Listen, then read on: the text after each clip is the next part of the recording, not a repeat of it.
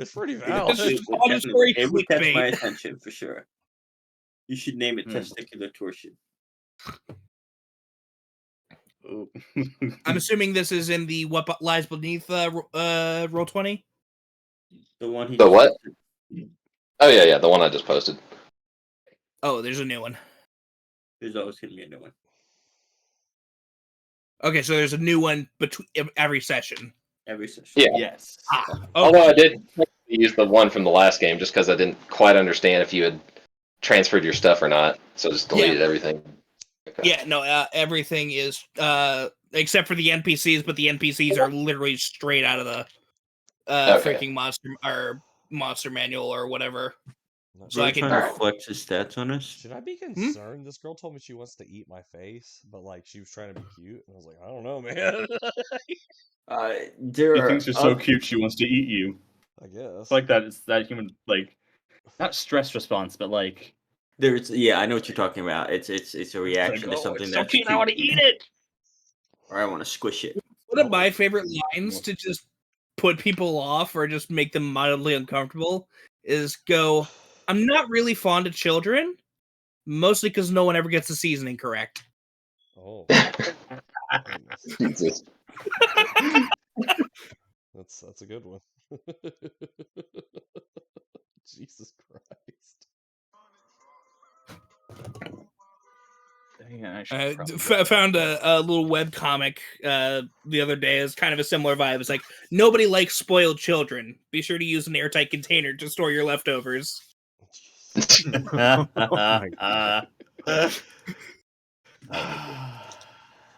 is that your RuneScape character?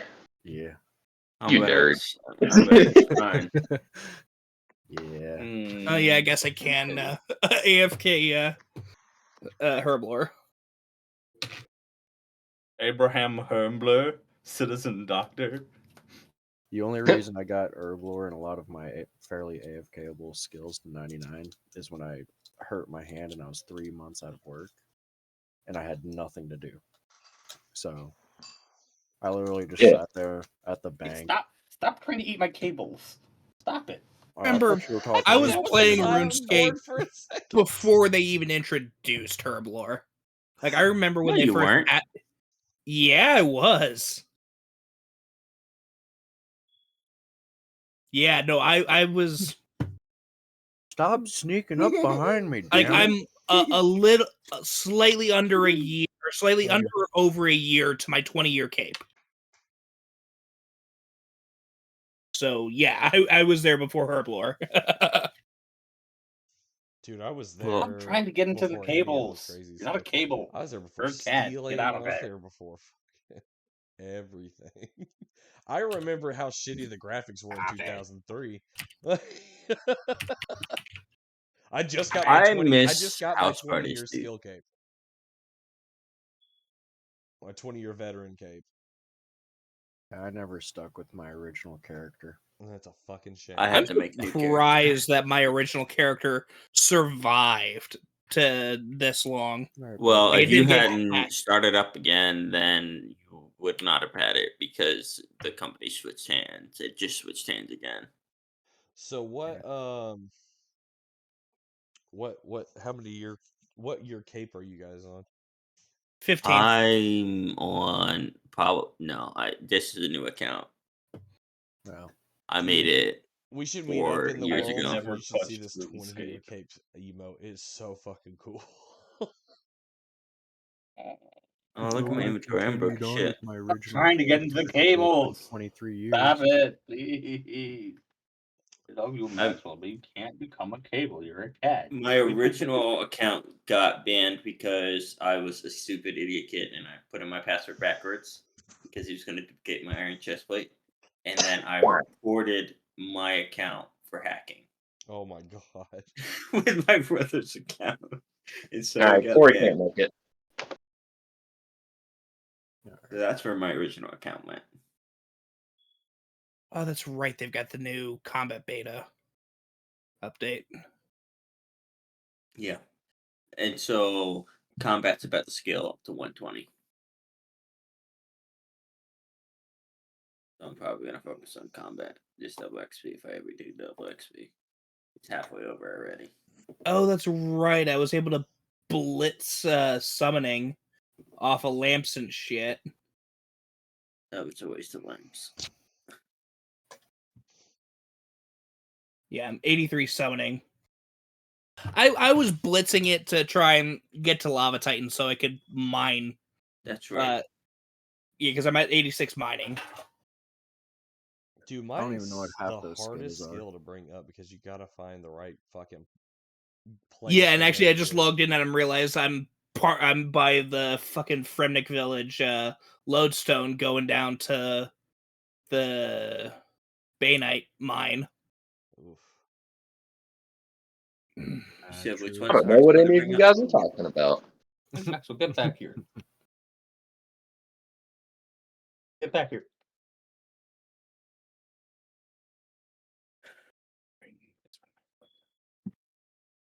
Huh. Okay. Right.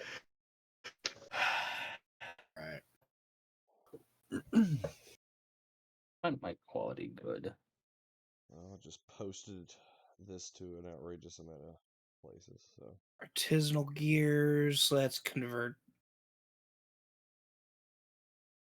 Yeah, gears What are the does worst Nova fucking do? conversion. Yeah, I don't really have any skill cleaners.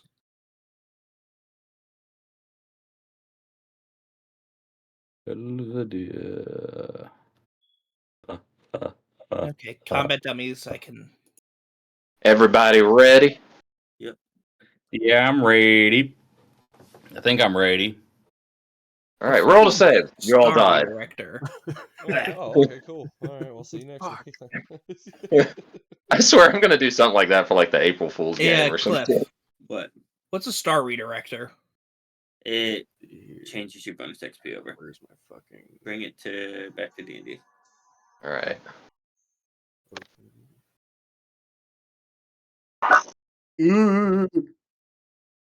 That's real. God dang it. Cinematic as fuck. Look at me. That's me on the credits right there. God damn. Indeed.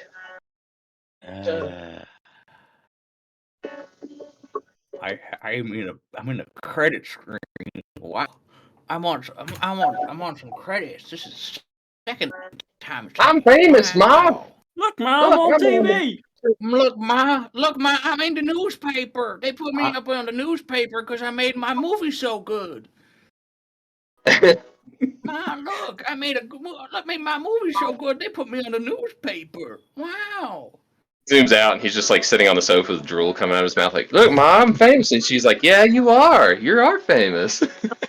So the thing is, in middle school we have a unit called the film unit, and my group did well enough that we won, and I was in the local paper. Oh hell yeah! I've been For on making local my movie news so so many good. times. I've been on a local paper for wearing Vault Man. Yeah, I've been on TV several times when we were doing the commercials for the thing, and then the that episode of that show, and then Luke Bannerloft, except they stopped it right before my episode aired. And I was like, "Damn it!" Yeah, I'm on Yeah. IMDb for being in a movie. Lucas is. Yeah, on I've been IMDb for 42. being in a couple. Oh, yeah. I've signed a few autographs. All right. Oh no, there's bleed. I've been in Just Busted. Ooh. No, but well, me too. I guess if we're gonna go there. Okay, cool. That's fun. All right. Well, normally we'd say Okay. previously on the last game. We're not going to do that because that doesn't apply here. Yeah, Lucas. Yeah. So we start off in a place far beyond the stars, above Toril, past the planets, past the crystal sphere, past the astral plane, even beyond the multiverse. Not quite as far as the far realm, but somewhere in between, there's a place called the Void. And there is nothing that exists here. Well, I say nothing. There is actually one single structure that exists, called the House of Cards. Why this place exists, no one quite knows. Maybe you'll figure it out in this game. But it had one purpose, and one purpose only. You'll figure that out. As Trah opens his eyes and wakes up, he looks around and notices that he's in a structure that's made entirely of cards. It looks like playing cards. He's probably a little confused, being pulled and yanked to some other end of the universe. Every surface of this irregularly shaped room is made from cards of various sizes from the deck of many things. Some show their intricately patterned backs, while others show their faces. 4 large cards serve as doors that lead to the other chambers. There's a card for one door that looks like a rogue leading to the north. There's one card for ruin leading to the east. Gem, a gemstone leading to the south, and flames to the west. In the center of this room on the floor is a card depicting a key that's glowing brightly. What do you do, Trah? I grab my head in confusion. What? Where the fuck am I? Guys! Guys! Around and nobody is with you. You're all alone, not even your panther. Seems your items are with you. Your dagger's at your side. Still got your bag of holding. Except there's something that's missing from you that's always been a part of you, at least for as long as you can remember. Your mask is no longer attached to your face. You are maskless. No! No! You scream no, and it echoes into infinity and doesn't come back. I reach down and grab the glowing card. The card is actually like part of the floor. I attempt to rephrase that. It's like the size of what you see right here. You're standing right in the middle of the this little section. It's absolutely huge. Oh. But yeah, your fingers, like as you kind of scratch across the floor, it does look like a card starts to slowly appear on the floor. And it's white. Roll me a 3-sided dice.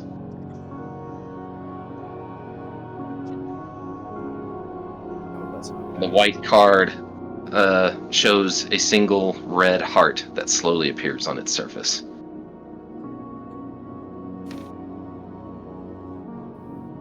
You pick it up. Yes. Sorry. This one does come up. You can hold it. You can flip it on the back. On the back side, it looks like what you could only picture as a black hole pulling in all of existence. It's the symbol for the back of the deck of many things. So inviting.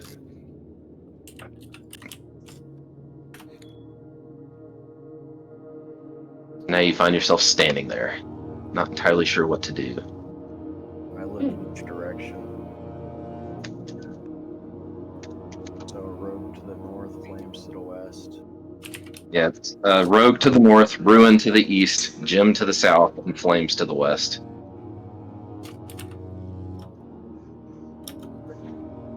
gonna go with what I know and be a rogue. I'm gonna have to aim for what doorway appears to be the rogue.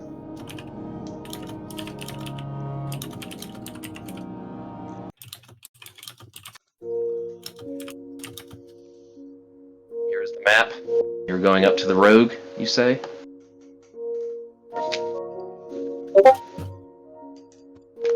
Alright. As you touch the door for the Rogue, you suddenly have this weird sensation that floods your body. And it could only be what feels like basically a flashback or like memories flooding you.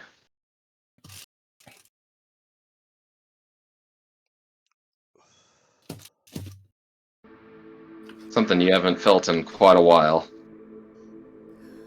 The door opens up, and you, instead of seeing inside the room, you find yourself inside a room feeling very defeated. This was a long time ago. This is the first memory you get. You're leaning over, feeling very bad for yourself. There's tears pouring down your face. And a halfling enters the room and slowly walks over to you. He asks you if you would like to have purpose in your life. Yes. He nods and begins to tell you about this organization he's a part of. They are, lack of a better term, assassins. And he slowly, during this conversation, hands you a mask. And you're not entirely sure what it is. You've seen it before in your mother's like little collection area. She collected trinkets and relics of different types, and you've seen it. It was in a glass case that was heavily guarded with traps, magical traps and real traps, and even 2 guards on either side. And he tells you that this was your mother's mask, and just simply refers to it as the mask of many faces. He says when you put it on, you can be anyone you want. He's like, and with this, you'll be able to control what happens with this organization, for good or bad.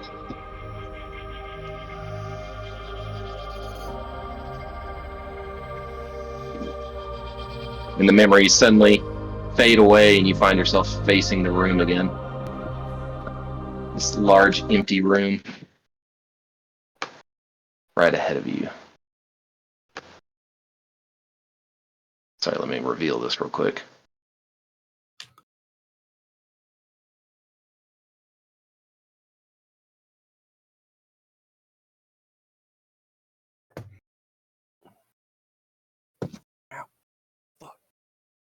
Roll to save. I just walked right back and stubbed my toe in the bed frame, so yeah. This room is filled with what looks like multiple pillars that are made out of cards going up as far as the eye can see.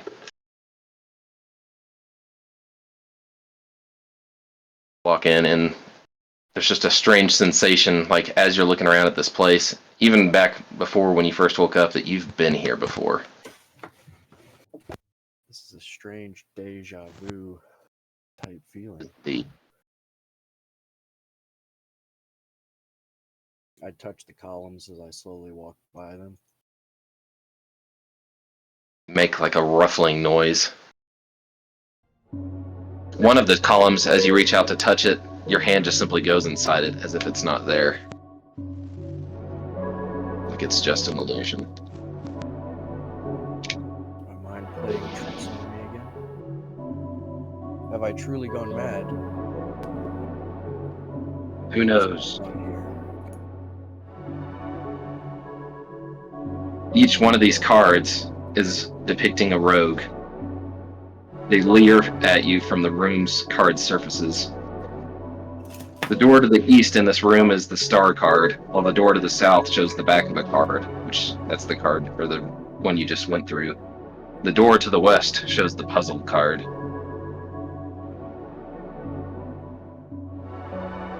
Let's go to the star. You start to walk towards there, when you hear what sounds like footsteps coming behind you very quickly. Can I roll for uncanny dodge? Sure.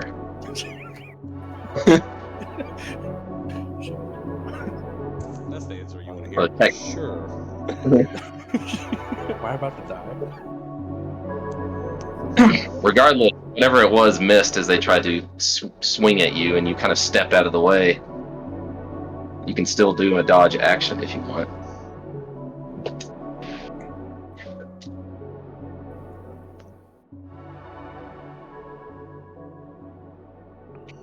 Oh, never mind. I'll just dodge. Like, just step out of the way. All right, and you see what looks like a figure dressed in a cloak, a mask, bolt past you, and they jump into one of the pillars and vanish. And you hear a voice. You hear a voice saying, "Ah, it looks like the real Trah's here. That explains what happened to my brother. He must have replaced you on Toril." Who? What do you mean? It's like, it doesn't matter. It's like, while you're here, there can only be one of us. And that's gonna be me. And the figure emerges from the pillar and he looks just like you. And he has his dagger drawn. He's like, come on, Trah. Let's see who's better.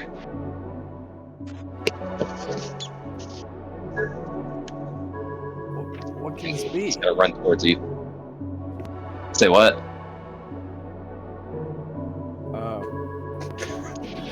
I'm gonna reach into my pocket.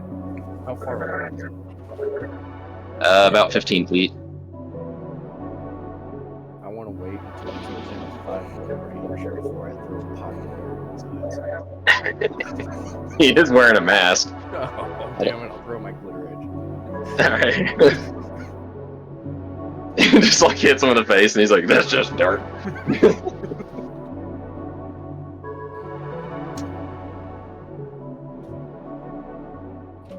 Does he have the same armor class as me? He does. Oh, okay. How many of those hit the Trah? 2. Alright. Give me damage. So you throw your glitter edge.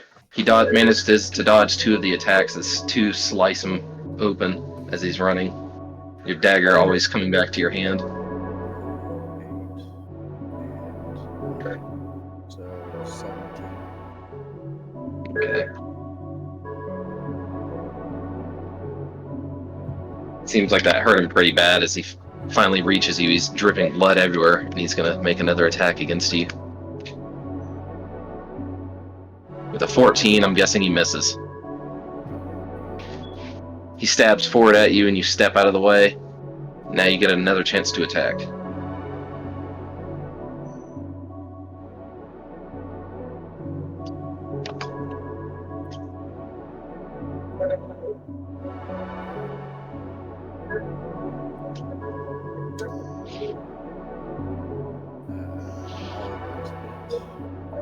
Okay. Damage.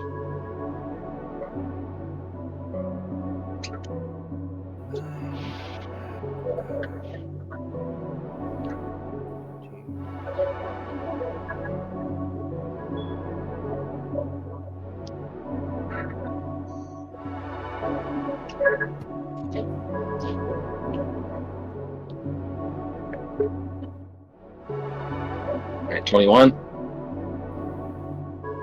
Is that the damage? Plus 7 to all of those. Or is it plus 7 to each and every one of those? Or is it just everything rolled plus 7? That was your plus to hit, right? Plus my damage modifier. Yeah. Oh, yeah, your damage modifier. Besides that, it's just a plus to hit. Oh, okay. Then yeah, 21. Yeah, as he stabs forward at you, you just stab him with your dagger 4 times really quick in his chest, just like that, and just like push him back, and he just kind of stumbles back and then drops to his knees and looks up at you and says, "You'll never escape this place. No one ever has." And then he slowly slumps over and hits the ground and just fades away into shadow.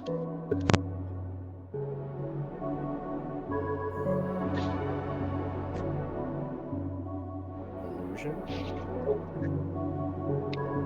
Who's to say? I'm just kidding. I don't know. Alright. So, I'm gonna grab this. Wish my computer was faster. It always takes forever to move this stuff around.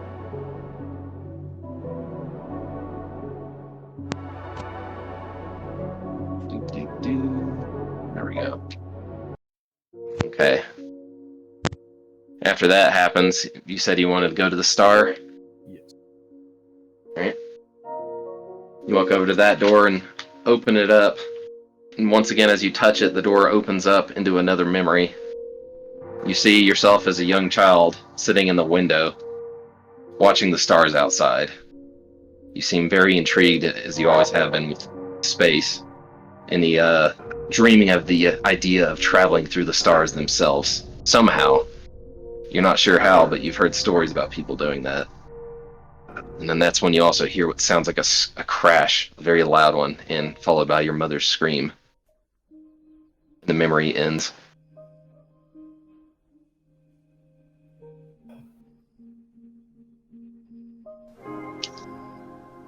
You find yourself walking into a room with walls, ceilings, and floor resembling the star card from the deck of many things, and in the center of it all is what looks like a giant floating star, giving off beautiful colors, illuminating the entire room.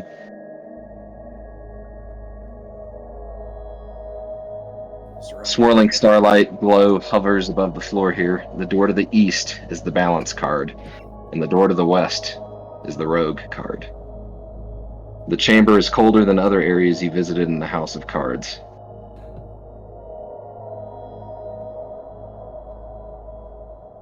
Guess I'm gonna go to balance. Okay. Do you wish to walk past the star, or do you want to try and figure out what it is? It's totally up to you. I want to try to figure out what it is first. Okay. You sit there and stare at it for a minute or two, and the longer you seem to stare, the more you seem to understand about it, but you're still not quite there yet. How long do you wish to sit here, studying this? Is it approachable? Yeah, it's like you're about 6 feet away from it. I want to get closer. The closer you get, the colder it feels, the more distant you feel from basically reality, but at the same time there's something very intriguing about this star floating in front of you. I want to touch it. Alright, you touch it and you get the sensation that you could contact somebody by using this star. You're not entirely sure who, but you could do it as long as you take the time to study it even further. Yes, I will take a little longer. Roll me a intelligence check. Oh shit.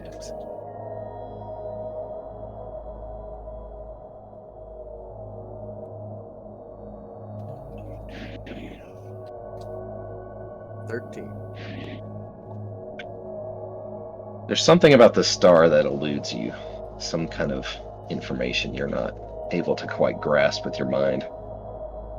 As fascinating as it is, it's just something that's beyond you. Like maybe if you had studied arcane magic, if you had been a sorcerer, if you had studied the stars themselves even further than what you used to do as a child, you might have understood this, but it's just a little bit beyond your grasp. But that doesn't mean you can't contact whoever resides within this.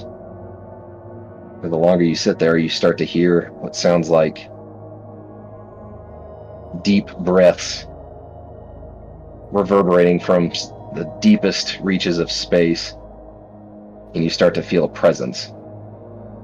Hello? There's just a moment of silence.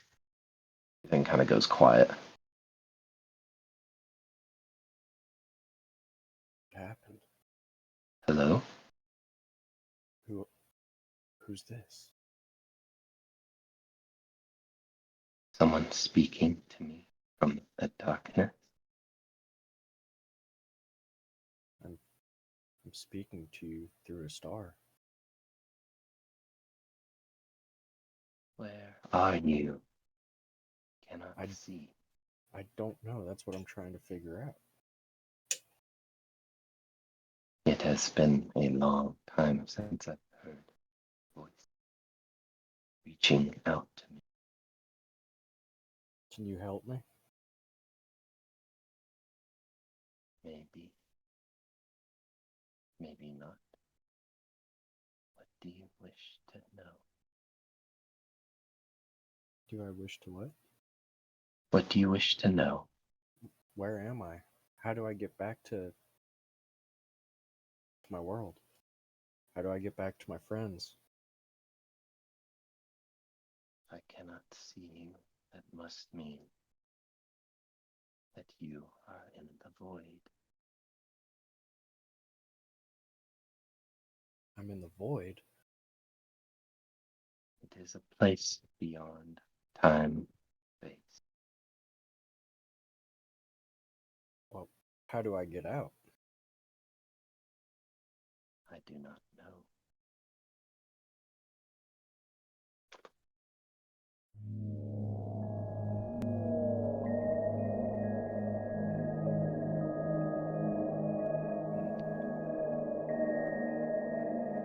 Let me think.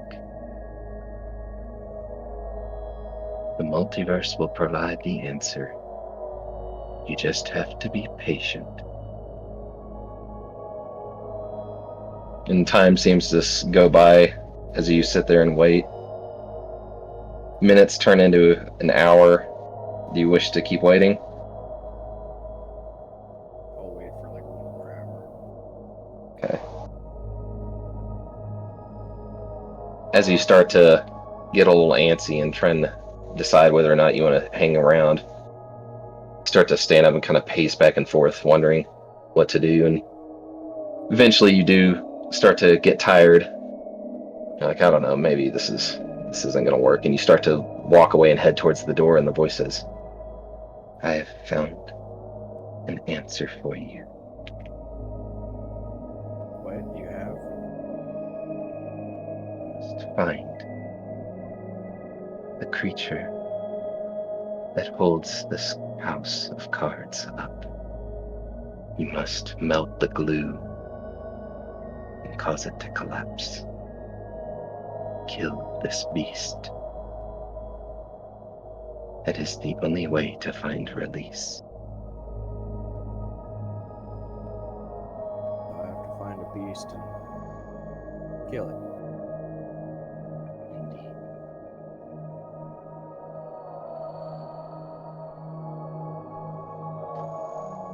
Okay, well, thank you. Thank What's you. your name? My name. It has been a long time since someone has asked what my name is. I used to go by many names.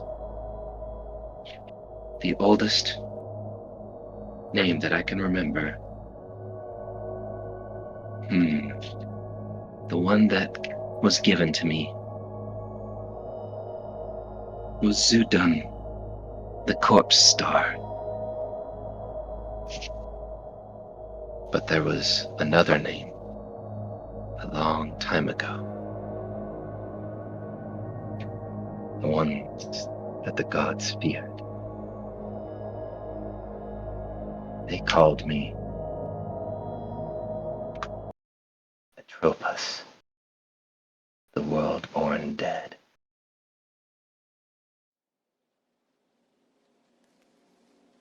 Thank you for showing me there was still life out there that I needed to snuff out. Thank you for telling me the way out. I am coming. Nothing will be able to stop me from annihilating all life. What? Then No. the voice will scream out. There will be nothing to show that anything was ever here but stardust. I got some I'm stardust in my coming. pocket. Don't do this. And the star starts to flicker and turn black, and when it does, I need you to make me a intelligence saving throw. Oh fuck.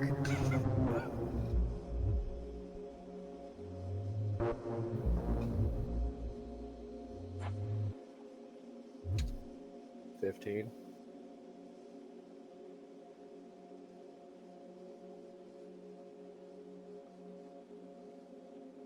It was just enough to where you started to feel what felt like some kind of invasive thought in your head that was starting to hurt, but instead you had happened to manage to push it out.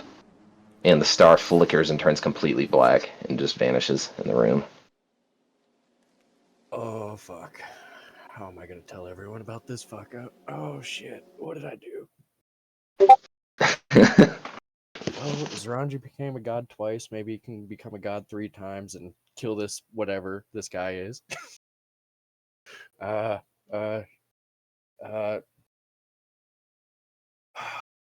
You done messed up, AA Ron. Son of a bitch! You done fucked up now. You done fucked up. That's one of my favorite Go. skits. Can't take Life. stars anymore. That's why I started losing my shit when he was like, he touched the butt. I wasn't paying attention to that at all.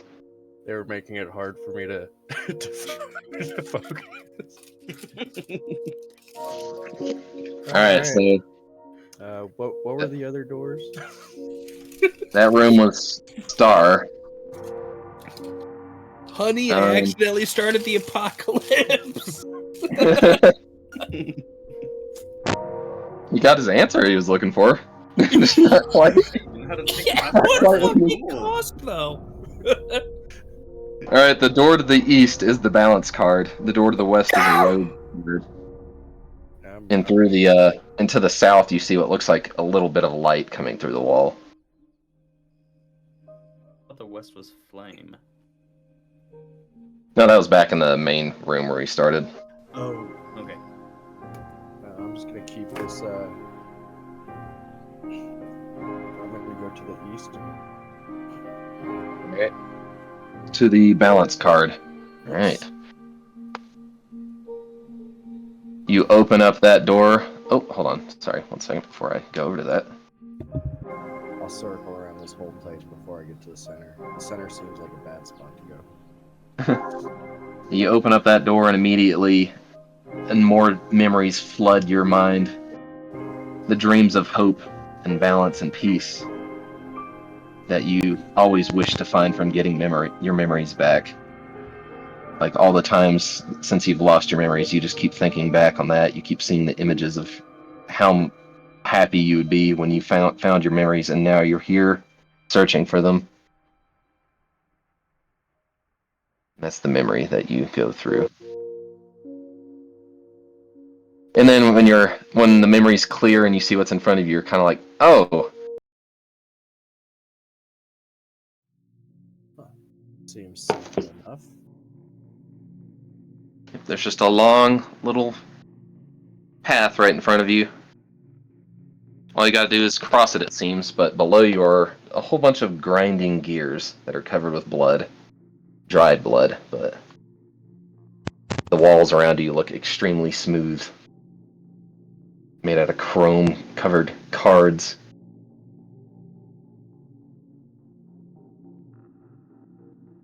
So I have everything in my bag, correct? And you just left the star card, so to the east door, it bears the image of the Talons card. Beam is 25 feet across and 25 feet deep. So obviously there is no other way to get across this other than crossing the beam. Who knows?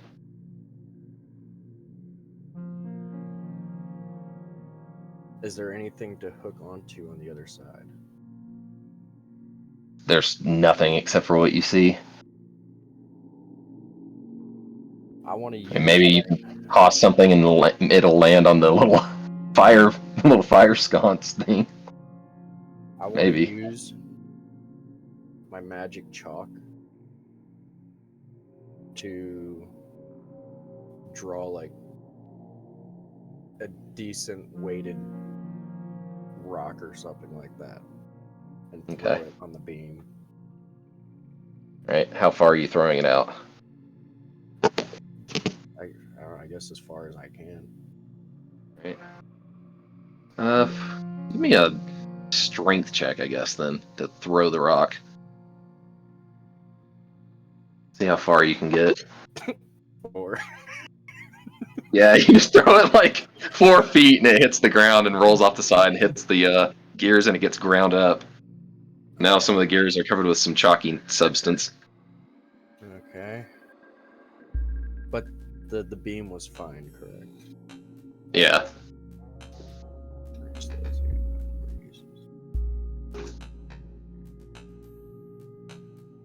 Okay. I guess I'm just gonna like slowly like ease my way, put all my weight on my back foot while I'm like tapping forward on the beam. Okay. Give me a dexterity check with advantage, like acrobatics, just because it's pretty wide, the beam itself. Like it looks like you would have to really be very uncoordinated to fuck this up. Alright, so an acrobatics advantage check. Yeah. Wow, I'm glad I got that. 15. All right. Yeah, you're doing pretty decently for the most part. And go ahead and move your token forward a little bit. I'd say about halfway. And that's when you get to that moment, you feel like just a sudden little shift when you move one of your feet forward a little bit. And the beam tilts forward just ever so slightly, and you hear this clicking noise. And then suddenly you hear coming from both sides of you, and your dagger is pulled out of its scabbard and smacks into the wall next to you. Oh, that ain't good. And you can see like it's against the wall, kind of rattling because it's trying to come back to you because it's a dagger of throwing, but it's being pulled against the wall by something.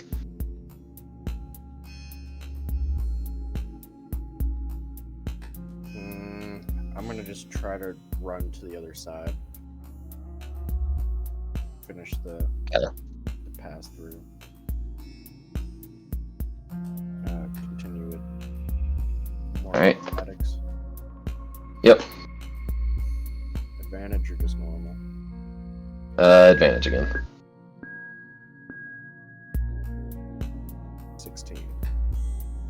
Alright, yeah. You managed to get to the other side. And as you reach the other side, your dagger slowly kind of just scrapes and rattles along the wall towards you. And it's taking its sweet time. Yeah, Like, you just want to sit there and wait for it? yeah, I want my dagger back. Yeah. Alright, so once again, minutes pass, and then it becomes 20 minutes, becomes 30, 40, 50, and then you're sitting there for an hour, you're just leaning against the wall, just watching this dagger slowly slide across the wall towards you, and you're just like, ugh. Why? Come here. Can I try using some of my troll gut rope to like lasso it? You can try. That's gonna be a little difficult. You can definitely try. Just a 1d20, I guess. Yeah. You want to make it like roll a 100, and if it's like Now do a d20 dex, but with disadvantage.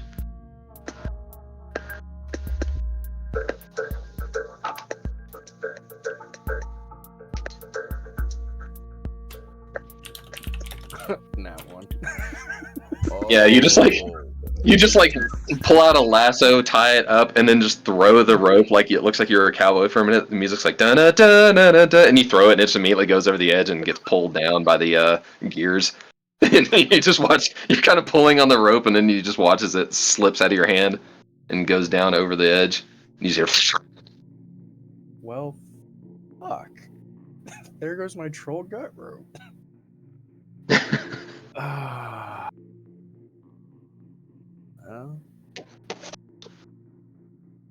Fuck. On the bright side, the dagger looks like it's about 20 minutes away.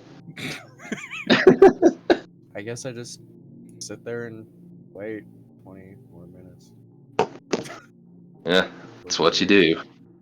Eventually, the dagger reaches over to you, and you're like kind of reaching out to try and grab it, but you're also careful not to fall in. And finally, gets to the point where you can grab the handle and forcibly pull it back. Give me a strength check.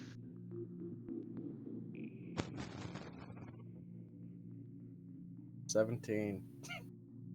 All right, yeah, you managed to pull it. You're like holding it, and it keeps trying to fly against the wall, but all you have to do at this point is just walk out of the room. Yeah, I got a death grip on it, and yeah, I just wanna fuck. And you head out the door to the east, Talons? Yep. Okay. When you walk through this door, you're hit with a memory you don't particularly like at all. The second the door opens, you just picture this giant creature made out of shadow with two glowing white eyes that seems to be pulling your soul out through your mouth and your nose, and it's inhaling it, and it's taking everything from you, and it takes all of your memories, basically every single thing that you have except for your life itself. Find yourself in a room that looks like a cavern.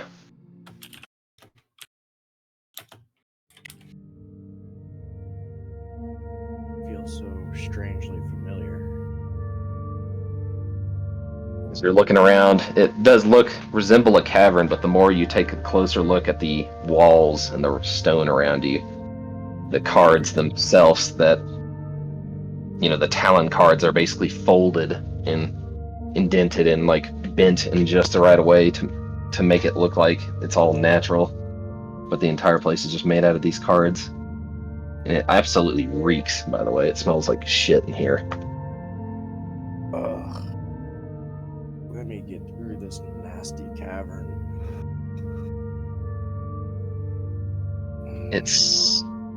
You give me a perception check, actually, real quick.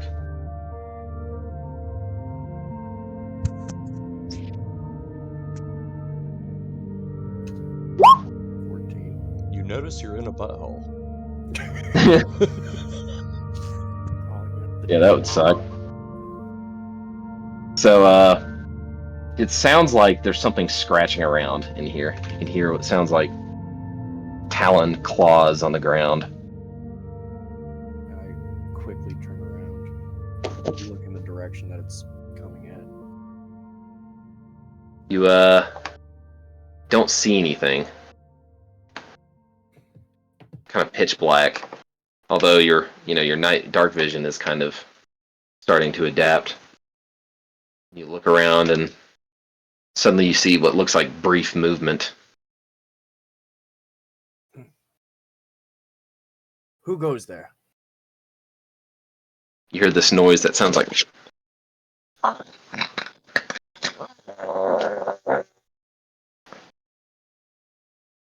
Is this fucking Gleb? Chewing on fucking fingers?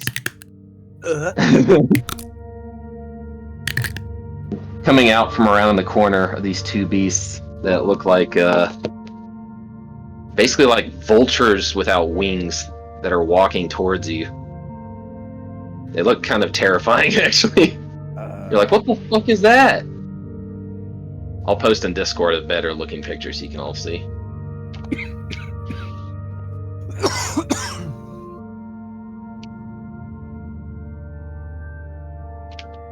Alright, here you go. Oh, what the fuck? Turkey's not done yet. Put it back. They both start to creep towards you a little bit more, and they look a little, like, they're holding back. Like, they're ready to maybe attack or something, but at the same time, they're, like, waiting for the perfect opportunity. Rock. I want to throw, like, hold on. Where the fuck is it? I want to throw, like, the remaining 4 crows I have. Looks like someone took a turkey's head and Pickled. claws and stuck it out of a nutsack. Yeah, no, this thing, I was like, ugh, when I saw it. So you throw the crows that you have tied up? Yeah. Yeah, they're not pickled or anything, so they've probably been, like, slowly rotting. They smell bad, and yeah, you toss the crows to them, and they land on the ground. And, both of the beasts lean forward and sniff it a little bit, and then they just look back up at you and go like, "Arr." Go ahead. Eat it. Eat it. And then they both just charge towards at you. Damn, I was hoping I'd have enough time. Can I put sleeping poison on my dagger? I mean, you can do that while they're charging at you, but you might not be able to apply it because they're like about to reach you. Fuck that. I'm attacking. Hey. Oh, I got a nat 1. Oh shit. You try to draw your dagger, and it slips out of your hand because it's covered in like nasty, decaying crow muck.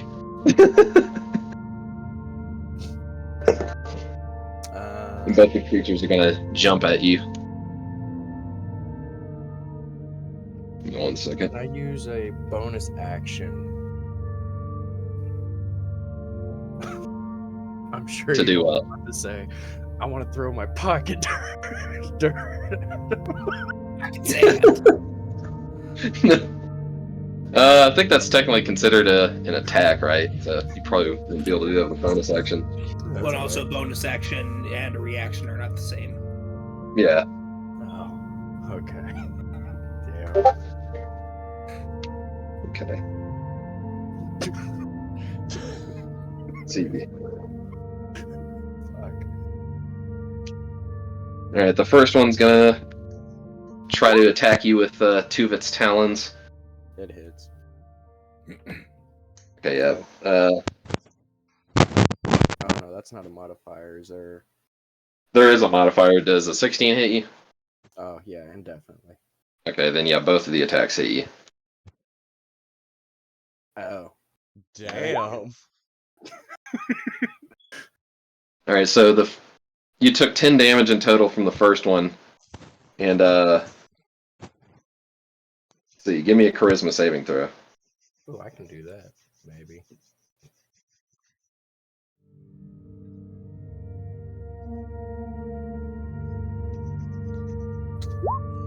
$20. Right. When it scratches at you and you take the damage, you see what looks like some kind of aura coming off of your body towards it, but the aura like doesn't reach the creature's body all the way, and it comes back and attaches itself to you again. Now the second one's gonna attack you too. Oops, I didn't mean to click that. Take that nat 1. Damn it. Well, that wasn't the right thing, anyways. All right. All right. The first attack hits. The second one does not.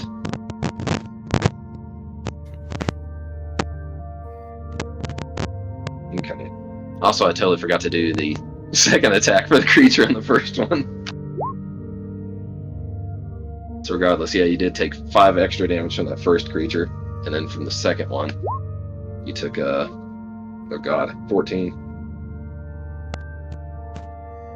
In the second one, you need to make a charisma saving throw again. And I got hit with a 14. Yeah. Oh shit, son. Okay. 13.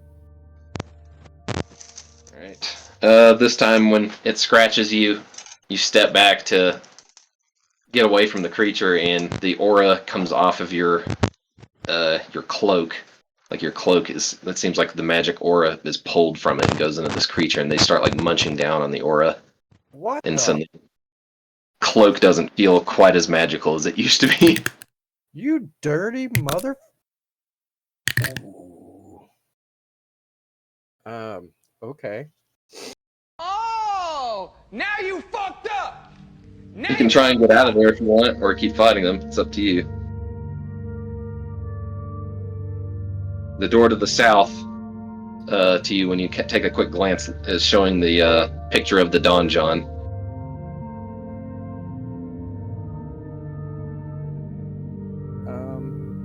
I think I'm gonna try one more round with him. All right. Give me an attack roll.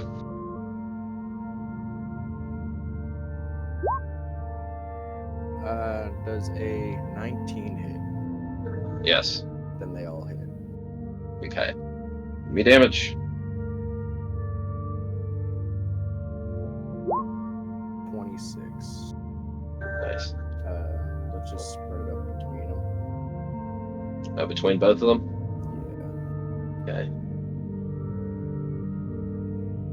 All right. is your damage modifier +7? Yes. So then, is your attack 1d8 per attack damage? Yes. So then you need to add 21 more damage to that. Oh. See, that was the question I had earlier. Yeah. Oh, okay, I'm sorry. I thought it was your. Yeah, I thought it was the +2 attack. I didn't know your damage modifier was that much. Yeah. Yeah, add more. Okay, so Yeah, because each attack gets the damage modifier.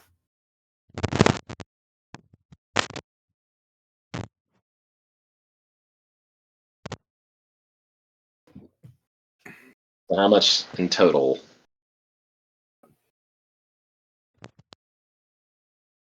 That would bump that to 47 damage. yep. Wee, that's a lot. Indeed. Litter Edge is a little OP, not gonna lie. But don't tell the GM that. Or DM. I'm aware. That's why I make the monsters a little harder sometimes.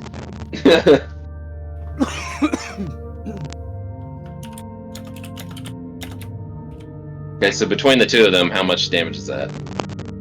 47. I'll do 42 to the top one up here. Yeah. Or wait, what did I just say? I'll do 22 damage to this one up here and 25 damage to the one like it's closer. Okay. Okay.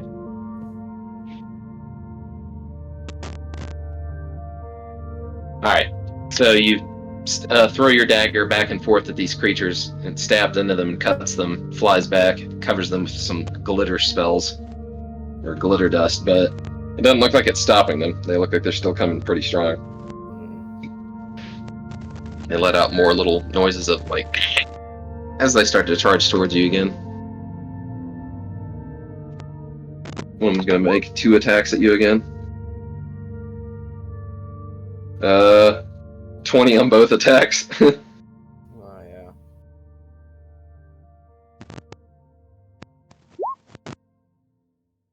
Right, so for a total of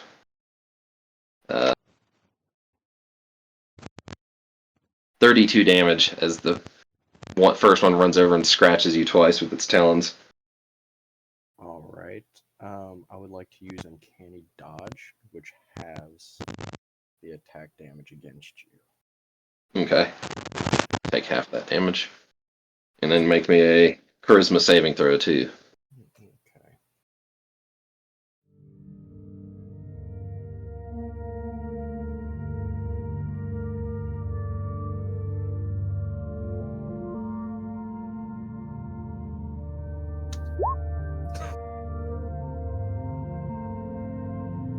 Damn. Yeah.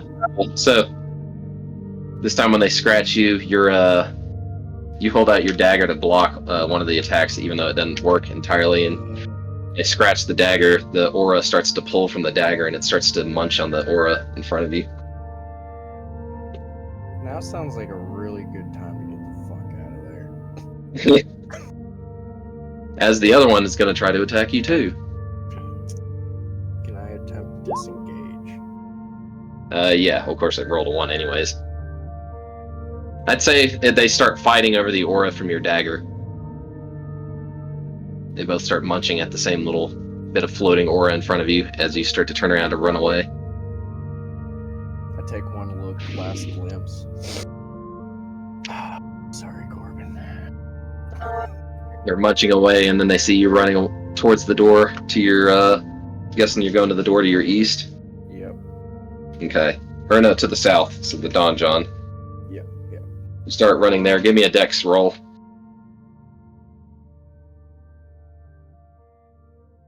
Acrobatics or just Acrobatics. Or athletics. It's to run away. That is athletics, right? No, that's strength.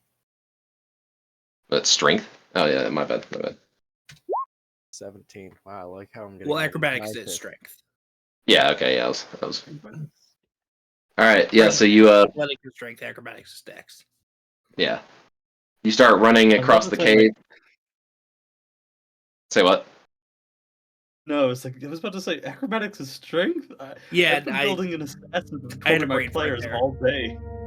It's like I've been building a pursuer enemy. Like what? Sorry. No worries. So you run towards the door, hearing that noise behind you as they're getting closer and closer, and you manage to open the door and run in, and you immediately run into a memory, and you suddenly find yourself behind bars. At a young age, you were caught for stealing food, and you were imprisoned briefly, and some shadowy figure, you didn't see their face at the time, they came over and talked to one of the guards, and they paid to free you. And when you emerged from the cage, and they had a moment to speak to you, they recruited you to some kind of organization. And you suddenly find yourself in this room that has cages everywhere. But you're not alone. People in this room. One of them is a halfling in the corner. He looks up and sees you when you come in, and the other one looks like some farmer at the other end of the room. Hey, buddy, you got a drink? What? You got a drink? Uh, It's 10 got- past 11, sis. I need a drink, man. I got all the water you could possibly want. What? No. Booze. I got some peppermint lavender. I could make you some dope tea. And he just kind of has an aneurysm. Processing that. Graham says, "You have water? Please, give me some water." I pull out my decanter of endless water. Oh, thank you, man. Oh, Sneak attack, use geyser. So much. Just kidding. He's like, "Oh," and he just like pours it back, and it just keeps coming and keeps coming. He's like, "Man, this thing, it's like, seems like it's never ending." Go ahead, gorge yourself until it's empty. He just keeps drinking it and looks at it, and it's still completely full. And he's like, "Man, what is this thing? What are you, some kind of an angel or something?" You're gonna drown, buddy. Quite the opposite. Oh. It's a decanter of endless water. He's like, you're not the prisoner, are you? Or the warden? The Lord, no. Did you see him on your way in here? No, I saw 2 vultures that took all my magical items, except my decanter of endless water. Oh yeah, that room. That's one. I barely made it through that one. Oh, and he looks around a little bit, and he's like, "Okay, those chains aren't moving." And he looks to his left, and he's like, "Neither are those." Okay, you gotta let us out of here, man, before the chains start moving. What's in it for me? Can you get me out of here? I can help. Alright, say no more. I mean, I can help too, but fella, I gotta admit, I don't know rightly where we are. Well, I can always use a spare set of hands. Much obliged. Just, go ahead and open those doors. Don't have the Do an key insight check. on both of them. Yeah, Okay. I just rolled twice for that. Yeah. Well, I got a 7 on one and a 24 on the other. All right. Decide who you want to use for both of those. I'll do it on the farmer looking guy. For the 7. No, the 24. All right. He seems like he's pretty sincere. He really wants to get out of here. You can just tell. He keeps like rubbing the bars like furiously and just kind of looking at you with his eyes are blinking a lot, and he's like licking his lips because he's just dehydrated, and he looks really hungry too. Come on, man, don't make me sit here. All right. You both talked me into it. I'm still questioning about you, guy in the cage, but I'll let you out. Don't try any of that sneaky shit. Vico here, he seems all right. I just, food, drink. I mean, he talks about alcohol. None of this. Yeah. I don't have a problem. I can stop whenever I want. Well, use those nimble fingers of yours. Pop this lock open, man. All Break it open. Whatever you have to do. We got to get out of here before the warden comes back. It's like, still, the chains aren't moving. We're good. I'm guessing that's a sleight of hand check. He's like, yeah. Yeah. All right, I'll start with Vico. All right. So, maybe not. All right, hold on. I'll get you. I promise. Yeah, it didn't quite pop up and right off the bat. What the fuck? You just work even harder, and you're just still messing with it and poking it, and you're like, son of a. And he's like, come on, man. He's like, you look a rubbish type. Was I wrong? Are you? Maybe like you a can knight? spit on it. Hold on. Let me take a drink of He's gonna go. of this ale. You're real gonna try and spit on the fucking I take a sip of ale. All right. ale. There we go. All right, 24. Yeah, you pop the lock open, and the door is open for Vico. Rick is gonna run over and Sailor Man shit. stay on your heels. All right. Yeah, thank you. It's like, I knew you had it in you. And now you just got to get mine, man. I'm getting there.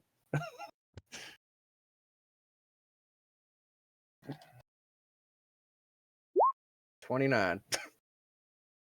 Oh yes, sweet taste of freedom. Oh man, he like comes out and then immediately leans down and kisses the floor and goes, "That ain't right. That was a bad move.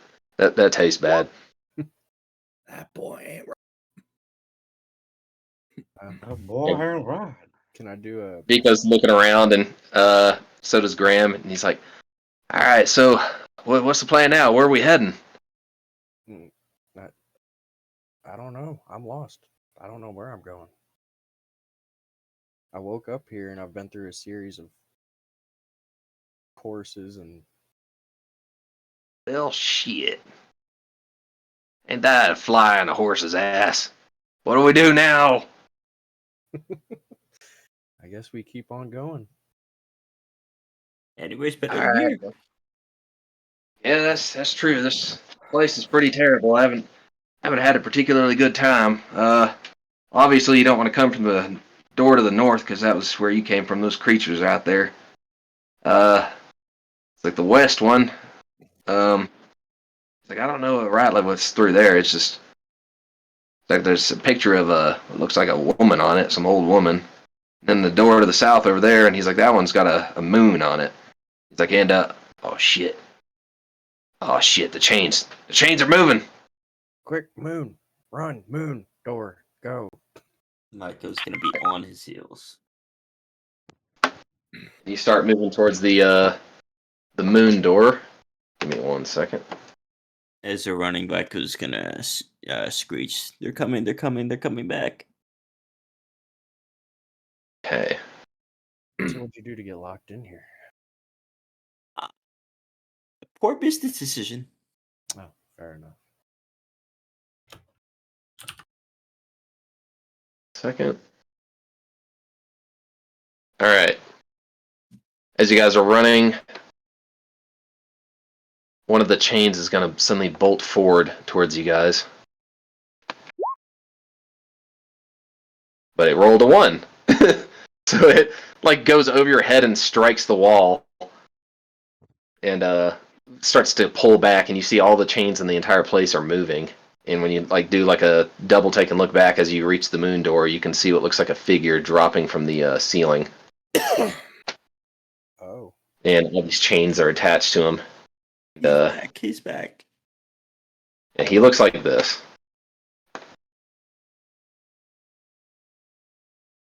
He lands on the ground. Oops, hold on. Accidentally grabbed the wrong thing.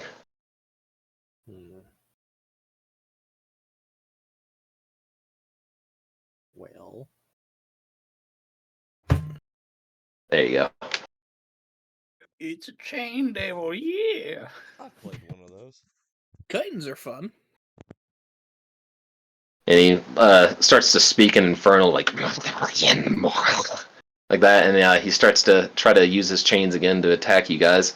But you're at the door. You can probably just open it and go through at this point. Yeah, I want to Okay. do that. As he goes to, Vika's gonna turn back. Lick my left nut, asshole. It's gonna use its chain to try and grab you in that brief moment. Oh shit! Oh no. Chain's gonna grab me, just gonna screech. Yeah, you're like shutting the door to the room right as the chain shoots through the door and like wraps around him, like comes around the door and grabs him and starts to pull at Vico.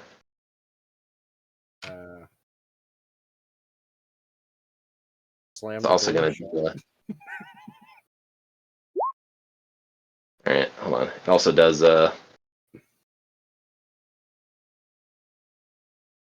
13 damage on Vico as it starts to kind of squeeze around his leg, and you try to shut the door, and the chain's caught in it.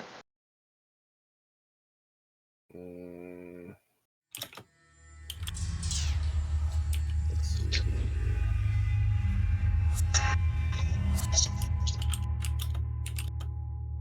Okay. Nico is freaking out and panicking and like blabbering in your ear. Won't shut the fuck up. Okay. Graham's like, "Oh man, what? You gotta shut the door! What the? I gotta break that chain!" Graham, break the chain. So, man, all I got is this dagger. Hold on, stand back. And he like stands back and he looks at his ring on his finger and he's like, "Man, I really hope this thing works. That it wasn't just a waste of fucking money." And he points his hand at the chain and uses what looks like some kind of greenish magic that like bursts forward from the ring and it turns into a ram, like the creature, like the head of a ram, kind of like a ghostly one, and it charges towards the chain and hits the chain. Hold on, let me do a attack roll for it.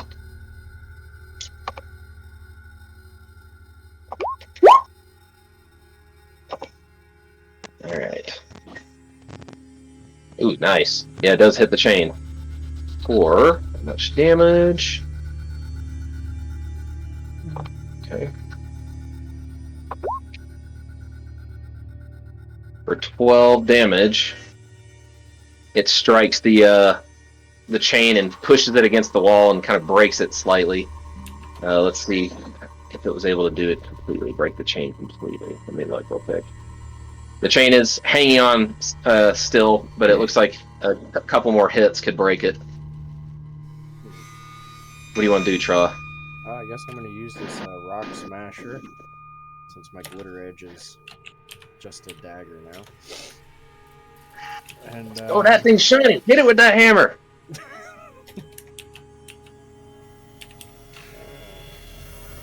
Show that chain who's boss! one attack. Ain't no chain gonna hold us down. Vika's gonna be crying. I'm too hungry to die. Don't worry, Vigo. We'll get you out of there. You'll be able to drink all the alcohol you want. For 14 and 18. Oh, nice. Yeah, you shatter the shit out of that chain, and the door slams shut. Vico was like kicking with his other foot. Yeah, Vika's gonna like crawl on. We're like 15 feet away from the door. Yeah. And you guys are safe for the moment Real quick. in a room that looks like this. Kid in bed. Say what? I need to go put my kid in bed real quick. Oh, okay. No worries. Okay.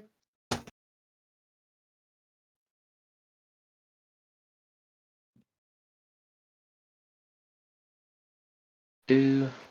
I'm gonna go to the bathroom. No, be quiet. Alright. Draw.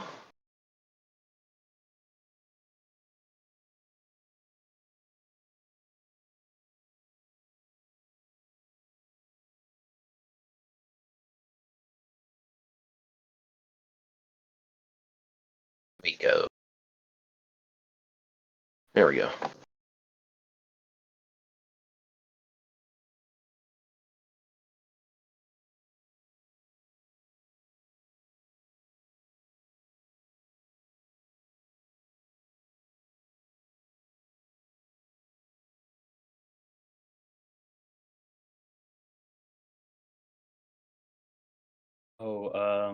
Shoot, dang it. Can we talk about what's going on since he isn't here? Or do we want to keep that a secret? I guess keep it a secret for now, unless you want to like Okay. ask me something like that. No, I can go to I was just chat. wondering about that because yeah, we're gonna be studying our own situations. It's like, shoot, I have been playing Yeah, some stuff, and it's like, yeah. what else do I need to know? Because I don't have the source book for that. One sec. Okay. I've never heard of this. I've never heard of this thing. About Ari. I thought you thought. I thought.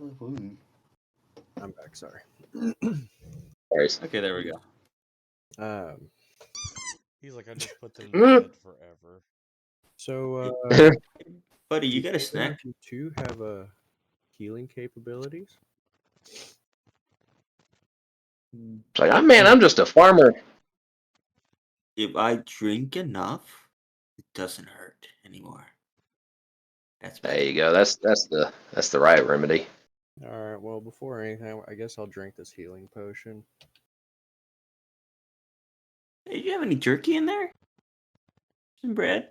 Yeah, man. You got any food? We're both we're starving, man. It's 12 past 11, seas, man. Yes, I got you. Hold on, fam. Thank God. All right, I'm not dying. I give them each a ration of food. He's gonna Okay. rip in that. Just inhale it. Oh yeah. Yeah. Graham is just like, oh my God, man! I've never tasted anything better. Oh, thank heavens.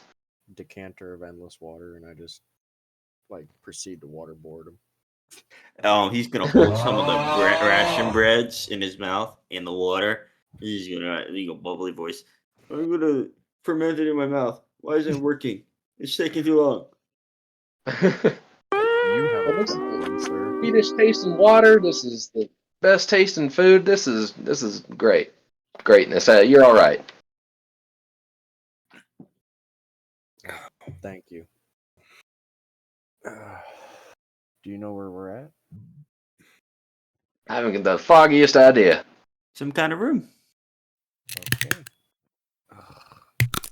Like, Graham looks at you and goes like, yep. I would say that we are definitely inside of a room.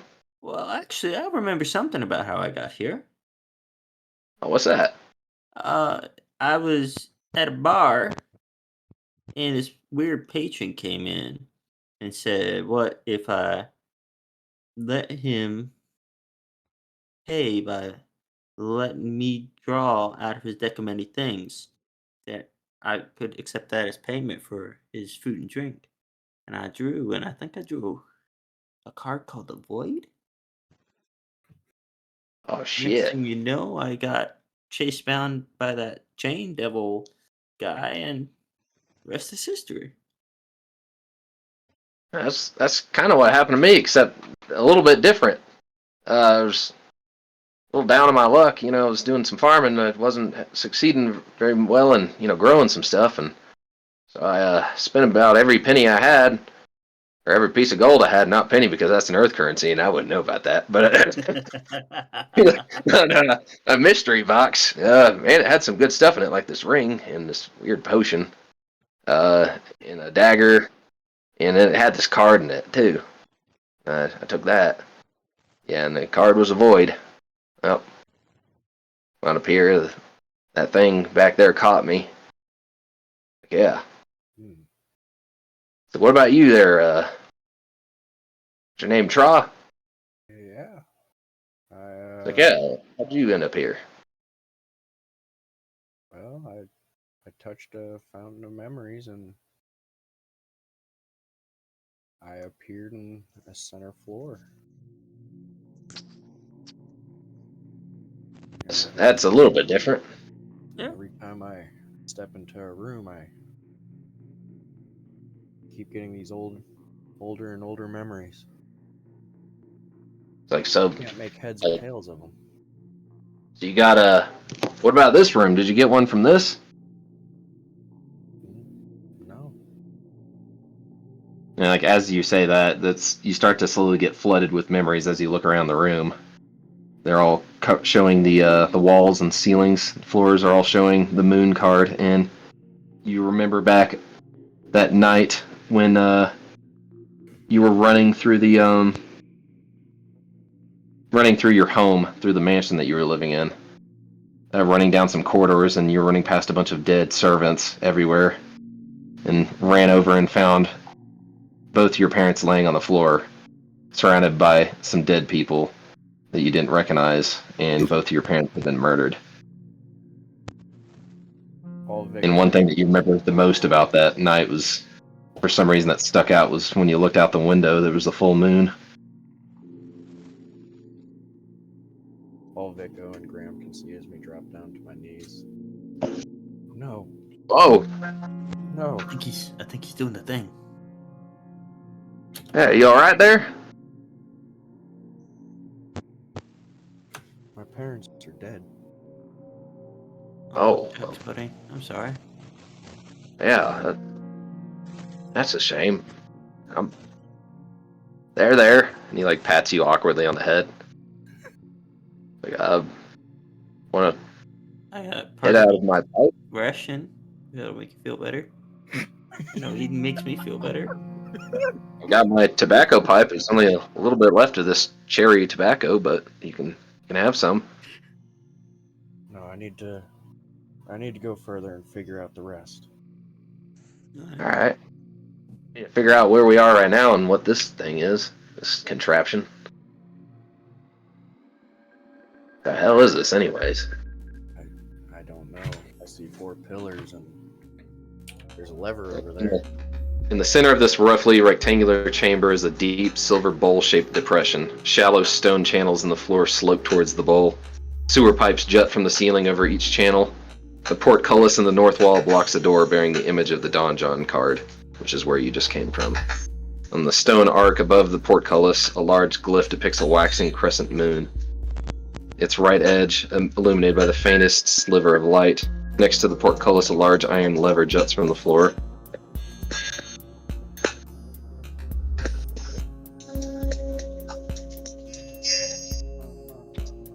The curiosity killed the cat, Yeah, but I want to touch the lever. Vico's gonna want to go for that lever too. Let's Right on the heels. see what happens. Lever. Alright.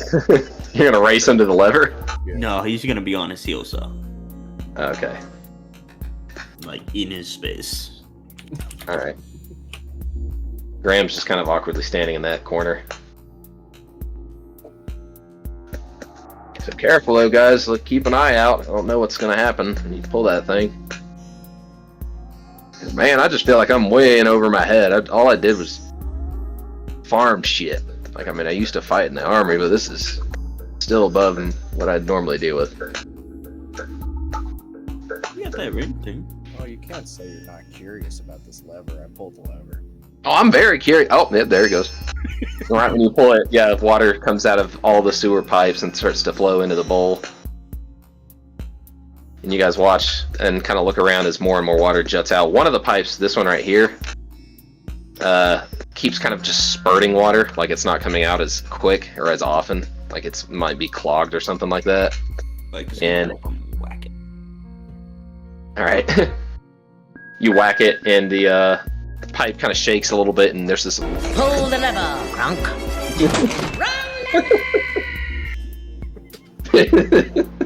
There's this noise that sounds like kind of a suction noise, and it goes like, and something falls out of the pipe into the water, and goes down into the bowl, and the room starts to slowly overflow and fill with water, and you guys can see this thing right here. The little moon starts to glow brighter and brighter, like it becomes a half moon, and it starts to become, I don't know, what's a 3/4 moon called? It depends on whether it's waxing or waning. Or no, it's gibbous. Gibbous. Yeah. Is Okay, the yeah. mostly full moon. Yeah, There's waxing gibbous and waning gibbous. and as that's happening, Sniper main. say what? Oh no, he's a sniper main. As that's happening, you guys are sitting there watching the moon thing. Graham suddenly just goes underwater. He goes and gets pulled underwater by something. Oh god. You see what starts to look like his hand comes up, and he's like reaching for something, and then his hand comes up again, and his like hand is like covered with some kind of weird orange goo, and like it looks like his thumb, like the skin on his thumb is starting to come off. And he pokes his head up and says, "Help me!" Oh god. What? Vico, do something. There's something in the water with me. I can't swim, man. And Vico's gonna like. I guess the water's more up to his like chin at this point. It would probably be like right below your chin. Vico's gonna go over and reach with his, trying to keep his head above the water, reaching down around and see if he can grab Graham. Yeah. I'll do the same. I guess wading over in this area. Since he's underwater, we can't quite see, so. Give me a strength check. I am under the water. Please help me. 18. Alright, yeah, you're pulling him pretty well. Vico, you too.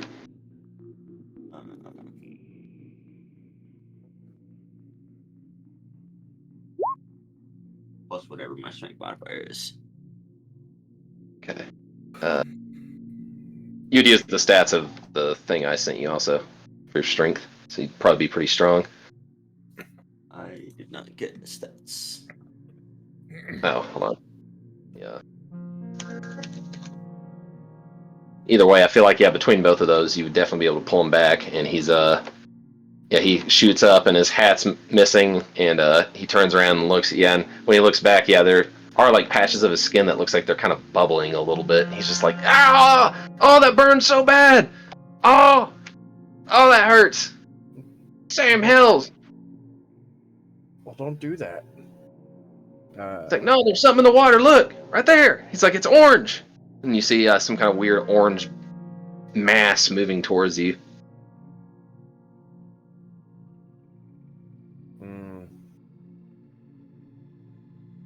Does it resemble milk except orange? No. Whatever it is, it looks, it's like moving back and forth, like kind of like doesn't really have a shape. Like it just keeps changing into different like kind of shapes. As Graham is screaming, you might notice that Vico starts wincing.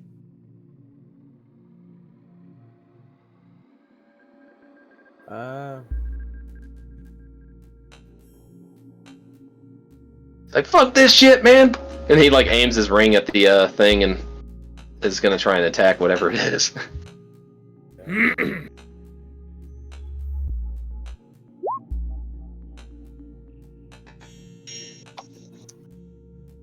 Okay, so I don't think that's enough. Let me look. See. Oh, it is. Okay, he actually hits it. He fires another, what looks like ghostly ram comes out of his ring and goes into the water and hits this thing. And there's just a loud splashing noise as the ram strikes the water. And you see like little tiny like orange blobs kind of fly up a little bit and kind of rain back down into the water. Okay. So, don't just stand there, guys. Kill that thing.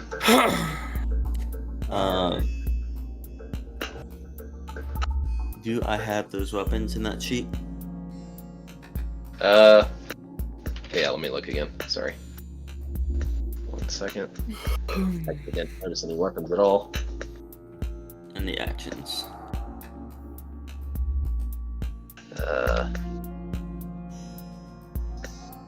Yeah, you'd have those. Vico is going to pull out a pair of scimitars and start just hacking at the water. Nice. Alright, give me an attack roll.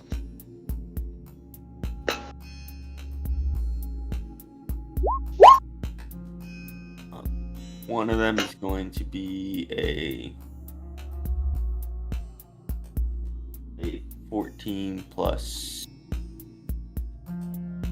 2. So What's the other one too? the other one is probably not gonna hit.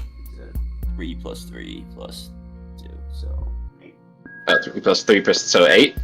Yeah. Oh, both of them hit actually. Oh, okay. I was kind of surprised when I saw its AC. Yeah, slimes are kind of easy to hit. Yeah. It does not say what's scimitar D6. Yeah.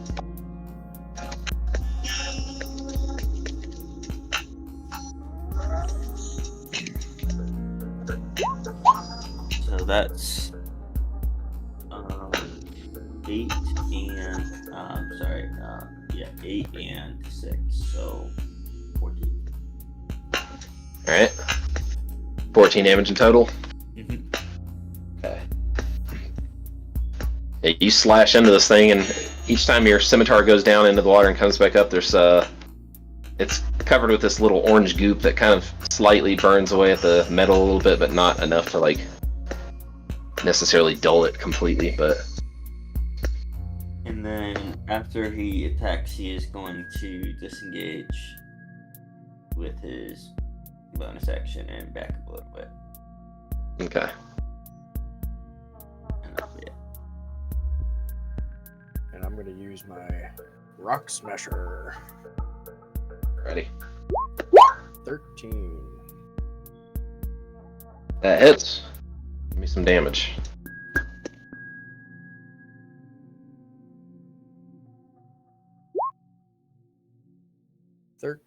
And 21. That's how much damage in total? 34 in total. Leave. Yeah, okay. How do you kill it? I smack the water because I guess I can't see it. And I guess as soon as I smack it, the ooze just oozes out all over the water. Yeah, kind of stained the water all around you guys an orangish color. This is what it looked like in case anybody wants to see what an ochre jelly looked like. It was clogging up one of the things. But yeah, at that point, yeah. You said that to me. Oh, sorry. You're kind of sitting there staring at the water as it's turning orange, and then there's this clicking sound, and you guys turn back and look at the moon, and it's completely full. And then when you look forward, both doors are open at both ends of the room. Oh, Graham's like, well, I vote we get out of here. yeah, as fun as this room was, I don't like it. So that's your idea of fun. I don't want to hang around with you anymore. Yeah. Just another adventure. So yeah. Sounds like a fun adventure. Well, all right.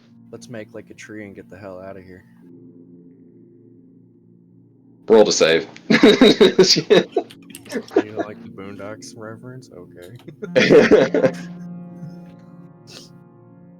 Alright. Alright. So, you are in room number 5 right now. Go ahead and move it down there. You need to go into room 4. As that room opens up and reveals itself. Hold on 1 second. There you go. You walk into this room, there's a blinding white light that you walk into this time, and the memory that you feel this time is when you were waking up on a new day, and this was the day that you had lost your memories, like what it felt like to wake up that day, and just feeling so empty and confused, and not knowing who exactly you were, what you were looking for, but you knew that you weren't alone. There was somebody else in the room. You didn't see who it was at the time. They walked out. And then you snap back and you're suddenly standing in this room. And it looks like... Oh, here, let me describe it for you.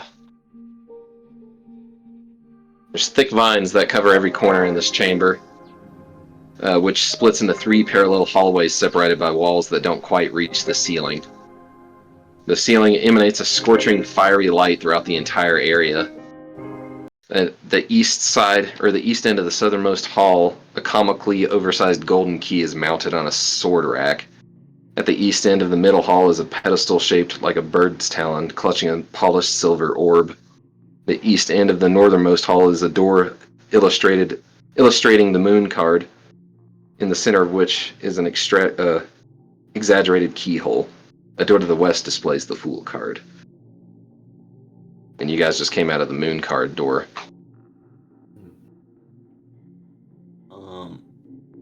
Vico is going to be shielding his eyes and wincing visibly. Yeah. It's really bright in here. Oh yeah, it's actually so bright. Even like Graham's complaining about it, and he's out in the sunlight all the time working. But yeah, it's like, man, it's getting really hot in here. Actually, is anybody else starting to like? Oh, that's burning. That's like really burning. Ow, ow. Okay, yeah, that's hurting. That's really hurting actually. And everybody roll a 10-sided. Fuck.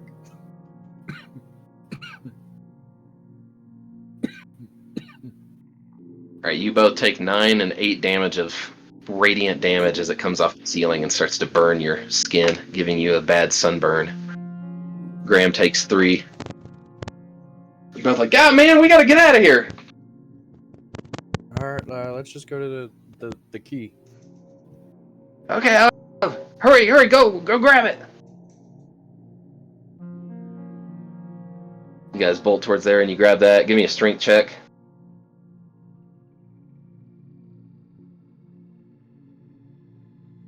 Toss Vico in here too. 16. What would you roll? 16. Yeah, it's pretty heavy. Even with the 16, you're struggling a little bit. Vico, you can help him too, if you want, with that strength check.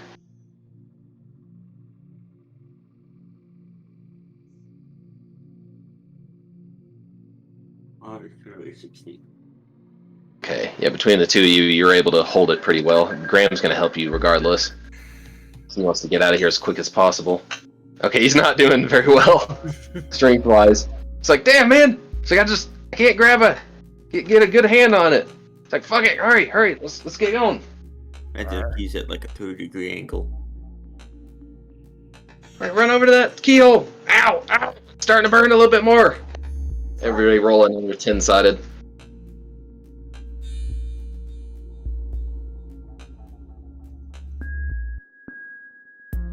Graham takes 2 more points of damage. You take 5. Trah takes 8 as the sunlight coming from the ceiling is just burning into you guys. You know that you're going to have a horrible sunburn when you get out of this room. And the bottoms of your shoes are actually melting as you're walking.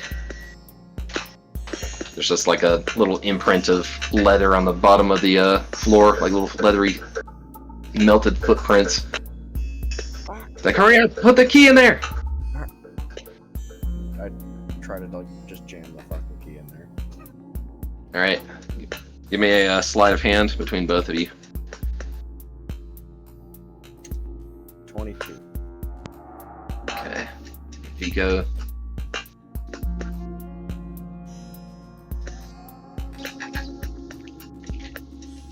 Alright. You do struggle a little bit, Vico, trying to like stand up on your legs or whatever to like help him jam the key in, but he kind of has to shove it all in with it by himself, and when he gets it in there, all 3 of you have to turn it with a strength check. Give me a strength check. 18. Alright. Between the 2 of you, or the 3 of you, hold on. Actually, I forgot about Graham. There we go. Oh, yeah. Alright, so you guys all twist the key really hard, and it clicks and opens up, and the skull splits open, and there's a doorway for you to exit. I run through the door. Yeah, Lucas, on he goes.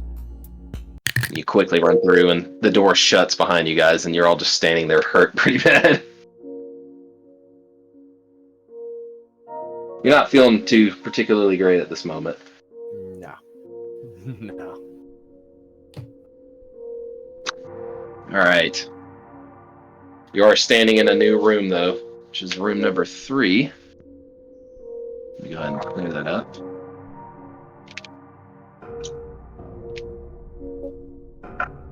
Alright. In this room, everywhere you guys look, you are surrounded by what looks like mirrors everywhere.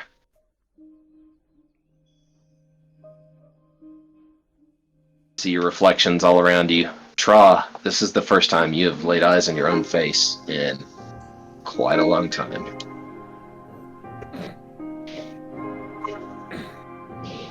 20 years, That's how long it's been? I guess. Oh. Yeah, this is Trah, everybody, without his mask on. It's probably a little surreal staring at your own face and realizing, yeah, it has aged a little bit. You kind of forgot what you even looked like. I touched my face. Graham says, "Are you all right there?" I haven't seen my face in a very, very long time. How do you wash it then? Yeah, what do you mean?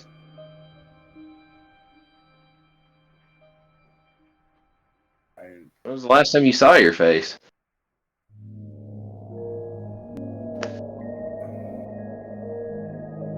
I don't know. What has it been, like years or something? It's been many of years. Many of years that I feel like.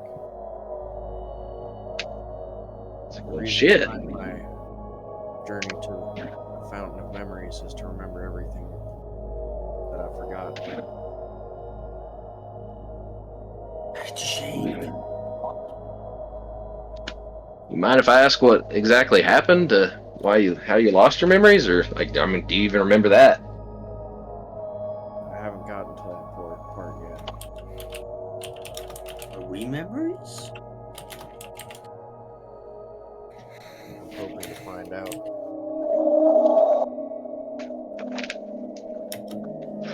I hope you do too, man. No one should forget their own self. You know, it's an important thing. So you forget who you are, you could be capable of turning into anyone. There's anything can fill in that empty place and turn you into something else that you used to not be. So trust me, I didn't think I'd be capable of killing people. The next thing you knew, I was a soldier. I want to eat an Arlen leaf real quick. Okay. Is it that bark or the leaf? The leaf. It's 2 Okay. HP per level. Like, why are you chewing on that leaf? Because I'm critically about to die. Oh well, do you have more of them? Can I have one? I'm not gonna Yeah. take it either. Yeah. I give them each one. Oh, thank you there, man. Much obliged. It's not lemon cheese, but I guess rabbit food is food. Oh, it's very bitter. Oh yeah, that's worse than an unripe piece of tobacco. He's gonna make some retching sounds as he chokes it down. Ah, that's nasty.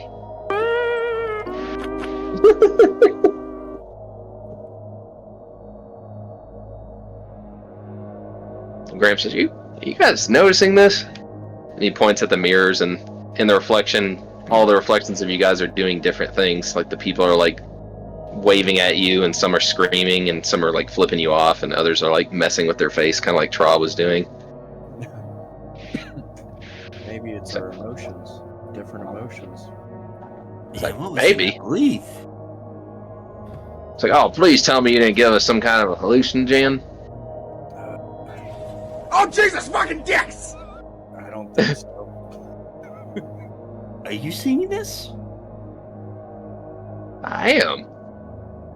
He's like, and that one right there has my hat still. That's I'll so take it back. trippy. My hat's back in the moon room. I'm not going back there.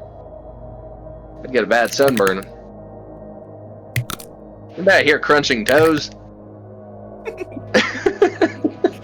I tried. Is there any like obvious pathway through the mirror maze? there's different directions, and as you're looking around, everything kind of goes cold and quiet.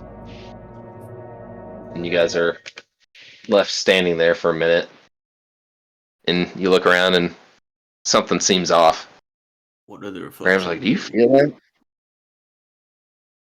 They're looking at you and they're looking around, and then their eyes are widening. They all look at you and they're mouthing the words "run." I think we need to run, guys. And Don't tell me twice. You guys turn around and look at the room, the door that you just came through, and it looks like there's smoke that's beginning to form behind you guys. And you kind of sit there and stare at it for just a second, and the smoke slowly turns into this humanoid type of creature. Like, you can see arms appearing with long claws. The legs turn into this like tendril of blackish smoke, and two white eyes suddenly appear. Nope. Graham's like, "What the hell is that thing?" And it suddenly flies forward and grabs Graham and starts to just slowly just go like, and it like pulls in. Sorry, I need to take a drink of water. That hurt.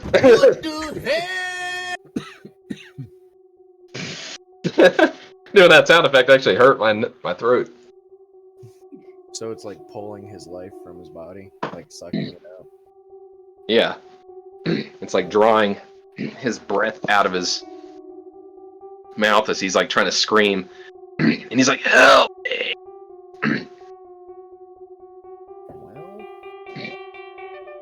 Well, And the thing, as it's holding him and squeezing him, you just watch as the life drains out of Graham's body and he just drops to the ground, and Graham's just completely just empty.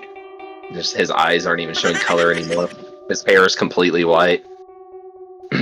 And you see the reflections in the mirror still screaming, "Run." So I suggest you do so. Oh yeah. Yeah. Well, I'm just gonna go down here. Get to moving. That thing's coming after you. You too, Vito. I don't have control yet. No, you don't? Hold on. Not attacking yet. Sorry. There you go. You can hear this thing's breath echoing through the mirrors, and every time you take a corner and start to move, you can see the reflections of you guys running and screaming, and the reflections are getting killed by this creature too, as it moves closer and closer towards you. And it starts to go through the walls, trying to reach you guys. And Vika, as you start to run this way, you can see it appear in front of you, and you stop and run the opposite direction. And starts to follow Vico. Oh no. And Bigger than me. Yeah, you can hear Vico screaming somewhere in the maze, just like, "Help me," basically. And his screams are gonna start to turn into screeches as he shifts. Just follow the brown trail.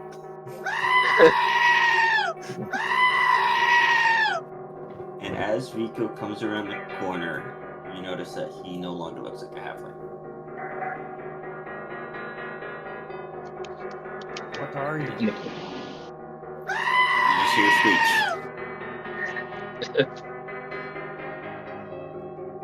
Vico's barreling towards you, Yen. You both reach the center of the room, where there's one door to go through as the creature comes up behind you guys. And it's reaching with its long, shadowy arms and claws towards you. What's in this room? It's just a door. Go through it. Not even Alright. thinking about it. Just jump through it. You both just, walk through the door. You have no fucking clue what even room you walked into. And you immediately just find yourself in a room. Then when the door shuts, it just goes silent, and there's a giant floating crystal in the middle of this room. And the second you look forward and see it, you are suddenly flooded with memories of you growing up in the gym district in Afkatla, aka the city of Coin in You remember running around in the streets and playing with your childhood friend Kahir. Both of you had no clue how your lives were going to end up. You had all kinds of theories that you were going to be great heroes. Kahir's theory was a little more correct. Yours was not what you were expecting.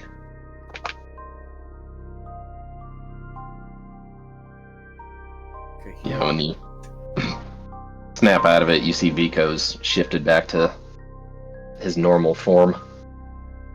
What were you? What are you? Well, I'm from a different place. I'm aware about.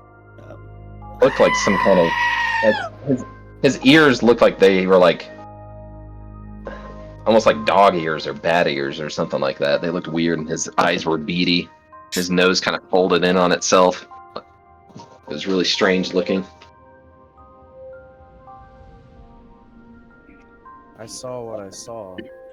What are you? No, sir. He's gonna start stammering and finally get out.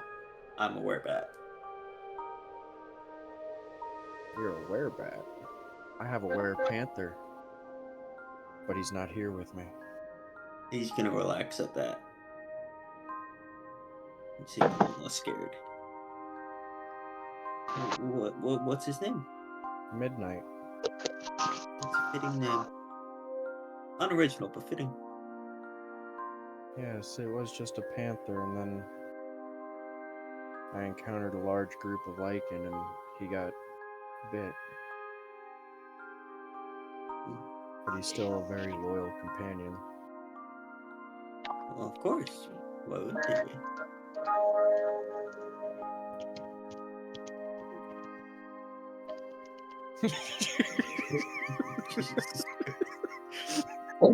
Alright, so this room that you're in, the walls are smooth and they resemble the facets of a gem. A bristling crystal formation 6 feet high occupies the center of this chamber, filling the room with a soft rainbow glow and faint chiming sound. The colors of the gemstone formation constantly shift back and forth from purple to green to white to red. And there's a door displaying the Fool card. It stands to the east wall, the one you just came out of. And the other one, showing the back of a card from the deck of many things, is to the north.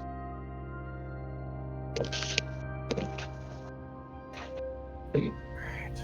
Well, looks like we're circling back around. Unless this Crystal has something. Last time I touched something, I better not say anything. I reach for the crystal. Touch it. Nothing happens. Oh, okay. Shifts from purple to red to blue to green to white, like usual. You definitely recognize each time it shifts, it's turning into a different gemstone. Amethyst, ruby, sapphire, emerald, and diamond. How big is this gem? It's pretty big. Is it too big to where I can't carry? It definitely is, but that doesn't say anything about breaking it. I want to use my rock smasher on it. Perfect. Cast shatter on it. Alright. What does shatter do? Like, I know it's... I mean, look up the stats for it at least, that's what I meant. Poor Graham.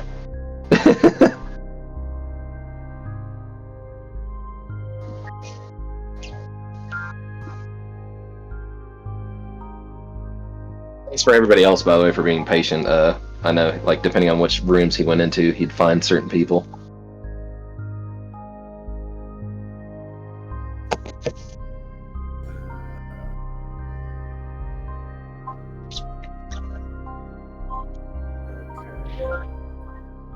It's a thunder damage. Okay. Creature takes 3d8 thunder damage on a failed save, or half as much damage on a successful save. What's the save it needs to make? Constitution. Okay. It is a giant gemstone, so I'm not even sure if it would need to make one. Alright, hold on, let me look at the... I think stuff is generally 10. Okay, yeah, actually, I have to look it up. There's something for it. Let me roll. And it failed. Give me the damage.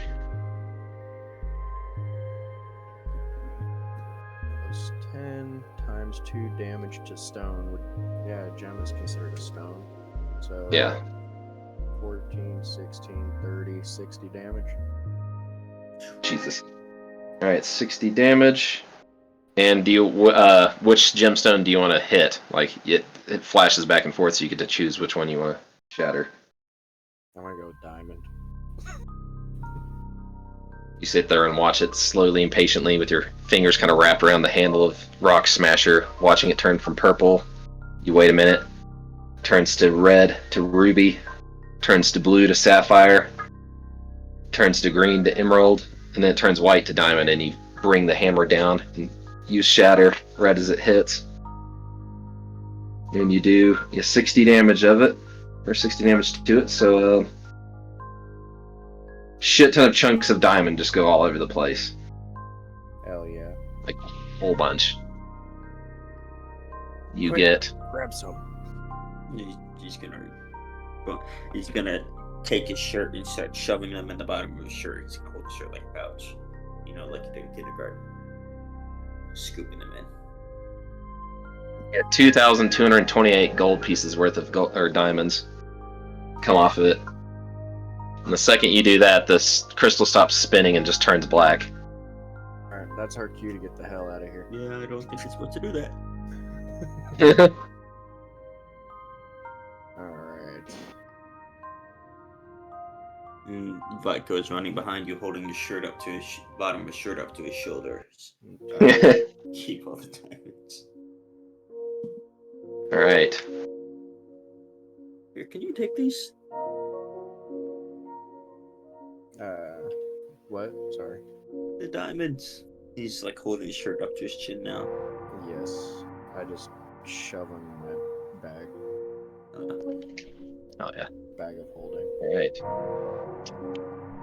So you go to the room to the north and go back into the original room. Yep.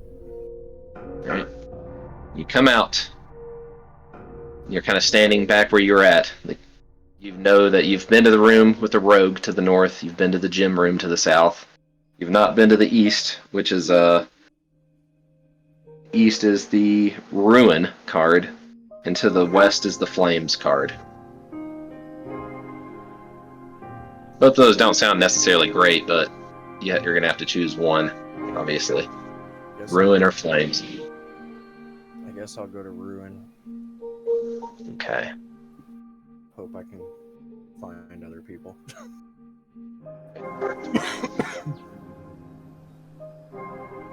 You start to walk through the ruin card door, and when you do that, you are suddenly get another memory as you walk into that room of your mother proudly displaying her mask and her collection, the mask that you used to wear.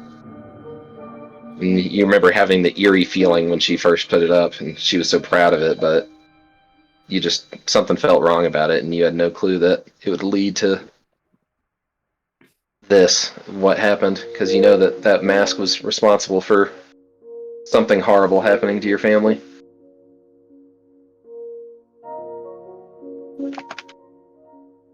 And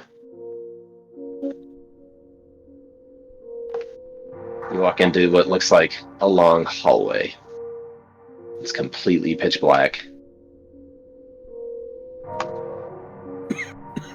Well, besides what you can see with your dark vision, and it is extremely quiet. Like unbelievably quiet. I can help with this.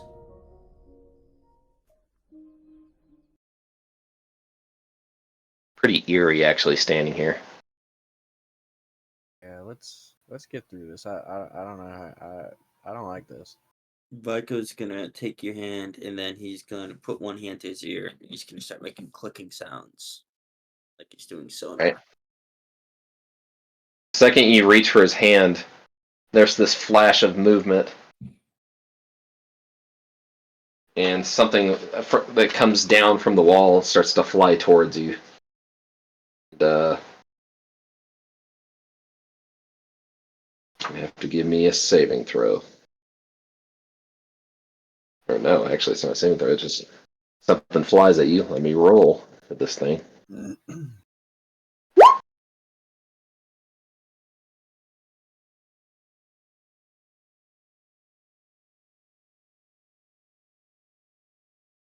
So 21 hit you. Yeah. All right. It looked like a giant or a little tiny playing card with the face of the ruin on it. And there's all over the wall. There's about 10 of them. One of them just flew off towards you guys, and it struck in both of you as it flew by. So this damage is going to be between both of you. Okay. So split 15 damage as one of the cards hits you.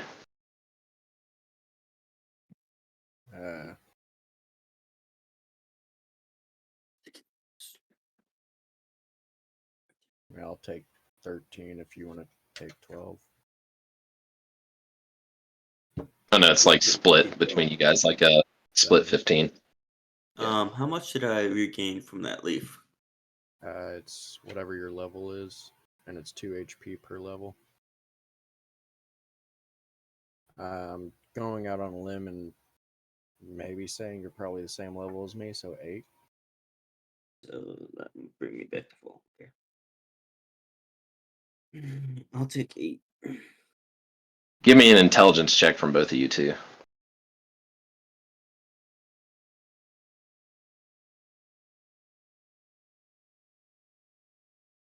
Nat 20 -1.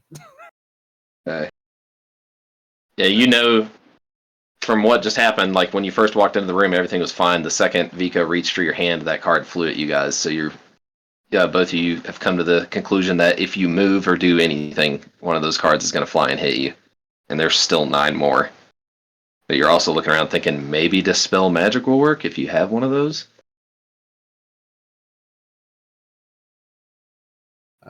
Let's see what scrolls I got. Yeah, no, I don't happen to have that.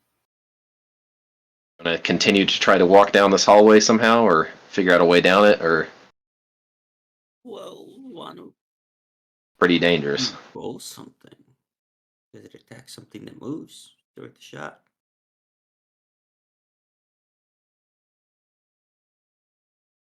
At Can most, I do like a perception check to see if like maybe it's just indicating on the ground, or is it just in general of anything, any movement? Seemed like it was any kind of movement at all. Like, even if you tried to leave, it would still probably throw one more card at you.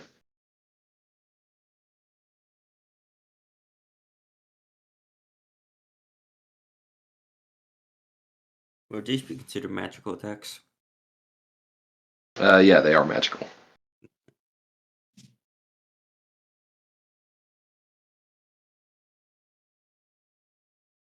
Um,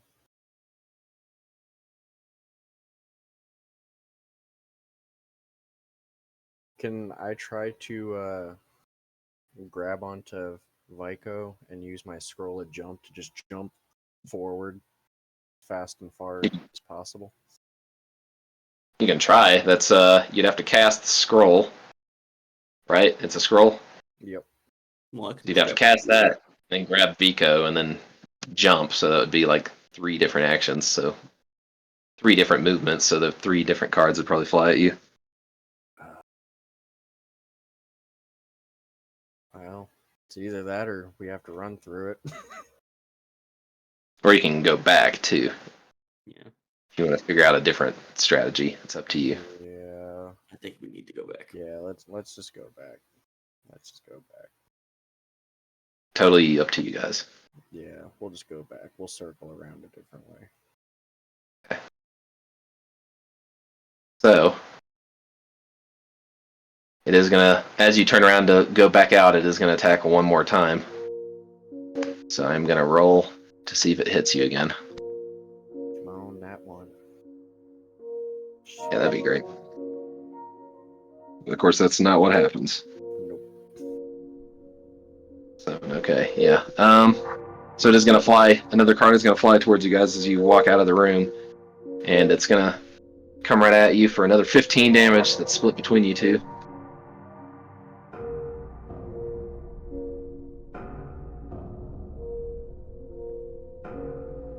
You stumble out of that room, back into the room you came from. Gotta move you over there. Thank you. All right. Well, fuck that. Let's go west. To the flames room. You're sitting there staring at the artwork. It doesn't look particularly nice because it's like flames with some shadowy figure and chains wrapped around them and two glowing red eyes, but you're kind of like, You know, I mean, of course, a lot of the artwork on these cards looks pretty intimidating, like the Ruin card.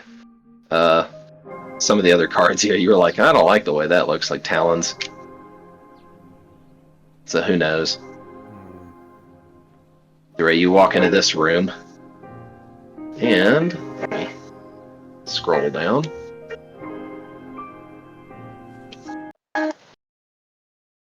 Okay. This room. I feel like I'm about to get seduced. This lavishly appointed study smells of subtly sweet incense and soft music plays from no obvious source.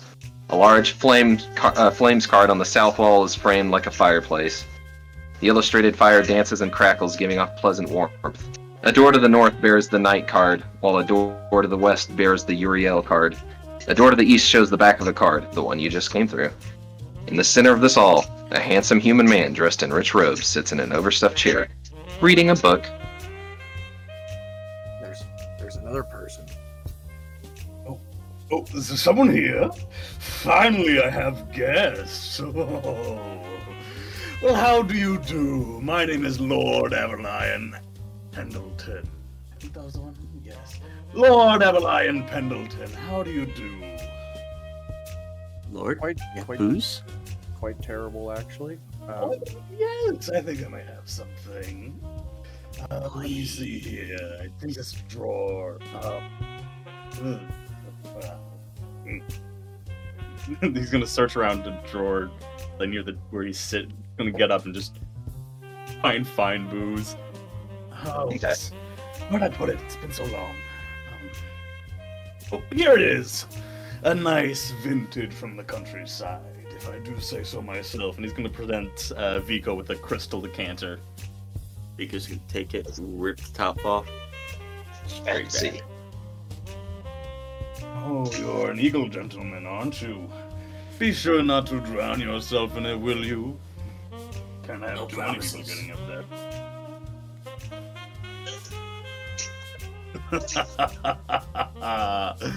Well, we do like a sense of humor around here.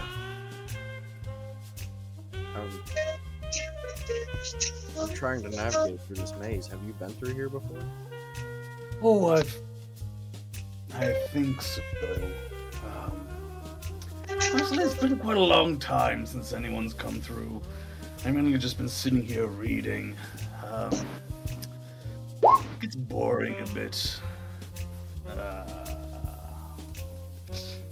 What would you like to do? I've been sitting here reading for the past... Oh, what you say your name was again? My name is Trah. Good to meet you, Trah. Good to meet you. Hope you have a fun day. Would you? Fun? No, that's not the right word for it. Days don't happen here. Yes, fun is not anywhere here. Do you remember how you got here? Oh, it's... Honestly, it's been too long. You lose count after a while. Well, Try to keep track, but eventually it keeps on just becoming an insane task. You know, same thing over and over again, expecting a different result, but, see.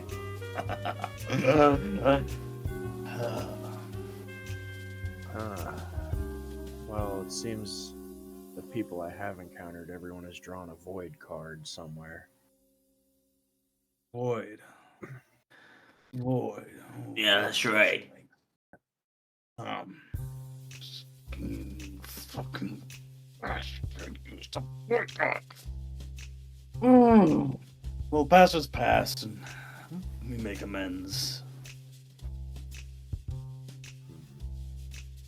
Well, would you care to come around with us? Good, I would gladly enjoy the company. You are working on a way out, yes? Yes.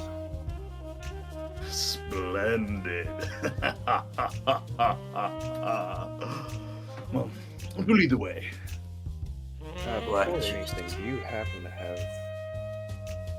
What... Do you... What are you? Are you a fighter? Wizard? Oh, I was, not a wizard per se, but a practitioner of the arcane arts. Well, when you hang around the various courts and halls of the upper class, you pick up a few things. It's various entertainments, and if you will, I'm gonna make a minor illusion of a fireworks or something, just parlor trick. Oh, pretty. Yes, very pretty. At least something lightens up my day. You lighten up my day. Ah, yes, you do. Are all traveling companions this ugly? Oh, no, I shouldn't say that in polite company.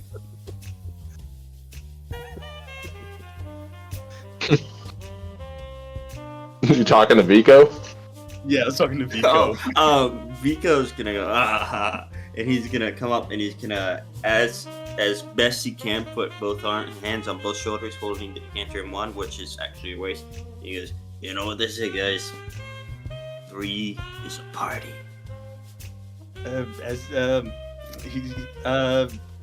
Lord Avaline's gonna try and take a step back, trying to get out of reach before you touch him.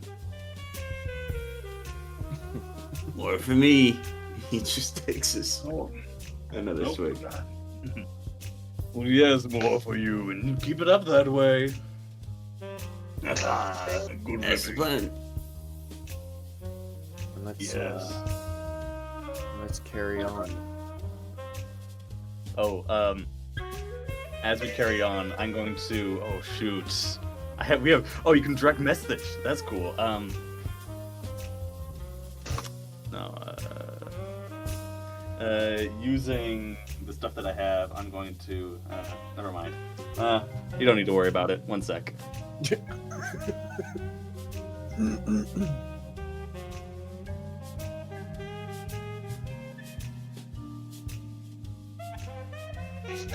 What's this Batman doing a bunch of weird dances?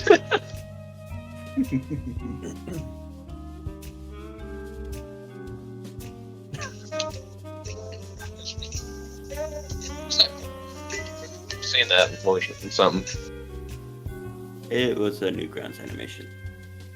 Yeah, that's what it was. God, I mean, Newgrounds. Jesus.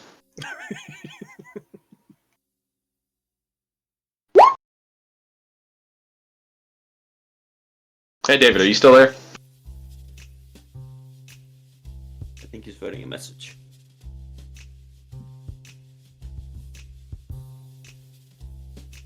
Vico's gonna start rummaging around the room looking for another bottle to take on the road.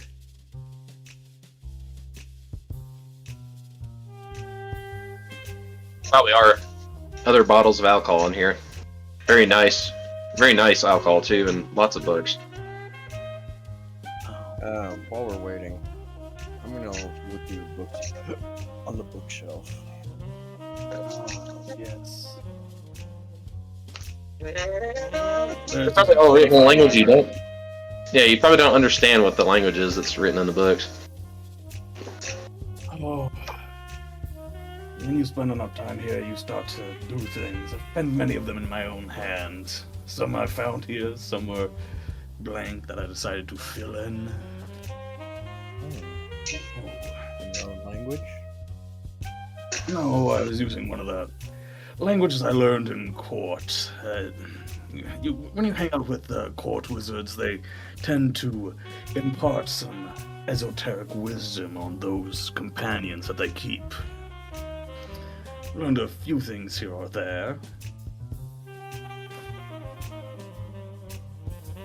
Use it in part. Fair enough. Wait, what was that? I did not hear that. He said in part. Wow. Good sense of humor you there, you.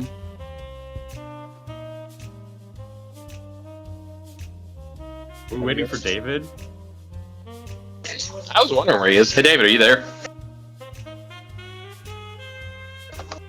I wonder if he fell asleep. I wonder if he fell.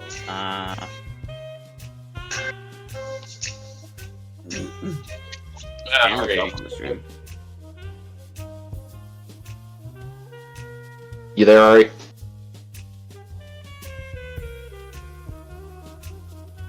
Oh, cool. I hope everybody didn't leave. Yeah, nope, sorry. I just realized I was muted. Oh, no worries. Yeah, so I was just saying, yeah, sorry for, thanks for being patient, I know just depending on what direction he went in would depend on who he ran into, No worries. Alright. I think David might have fallen asleep, but if he did, I'll just run his character.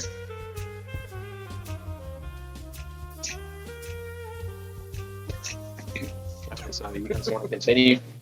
Yeah. What were the other directions? Let me read again. This is okay, he came out of the Flames card to the south wall. To the north bears the Knight card. To the west bears the Uriel card, which is what looks like a Medusa.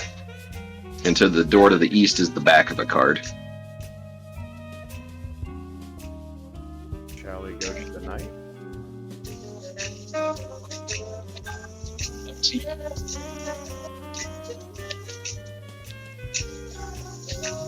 Take the knight. It's usually a good card in the long run. Yeah. It's not the most beneficial, but it's no bane, if you will. Quite a boon, in fact, if it's drawn in a matter of circumstance. Alright. Then to the night it is. Alright. You start to walk over and open up the door to the Knight card. Let me show you the map again real quick. Echo. Bring an extra bottle. I know you'll want it. I got a couple. Don't worry, buddy. You want some? I'll pass. More for me. Not trying to forget these memories again. You know what? That's a good idea. We went through all this trouble to get here. Me too, starting to slur a little bit. Ah, good old drunk. Keep it up, good little man. If anything, Aveline would have taken like a book with him that looks rather plain compared to the rest of the books around the room. Okay. Simple cloth cover. Yeah. So the night Alright. was to the north, right? Yep. As you open that door, you get another memory. This one is the voice of your childhood friend Kahir. You remember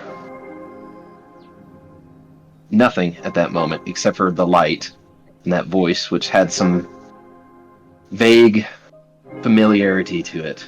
And you remember looking up after you had escaped some kind of darkness, some kind of void, and you see an angel-like figure emerging from the light and saving you, and you recognize the face of your friend Kahir. And you suddenly snap to and kind of flutter your eyes a little bit and look around the room.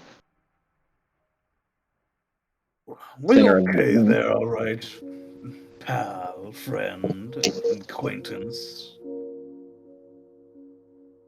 Every time I go into a new room, I get a new memory Oh, coming back to me. insightful information, then. Good to keep in mind.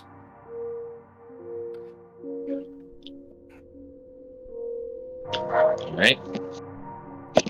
David, are you there? Let me call him real quick, actually, everybody. Give me just a second.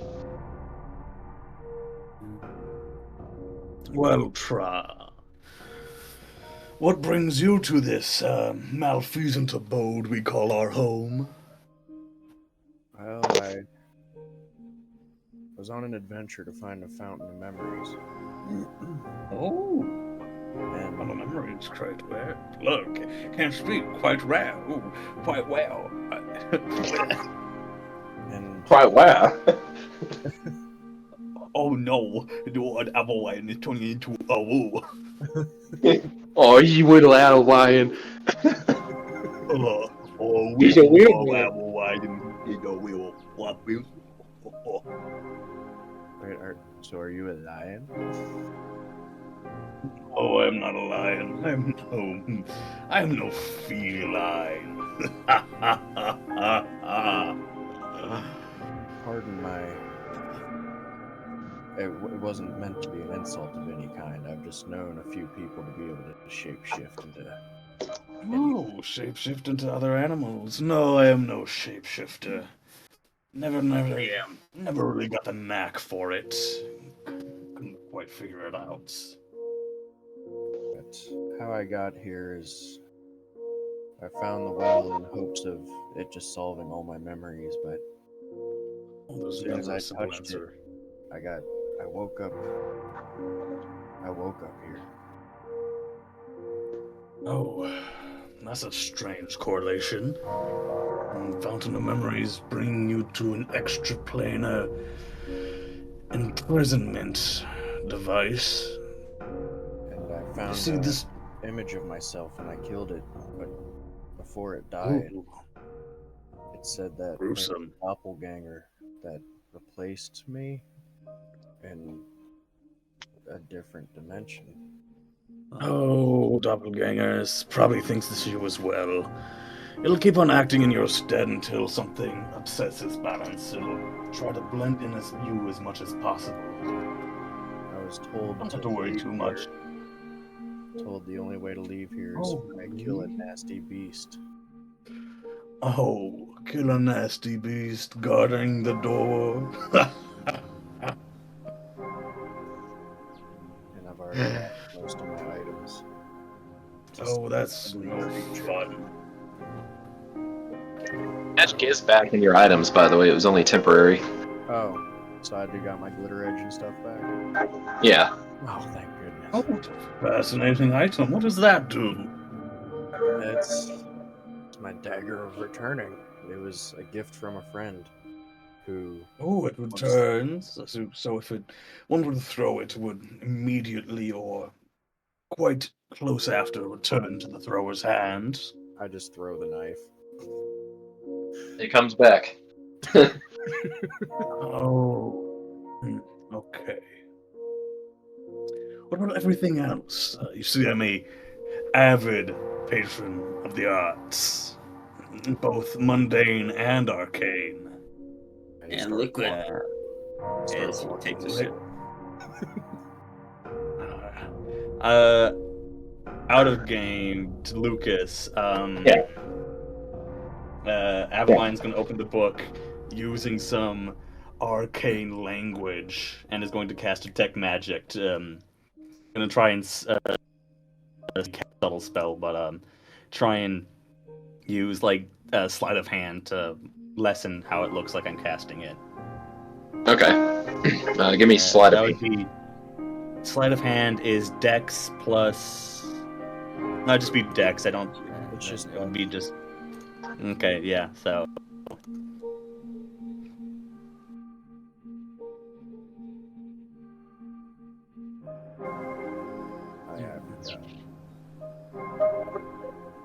You want me to so show 15.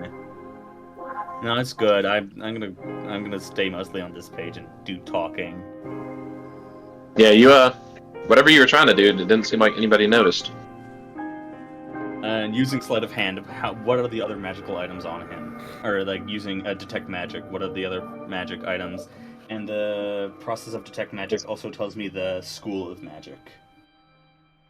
His cloak is magic. I'm gonna have to look up what his cloak is.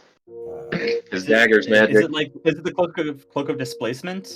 No, Cloak of Yeah. Arcadia. Oh, okay. So it'd be like a transmutation or something, or summoning. Yeah, and his dagger does throwing and glitter dust. Okay, so that's just enchanted with like a. Okay, so it's not that.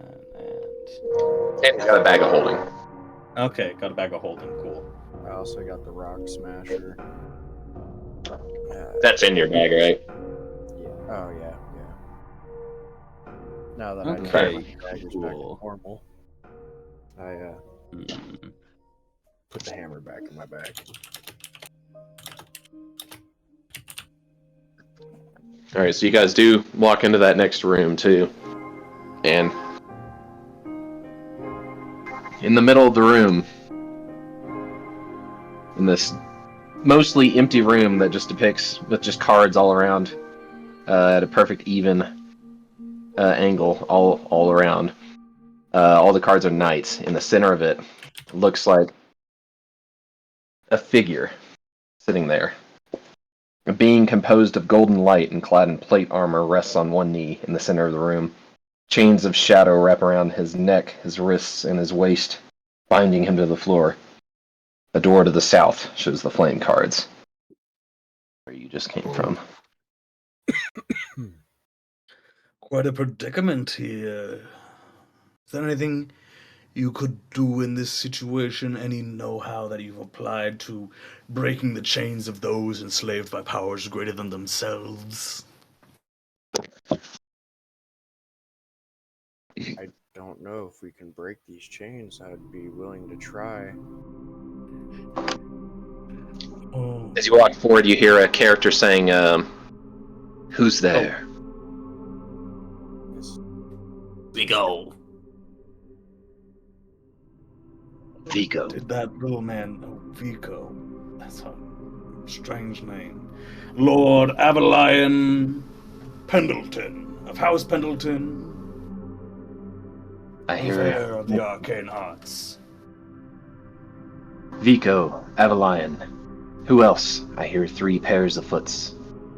and Trah, lost memories.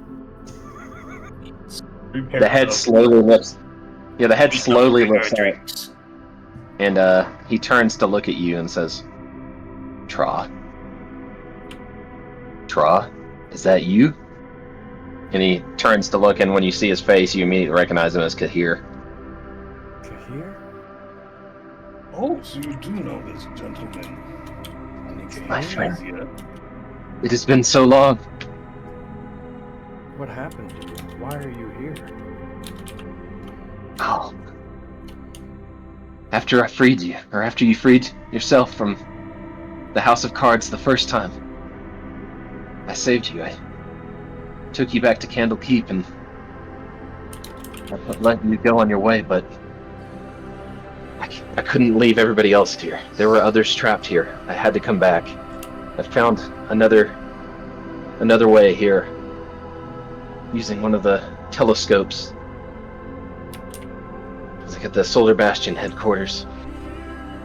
It's like, Trah, I can't tell you how good it is to see you again, but what are you doing back here? I touched the fountain of memories, and because I lost all memories, and I woke up in a place unfamiliar. Didn't know who or what or where I was.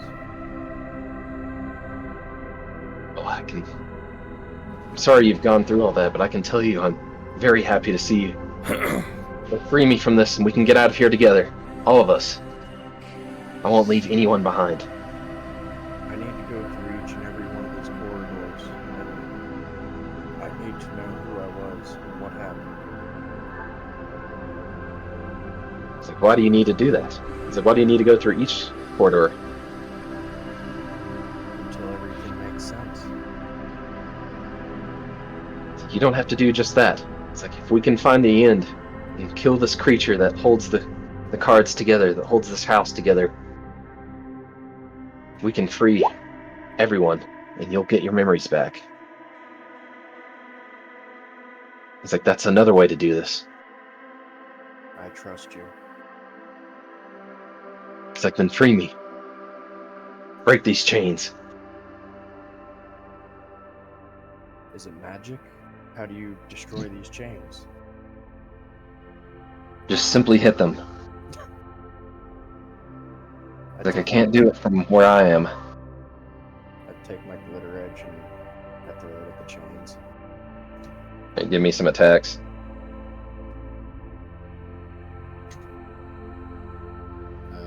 Does an 18 hit? Yeah. Yeah, Hey, give me damage.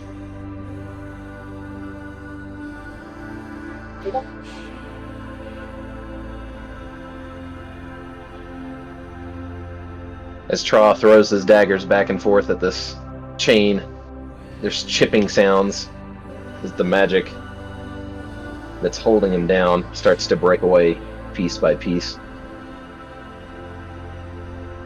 It's still barely Yes. holding on as Kahir leans forward and starts to try to pull with all of his strength, and he just uses everything he has and lets out a scream as his wings fly forward, and there's just a snapping sound. The last few bit of chains holding him down break away, and his silver wings fold out all the way. And he turns and looks at you and just gives you like just the warmest smile ever, and then runs over and gives you a huge hug, just lifts you off the ground. It's like, ha ha ha, Trah, it's good to see you. Good to see you too. Been too long. Yes, it has. Now come, let us escape this shadowy place. Let us free you from the darkness that's held you down all these years. All of you. Together we can get out of this place. Come. We need one more. She's in the room next door to us. Let us free Uriel. Follow me.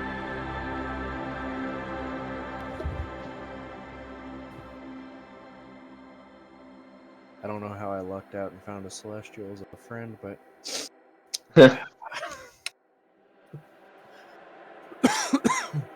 Oh, he's very endearing.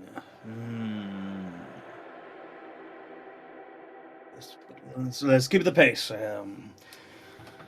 It's quite exciting that's been going on. Kaihira, was it? Do you Okay, think those wings work? my name is Kahir. And yes, they do work. Ah, that's Yeah, I cool. assume so.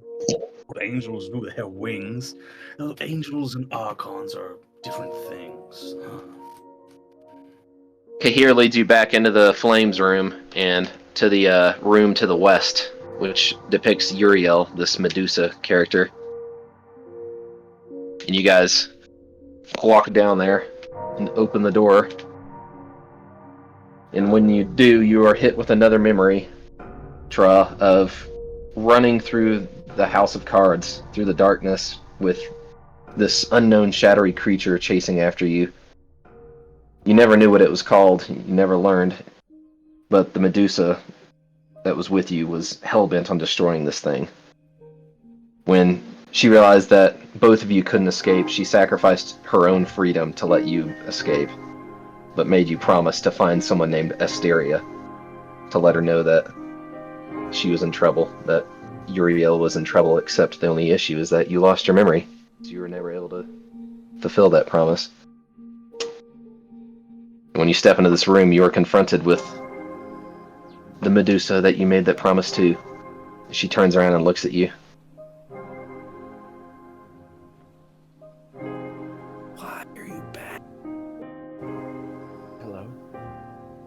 I haven't seen you in so long. Did you pass along my message? Message?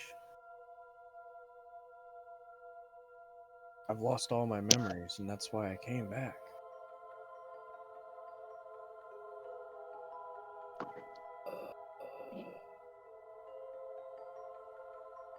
Of course. Who are your friends? This is Kahir. This is my childhood friend. Then I met these other two.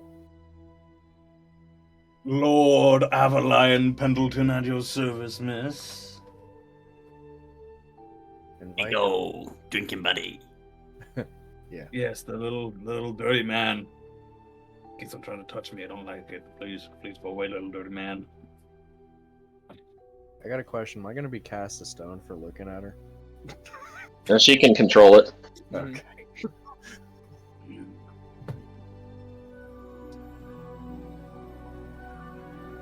I am Uriel.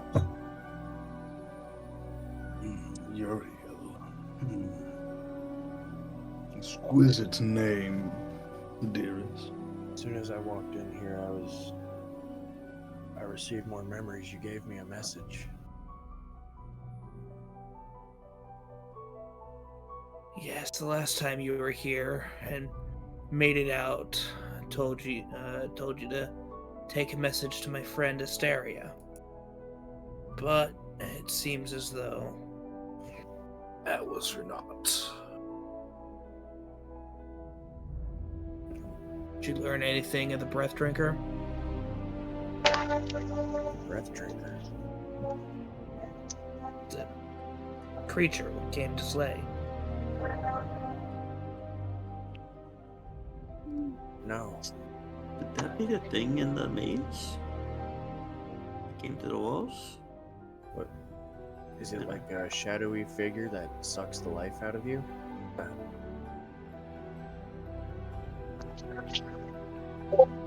Considering the name Breath Drinker, most likely. You said this was in the maze? Yes. The mirror maze. It killed someone else we found. Graham. What Graham?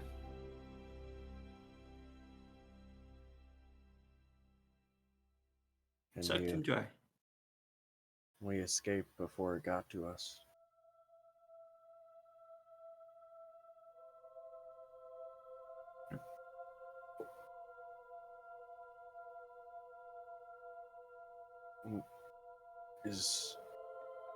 Is that what we need to kill to be free of this? Don't know if we need to kill it to be free of this, but needs to die. Kahir says, the breath drinker is the glue that holds the house of cards together. If we kill it, it will surely collapse.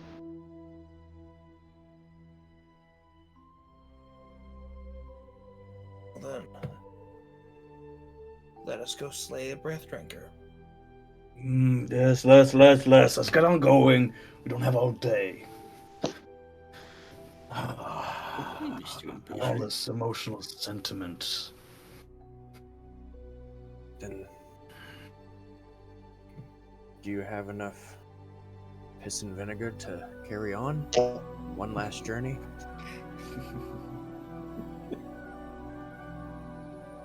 Always Kahir. I mean, always Trah, always Kahir. I'm saying that to myself. I was like, what? Did you not know I speak in third person?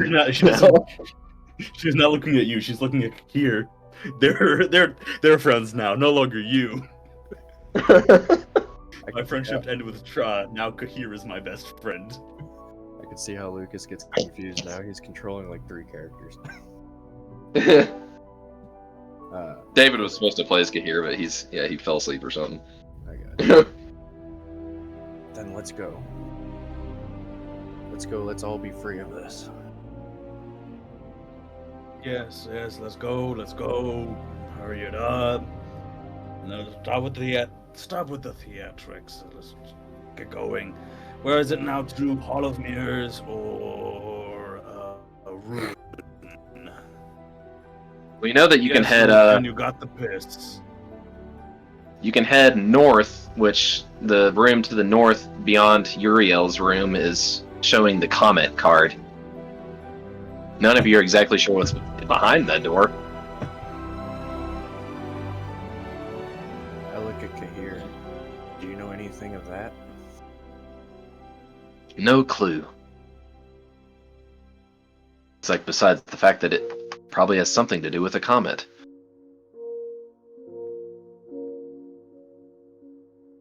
I like to make wishes. Like perhaps it is a wish. We can always see. Let's go. Wishes. Always with the wishes. Yes, let's go. Go on ahead. Through the door. You touch the comment door to open it up, and you immediately have the memory of being inside of a castle flying through space called the Barn Door, and you're being chased by a murder comet, and you've got the Page Striders with you. Despite being in this wacky and horrible situation, you're smiling because you have just one simple thought going through your head. You made it to space. That was always one of your childhood wishes. And that memory instantly flashes away. I've been to space. Yes, space. Look, come on. It's just void. Mostly void, partially stars. Hurry it up. You forget about the crystal spheres. I cannot understand you. You are slurring very much, little man. The crystal spheres. I feel like Vico's just hammered out of his ass right now. I legit little man. So that we're so very small and so very drunk. I think you should stop drinking. It is getting out of hand. I don't have a problem. I can stop whenever I want. Yes, you can stop whenever you want. Give it here. Give me the bottle. No! Yeah. No! Give me it. Give me it. She's gonna start running in circles around you. Give me it. No! He's gonna start Give me it. chugging as she's running. And you You're getting gotta drunk say, and then you're you- kind of impressed that he can run, breathe, and eat at the same time. Yeah, apparently. Yes, very impressive. Give me the bottle. As you guys are stepping into this room, you hear a voice that just simply says, "Prove yourself and be rejuvenated." And as you look across at the landscape that's just dotted with craters, you see hundreds of little tiny comets start to fly out of space and striking the ground all around you guys. Does that need to be here? Yep, if you can reach here, then you'll be completely healed, and all your exhaustion levels will go away. It's up to you if you want to attempt that. I got this. What's this guy? And he's gonna take off. Back running through the field, rising pace. The second you leave that bunker, yeah.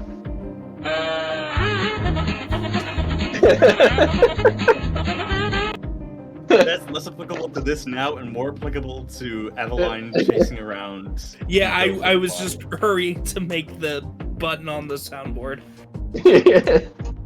Alright, so basically with how this works, every 10 feet you go, you have to roll a 20-sided. If you roll a 1 through 5, you get hit by one of the comets. Anything above that, you're fine. Yeah, All you this have to do is more is Can we do Chariots anything of Fire. to better our chances? Oh, sorry. I was about to say this is more of a Chariots of Fire theme moment. Yeah, I love that song. Vangelis has a really good. Love Vangelis. Yeah, I use his music sometimes and listen to it all the time. Oh, I have the vinyl for Heaven and Hell. Or yeah, Oh, nice. I think I have the. I also have a cassette for Spiral. Oh yeah, my dad used to. I mean, he still collects a lot of records and stuff, but he had some really nice ones. He just recently got one of those record machines that like converts it into CDs and DVD, or not DVDs, but tapes. Oh, nice. There goes your nat 20 for the night. Oh, So Italian would probably make it about 20 feet, totally fine. Using the stats, could I make an athletics check to try and just double pace sprint? Yeah. Okay, I want to roll like an athletics check.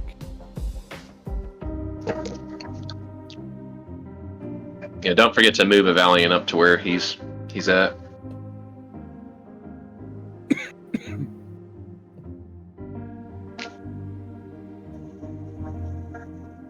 Couldn't, like, here technically just fly over there. Yeah. Technically, he's also not hurt, so he doesn't need to do it. He's just gonna watch you guys. Yeah. Alright. Valiant. To... Yeah.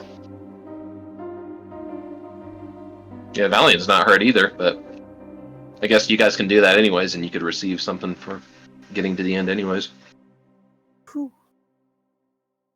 I don't know how to measure. Uh, Try to measure 20 feet for my nat 20. Oh, okay. You like hold the mouse button down and then drag it up. Yeah, you got to go to the tape measure. Yeah, that. Yeah. What the hell? What's all that? Vika's just running around in circles. His comments are hitting. Miko's just really drunk. It's fine. I got this. It's just little tiny comets all over the place, just hitting and striking the ground and blowing up and just popping. Ooh. I mean, I also can't move Eveline. It's not letting me. oh, hold on. Vico did get struck by a. Oh, it says all players. You should be able to. Vico Now did get it's struck. working. I don't know why it wasn't working before. Right.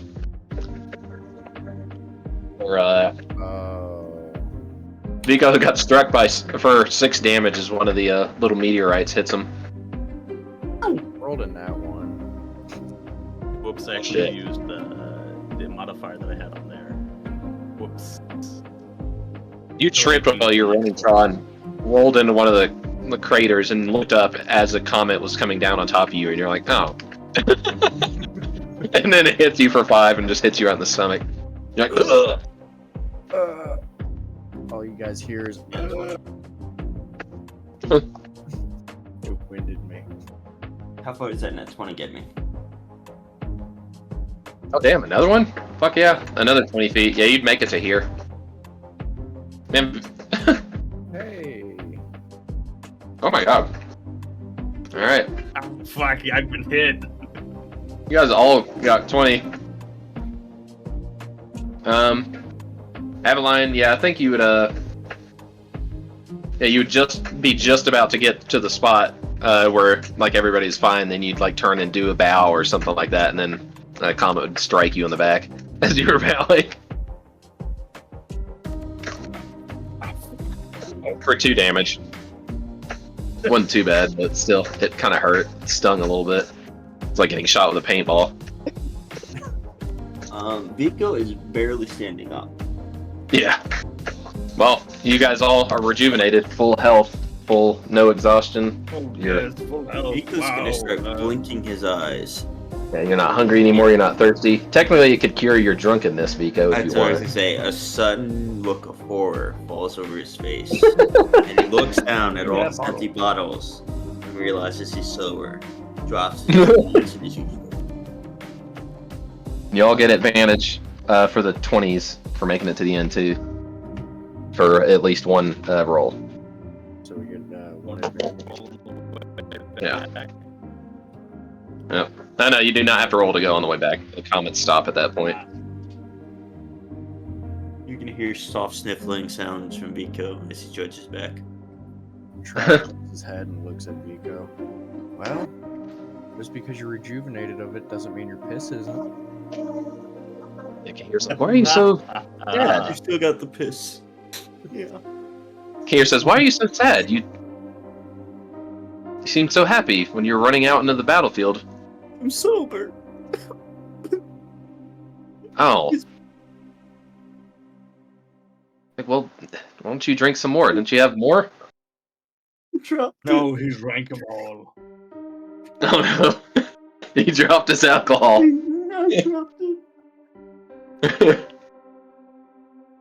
Oh my god. There'll be more back in the study. I was about to say I love your phone, Vico. Vico's awesome. Over again.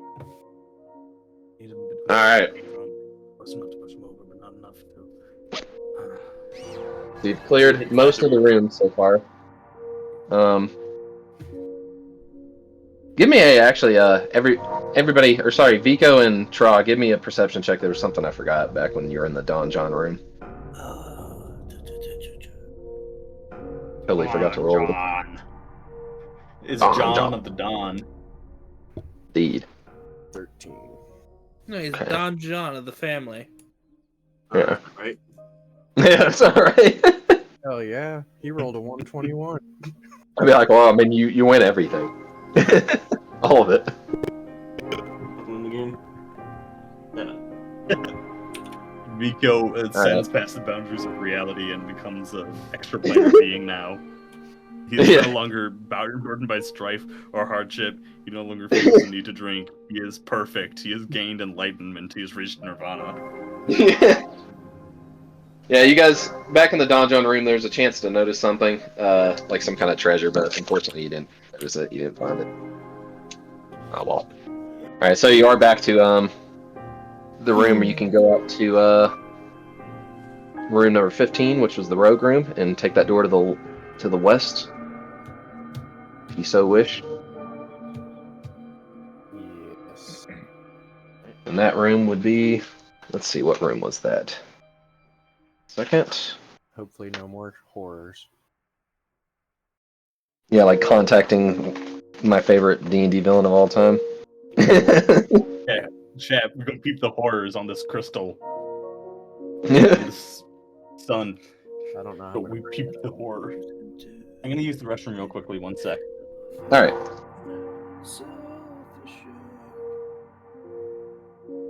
Do do do do do do do do. It was Doug. Okay. Yeah, we'll wait for if anybody wants to use the bathroom real quick, you can. Short bathroom break.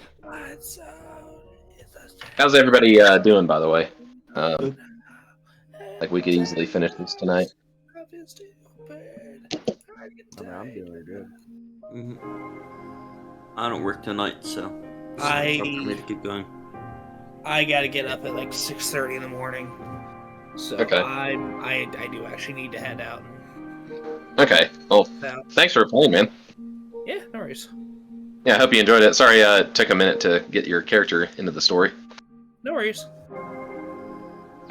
Yeah, I hope you had fun. Thank you for coming around. Made it more fun and interesting. Yeah.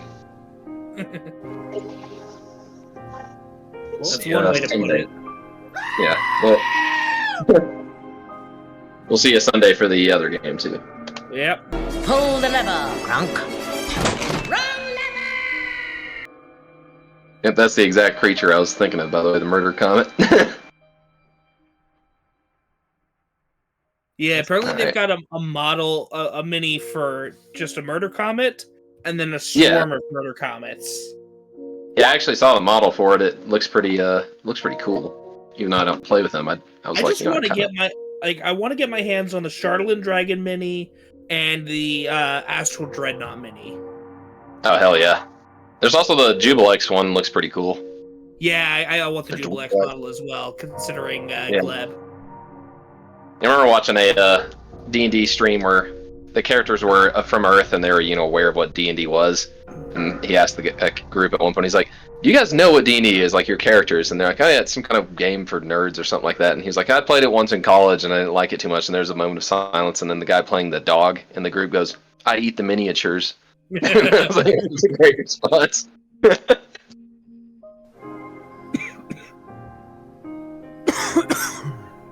Yes, I also eat the miniatures, as I eat this pizza right now. I knew it.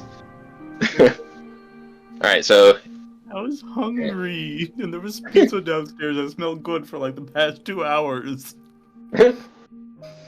everybody ready to continue? Yep. Alright. So you walk into the room that shows the puzzle card. Pull the lever, Grunk. I'll undoubtedly be my favorite. Alright. So, yeah, I was wondering, it's like, did somebody join just to do that? This is the puzzle card. When you walk into this room, you remember constantly, for the past few years, however long it's been since you lost your memory, constantly trying to put the pieces of your memory back together every night before you go to sleep. Like trying to find any kind of shred of memories and trying to put them together to make them make sense. And you just never had enough to go off of. The Fountain of Memories gave you the pieces, you just couldn't put them together. But since you've arrived here, they've been showing you the memories that you've been searching for, just not quite in the right order. Which Kahir says, if you can kill this thing, maybe it'll give you what you're looking for. Now let's do it. And you open this room. Go ahead and reveal it. At some point soon, I'm also going to get the upgraded version of this so I can do all kinds of cooler stuff. The Roll20. Is it like a subscription or? It is. Yeah. Yeah, I'm going to get it for the Wild Beyond the Witchlight campaign for sure. Okay. The dynamic lighting's pretty cool. I was using it on campaign. Yeah, that and the, there's more effects, like you can add rain and fire effects and stuff. Yeah.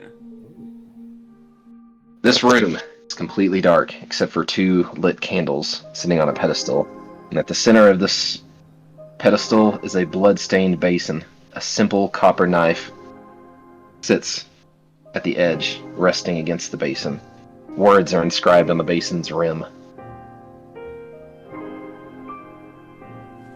This is very eerie. What can I make out what the words say? Can. It says, once for reward, twice for compassion, thrice for salvation.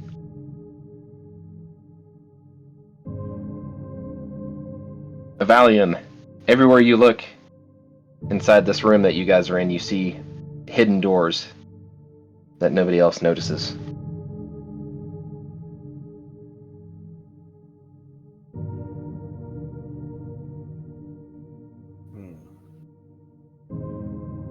So no one else can see these doors. Just Avalion. You just read these words. Come to witness the beginning, the rebirth of paradise. Nico is going to be keeping his ears peeled. Okay. And your true self as well. Also that which you must become. The one who will lead us to paradise. With blood-stained hands.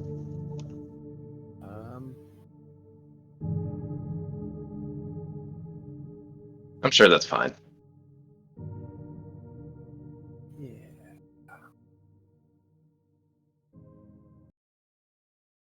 See, what do you want to do? It says, once for... sorry, I just lost my place. Once for reward, twice for compassion, thrice for salvation. Salvation. So you cut your hand how many times? What are the size classes of everyone else? I'm small. Small. Yeah, The Medusa small. and the Angel.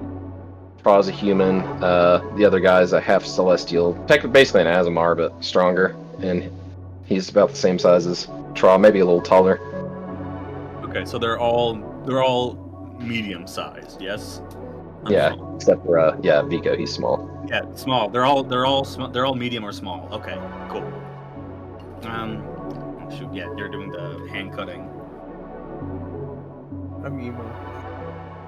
So you're cutting your hand 3 times, Trah? Alright, you cut your hand the first time. The secret door across from you suddenly opened up, leading to a different room that was showing the throne card. You cut yourself the second time. Another secret door opens. You cut yourself the third time, and a third secret door opens. How much damage did I Let me see. Roll 2d6 and add 7. do? Oh shit. Cutting yourself with this blade feels different than cutting yourself with just a normal blade. Like there's something about it that's sapping your energy, and it does feel like necrotic damage. You felt the same when those cards flew off the wall in the ruined hallway and hit you. Yeah, it doesn't feel good. You feel weak, almost nauseous, like you might puke. But you managed to stop yourself from doing that.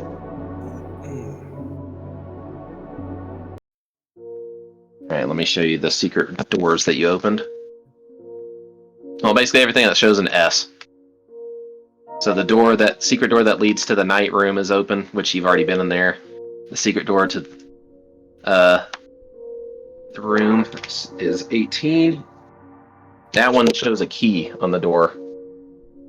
And that room is open, and then the other one is the throne room, which opens.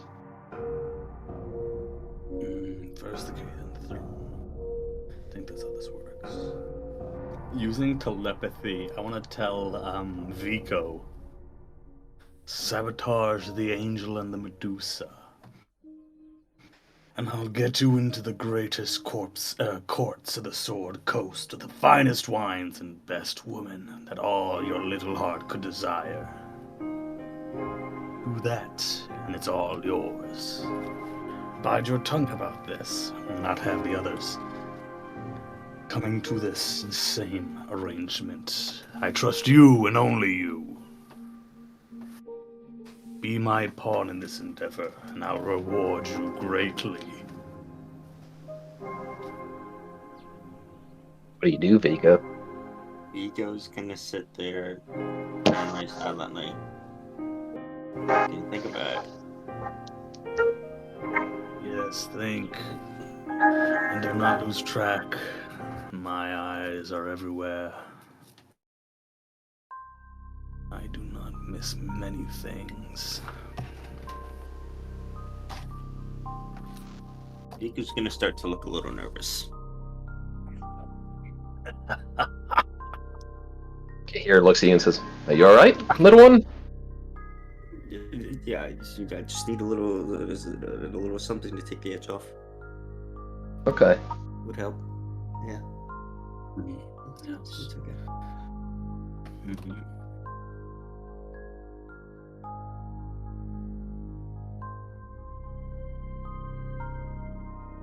Trah, you walk into a room that is empty besides the key cards, showing you. They're like everything, the walls, the ceilings, the floor, everything is just a key. Let me show you what it looks like. And sitting in the middle is a raised pedestal that bears the key card also. And there's a silver chime that floats above the pedestal's surface, slowly rotating and ringing softly.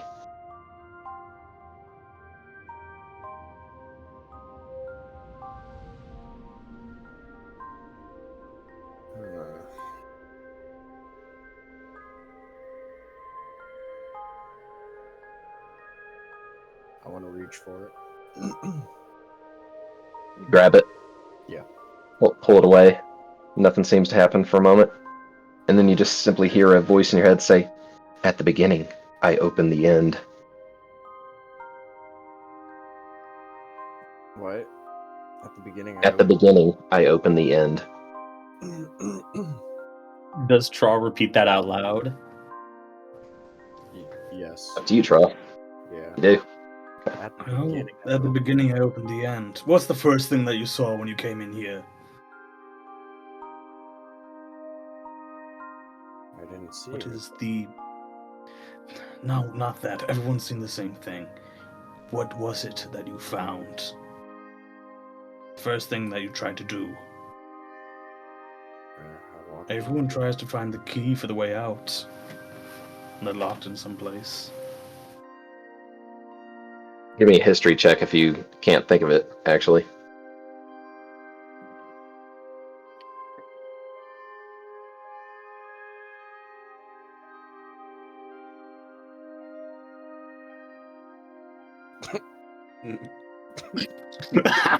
I just look at the Can't key. seem to think of it. Like, you've probably been through a lot. Even though you just got rejuvenated, you're still just like, your mind's still adapting to stuff. You've got all these new memories that are kind of invading your mind. You're not able to quite piece things together to make them make sense. Aveline's gonna stoop down as he enters the room. At the beginning, I opened the end. Look at this room, all around this room. What is there? Keys! All all these keys have a purpose. Yes, all these keys have a purpose, but what was the first key? This one. I've spent many... No, not this one. You test my patience, little man. Kahir says, calm down, it's alright. Like, we can figure this out between the five of us. It's like, is there something you want to tell us, Avalian? Do you know how to get out of here? Yes and no. Spent many a decade trapped in here. Just clawing at the walls. I was never allowed to get through. They didn't want me to. They wanted to keep me here. All of them wanted to keep me here. But past the doors out of the door. Past the doors out of this, of my study.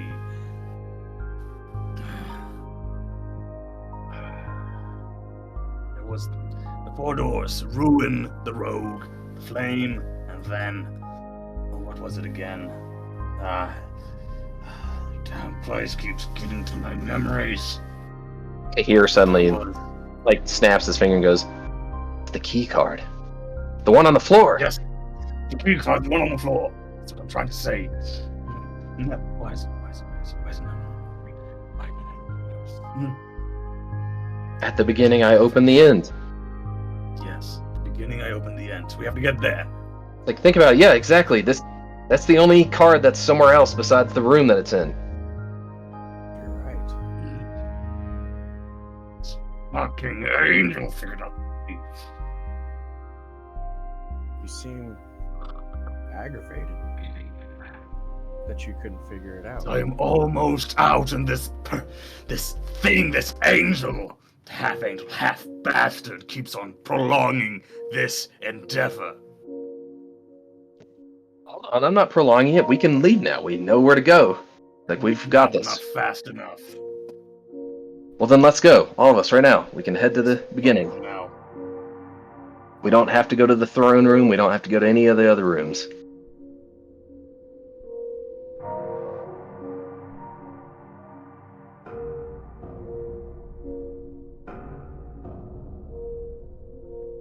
Dang it, it's What do you not picking say? up on my mic. I have a passive perception of 18, so I noticed Vico just make the eye contact. What the fuck is mine? Do I have one? Okay, no, yeah, I don't notice it. I know. I didn't even notice you typing it in. Yeah. Avalian doesn't notice. He's looks consumed with rage. See that he's baring his teeth, which look to be canine, almost in nature. And I look at him, Oh, kind of perplexed, like. Because Yeah, we Avaline get the turns- subtlest shake of his head.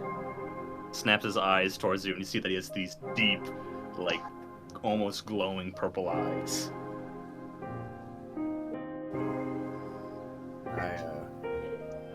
As we're walking towards. Or my ticket out. Move. I kind of look at Kahir. Kahir looks a little nervous. And I kind of pass some hand gestures out of sight. Like thieves can't. Yeah. Yeah. Oh, your Yeah, passive wait, perception is 18. Yeah. You hear that his footsteps sound a lot louder than what like a normal human should sound like. Okay. Yeah, I use A lot more weight and mass to what's been moving. Yeah. I kind of warn Kahir of what's going on. And Kahir says, alright. And he's like, still looks nervous, and he's staring at Avalion without like blinking or anything. He says, no matter what's going on right now, we can all just still get out of here. We're almost there. You guys are inside the main room now, standing right over the key card. Before we do this, I need to tell you guys something. What's that? Hurry it up. Yes, do it. I may have released an evil god into any one of the worlds and realm spaces you may or may not be. What was What? this evil god's name? You done? Would Who's- Avalion know that name? Most likely, yeah. Atropus. Okay. Atropus. I'm not the most well versed in D&D lore, but Atropus is like an old god, not Yeah, the world born dead. Okay, so they're an aberration, not a.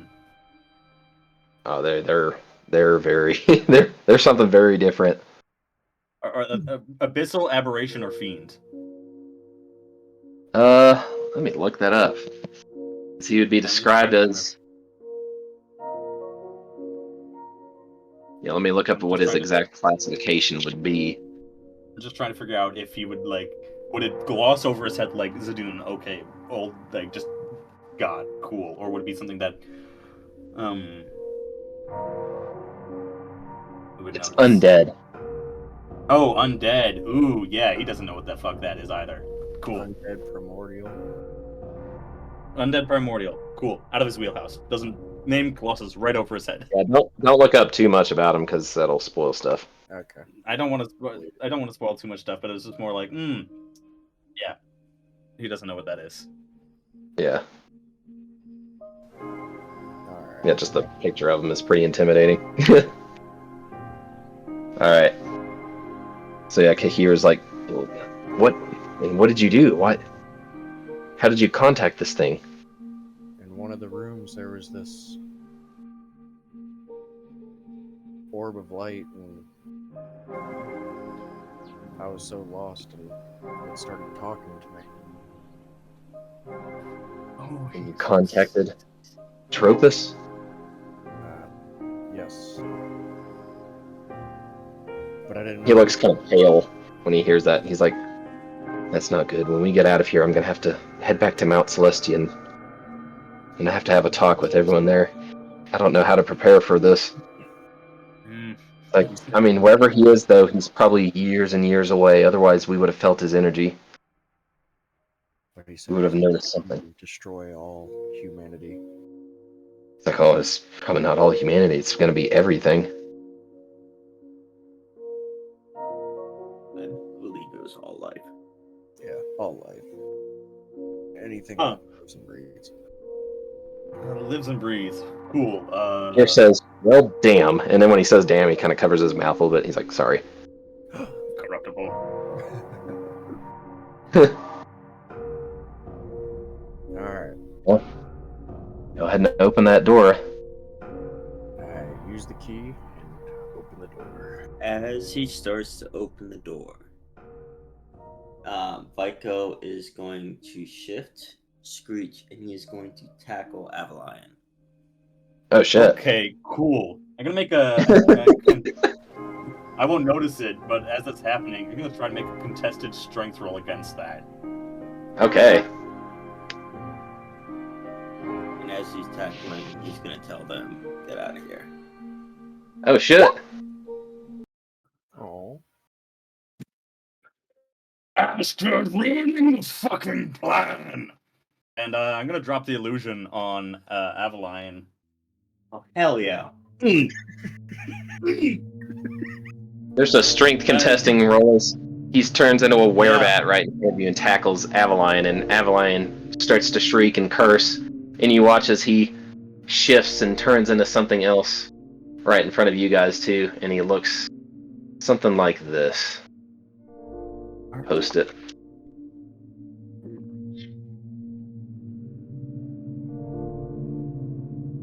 Finally, I can let it out of the cage.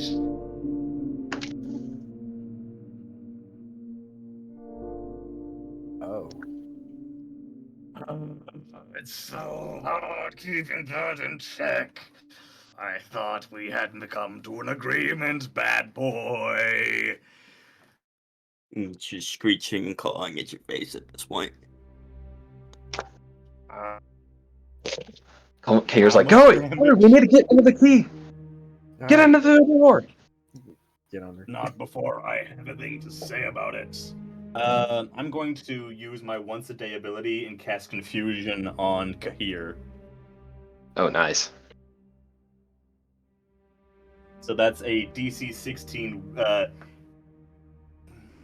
DC 16, and then Confusion is a Wisdom saving throw. So Okay. yeah. DC 16 Wisdom saving throw for Kahir. I was hoping to say Kaira more and just mess up his name on purpose. Okay. Confusion on Kahir. 1 second, let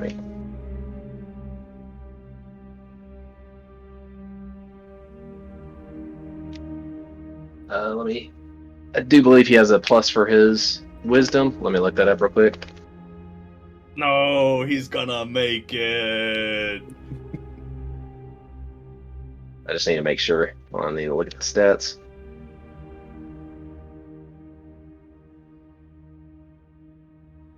Yeah.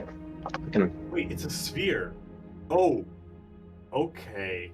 It's a 10-foot sphere. I didn't realize that. I thought it was a single target attack, but no, that's a 10-foot sphere. So if Trah is caught within 10 feet of Kahira, he's also caught up within it.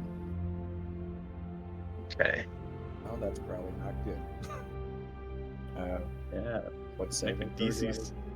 DC 16 Wisdom saving throw. There's the fucking stats. That took way too long to find those. Alright. Oh shit. Let's go. Right. Kahir does make it. Well, let me look to see what happens to Uriel if she makes it. Okay, so now I get to roll. I get to roll a D10 and see what happens. Or no, you roll a D10, and then tell me the number that you roll. Trah. G10. Nat 1. Nat 1. Cool. The creature uses all of its movement to move in a direction. To determine the direction, roll a D8 and assign a direction to each face. The creature doesn't take an action this turn. Uh-oh. The spell lasts up to a minute if I'm concentrating on it. Alright, Uriel and Kahir made it. Trah did not. They both see you trying to move away. Trah in confusion. You're just gonna sprint. I just roll a D8, you said? Yeah, like north, south, east, west. Like north, northwest. So you're going northeast. Technically, I say we'll be in combat, so everybody roll initiative. Just go ahead and... Just because we're... I get to fight them! Yay! Actually, this is beneficial to me that he just runs away while I take care of everyone else, because then I can take care of you, just pressure him into doing it. It's like, you're gonna do this, everyone else is dead. Oh, initiative. Trah, what did you roll initiative? And Aveline. I rolled a nat 20. Oh shit. Okay. Aveline, your turn. Oh fuck. Nice. Yes, let's go! Alright, let's go. Alright, Trah, you go first. Trah can try to snap out of it, right? Yeah, it's still 16 DC Wisdom saving throw. Okay. And if Roll up they Wisdom save. didn't stop him from running his full movement, he's like 60 feet away. Yeah. No. Okay, yeah, roll another D10. It changes every time. 10. Cool. The creature can act normally and move normally this turn, so it's kind of like we are waning in and out of confusion. Kind of like, why am I over here? Just, This so turn you'll be able to do something- stuff. Something familiar to me. He says, Trah, over here, hurry! Familiar. Snap out of it! I'm trying. I don't know what's happening. Vico, come on! It's like, well, I appreciate this effort of sacrificing yourself. You can make it. Let's go.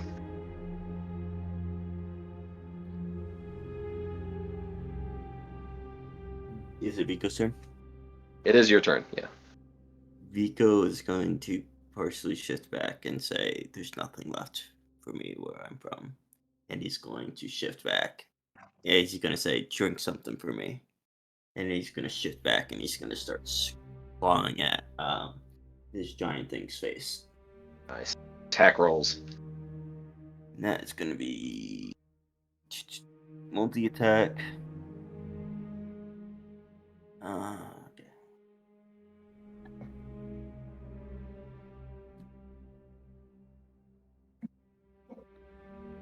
Wait, did he? And do then any I'm gonna damage? take it. I'm gonna take Oh. advantage on this one from the restoration thing. Oh shoot! Okay. I still get advantage. I still get advantage. So Oh, first dang it, I two are the can't- first die, and the second two are the second die. So how much? What'd you roll? I'm about to roll it right now. Okay, so All right. So on the first one, it is a 21. On the second one, it is a 9. I'm guessing a 9 misses your AC, Aveline. 9 misses. Yeah, 21 hits. Okay. And then that's. Vico- That's an 11 hit actually because it's +5. No, an 11 does not hit. Vico flies forward at Aveline in this monstrous demonic form and lands on his face and starts clawing at him. His first claw digging deep Get into off. the demon's face, blood pouring all over the ground, blackish ichor dripping over its body. My Kahir's gonna use this. muzzle. Kahir's going to use his turn. He took 4 damage from that. Kahir's going to use his turn to try and drag you into the hole, Trah, with the strength check. Roll a concentration check on that damage for the. Yeah. Okay. So, concentration would be Constitution plus. Your... It'd be D20 plus Constitution, right? And then I have to beat a 10. Yeah. Okay. Cool. He wasn't quite able to pull you away, Trah. I think I make it. You make it. Hold on 1 second, actually. Strength was 4, so 8. Trah, give me a opposed strength check. I guess technically you're still within your mindset, If right? he is willing, he doesn't have to oppose it. Yeah, because he's in his mindset, yeah. Yeah. He's currently Right, so- not really confused, but under the effects of it still. If anything, Yeah. Okay, so happens he did next get you turn. over to the hole and pushed you down the hole, basically without, very unceremoniously. He just kind of forced you into the hole. And Kahir's gonna go in after you. Uriel's gonna go in after you, and then Kahir's gonna be the last one left. And he looks at you again, Vico, and just says, "Last chance." Vico just starts laughing maniacally and keeps. No. Wait, are Vico's talons considered magical weapons or not? I don't think so. Cool. That goes from 4 to 2. Oh, I'm not winning this fight. That was No. ever. Oh, you are now, little man. Yeah, the Sorry, lycanthropes Vico. attacks are lycanthropes attacks magical? It doesn't say anything about it being magical. Okay, I mean they can't curse though. I am resistant to non-magical attacks. Okay, all right. Physical attacks. All right. So yeah, Kahir, begrudgingly and not wishing he has to, he slams the door shut, and Aveline, all you hear is the door to your freedom shut behind you. And there's just a massive amount of rage that builds up as you turn and face Vico all by himself. And you hear laughing, just mad cackling. Now it's up to you guys if you want to roleplay this final fight between you two. I'm sure Vico's probably going to lose. Yeah, I think or it's you gonna can. be Glabrezu comes we can- up and just pincers through his head, just like. I'm fine with Okay. that. Yeah. It's like, Hell of a sacrifice, too. By the way, that was awesome. That was. you completely fucked it all over. Amazing. That was really awesome. All right. And then him rolling a nat 1 on his fucking initiative. Oh my god. Yeah. All right. So Yeah, I got by surprise with the tackle, man. Yeah. in this next fucking- room, let's see. Hold on one second. I'm just dropping this right here. This isn't actually what you guys see. I just need to put it somewhere real quick for a second while I think. Let's see. Oh, I liked Avalion. Yeah, that you did a great job with him too. You did do I really like good. both of y'all's characters. Who wants to play as Uriel for this final fight? And who wants to play? I'll play the angel guy. Okay, I'll play Uriel. Okay, I'll send you the stats for each one, everybody, real quick. Damn, that was a cool scene. That really was. Dang. That actually makes me sad. If Confusion had worked on everyone other than Trah, it would have, like, Trah, Yeah. he's the one there, and it's like... There's your stat block. And then here's Kahir's stat block, and he also has a Sunblade sword. I'll send that to you. Cliff. Uriel... I might just look that up on D&D Beyond, because I can't read that page. You might have to zoom in. You can't find that information anywhere, actually. I looked all over the place for like the pictures and stuff. For some reason, none of the Book of Many Things has information out. Yeah, so I had to like take. I'll just buy the book. Are you just gonna buy I'm it? gonna buy the freaking... I have Humblewood, I have Drakenheim, I have Atherathis, I have a lot of the books, but the new Alright. that stuff, I think my players will like it as well if I buy it. Oh yeah, I mean it's a great book. It's got so much good stuff in it, and it's only $30 if you buy just the book. If you want to get the cards, you know, it's a little more expensive, obviously, but. Well, I'm just gonna buy it on D&D Beyond because, like, I'll just buy it now and open that up. All right, so I sent you guys the stats. So this next room that you guys show up in, let me find this fucking music and stop it because it's not the right song. All right, you guys show up in an endless void. This room is basically just nothing. There's nothing here. It is a swirling veil of faint silvery mist that encircles an otherwise empty, silent, dark void. There's a single spot of gleaming light that hangs in the center of the space in the form of a white porcelain mask, shot through with golden cracks that resembles veins. This is your mother's mask, Trah. But as you start to fly closer to it, yes, you realize that you're flying in the darkness of this void, along with Uriel and Kahir. The mask begins to expel this energy around it, and you see it get sucked into this dark void. And the void grows bigger and bigger and starts to spin. The silver mist starts to wrap around itself and turn into a circle. And it basically looks like a giant mouth, basically breathing in the universe itself. And you watch as it looks like this giant creature made out of smoke, like the physical embodiment of the void and the drinking of the universe, manifests in the form of the creature that you know as the Breath Drinker. This thing has been keeping you down your whole life, taking everything that you were, taking everything from other people, killing countless people that have shown up inside the void. This creature needs to be stopped. And between the three of you, you might just be able to do it. Wait a second. Oh, darn. If it's still within a minute, he would still be under the... 'Cause it's not line of he's sight or probably anything on I think he's in a different Confusion. plane. If he's in a different plane... Yeah, he would have snapped out of it by that point. Okay. Yeah. It's You like, look oh, no, forward it's lingering. and find yourself face to face with the dreaded Breath Drinker, a creature unknown to all of time and space in the multiverse, existing only in one place, and that was the Far Realm. And even it didn't want this thing, so it spat it out and gave it its own unique location known as the Void. I'm gonna need everybody to make rolls Initiatives. for initiative. Yee, dang. 24. Uriel has a higher strength than a Glabrezu. Oh my god. Alright, what's Uriel's?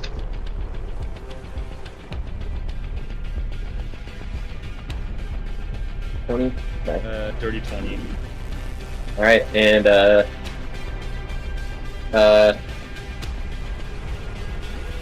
Kahir's 13. Okay. And the breath drinker is 8. Alright. Trah, you go first.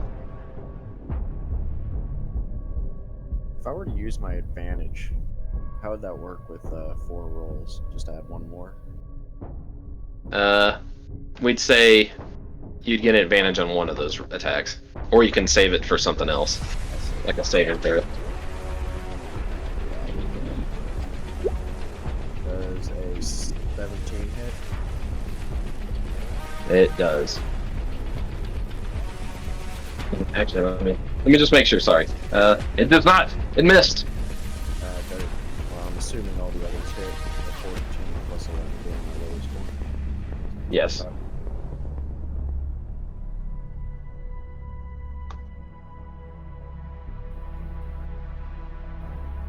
30 damage. Alright, 30 damage for your first attack. You throw your dagger out across the void. It flies far and true, striking this creature and causing a coat of gold from the glitter spray spell to splash all over it, coating it in this thing. It doesn't seem to budge at all with that amount of damage. Oh, fuck. That was 30, right? Yeah.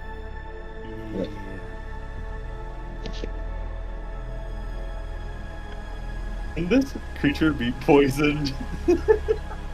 You can certainly try. It's like this eldritch horror that was so terrible it got spit out from the far realm for being too bad.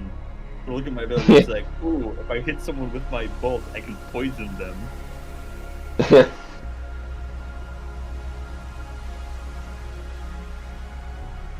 I hope David turned his volume down a little bit. This might be hard to hear our voices over the music.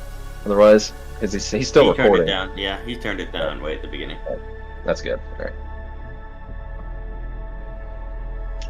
All right. After that is. Oh yeah, that would have been great here. It would have been helpful, even in his creepy form. Uriel, you're next. Yay! I'm gonna take. I'm not gonna get up close with this, so I'm gonna take 3 verdant bolt. Yeah, I'm gonna Medusa form. I'm gonna take 3 verdant bolt attacks. All right. So I get to do that 3 times. That's. All right. Give me 3 attack rolls as the breath drinker gets closer and closer towards you guys. That's 18, 23, and 19. All hit. Uriel shoots 3 blasts across the void in this black hole that's sucking in all of existence, and these green bolts slowly strike the breath drinker, just coating it in these green flashes, and poison drifts off of this creature. It takes half of that damage, none of the poison seeming to do any effect.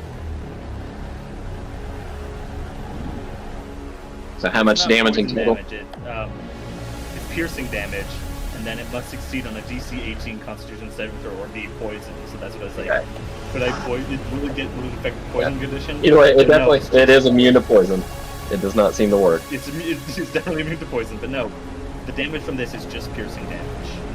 Okay, then yeah, it did take half damage regardless. Resistant to piercing.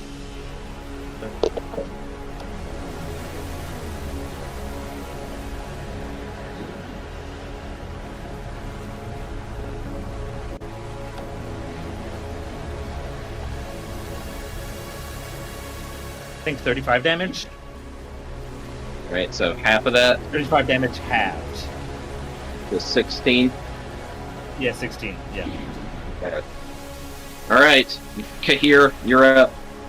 Kahir is going to channel very radiant bright energy into his sword. He's going to stack a holy smite on top of his mighty. And take a big swing. Take a big swing, big angel boy.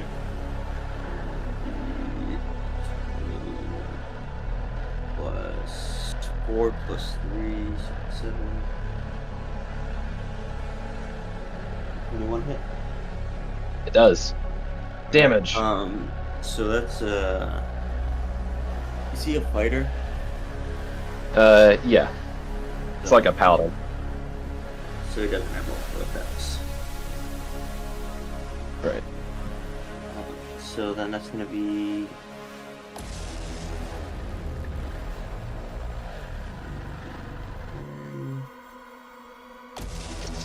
That is a melee attack, right? yes, but this is a magical weapon. Okay, so that means you guys would have to meet in like the middle. Yeah. You're currently floating away from him, so you gotta get up close to that big black hole. So that's why I use Verdant Bolt. I'm just So there's the gotta read the sword.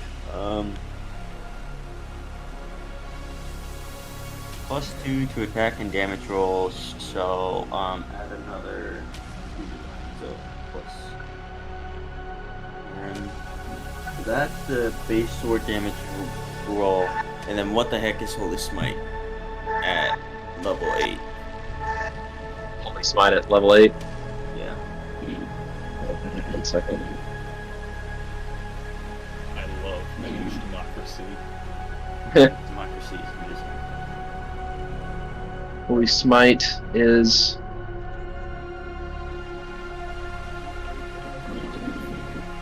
Yeah, it doesn't say anything about it being like radiant or something. I think Holy Smite The is just sword next is to radiant, that. and the Smite Evil is does not say radiant, but the sword, so +2 of that damage is radiant so far. Two of it? So far. Okay, so just 2 points. Okay. And then what is Holy Smite?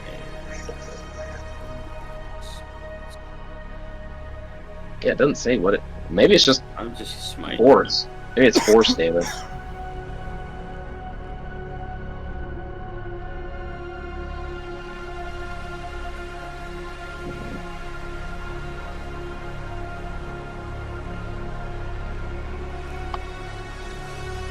I mean, Holy Smite sounds like radiant damage. It sounds Yeah, like we'll say piercing. radiant.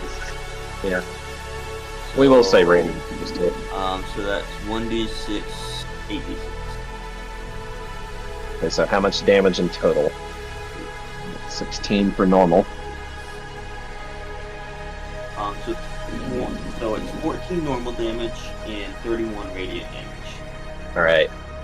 You see Kahir fly forward with this glowing yellow sword emitting sunlight, and he strikes the creature with a normal attack and kind of spins around, and you see it damage the breath drinker, like some of the smoke kind of fades away a little bit for a moment.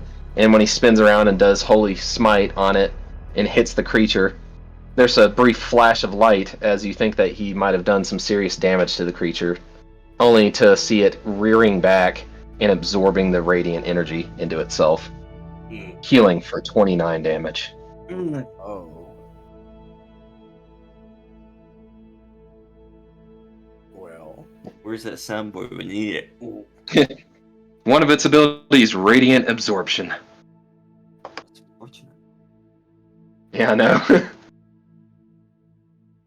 I was like, oh fuck, man. This thing's gonna be intense to fight. Oh, if only. Great. Only somebody had an antimatter rifle for necrotic damage or something. Yeah. Well, I'm just gonna keep on hitting it with my freaking Verdant Bolts. That's all I can do. I don't think I can turn it into stone, can I? It's immune to petrification. You haven't tried. It might be. I haven't tried, but it's Petrifying Gaze. Your unleash is 30-foot cone. Each Okay, creature in the either area, way. DC 18 if it doesn't have blinded condition.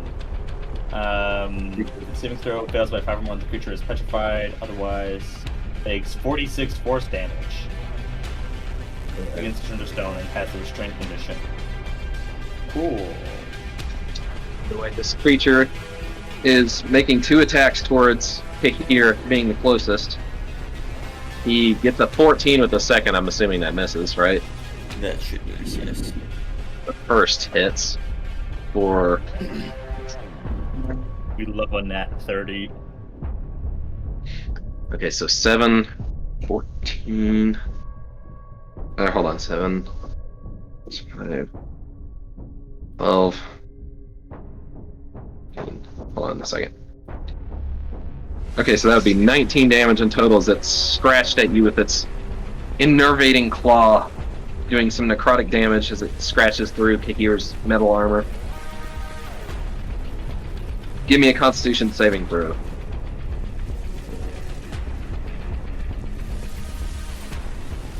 Our paladin proficient in Constitution saves.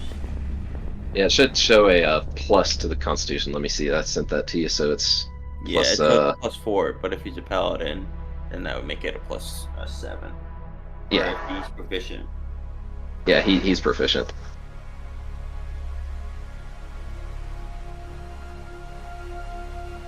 Ooh.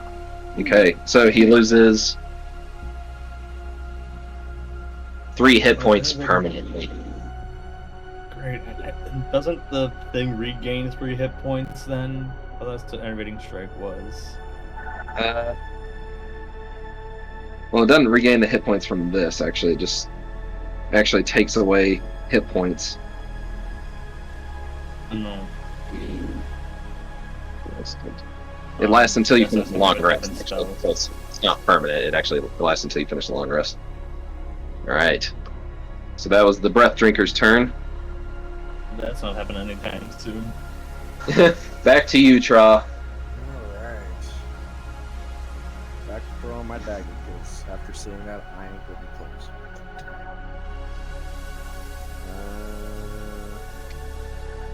So 3 of them hit, because I'm assuming a 13 doesn't hit.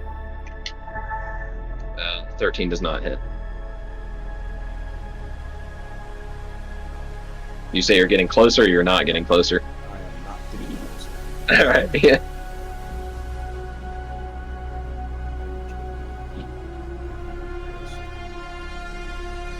Damage. Nice. Throw your dagger across the void, almost like a boomerang. We just watched the dagger flying across, striking the Breath Drinker in between strikes with Kahir, and the Breath Drinker flies back. You throw it again.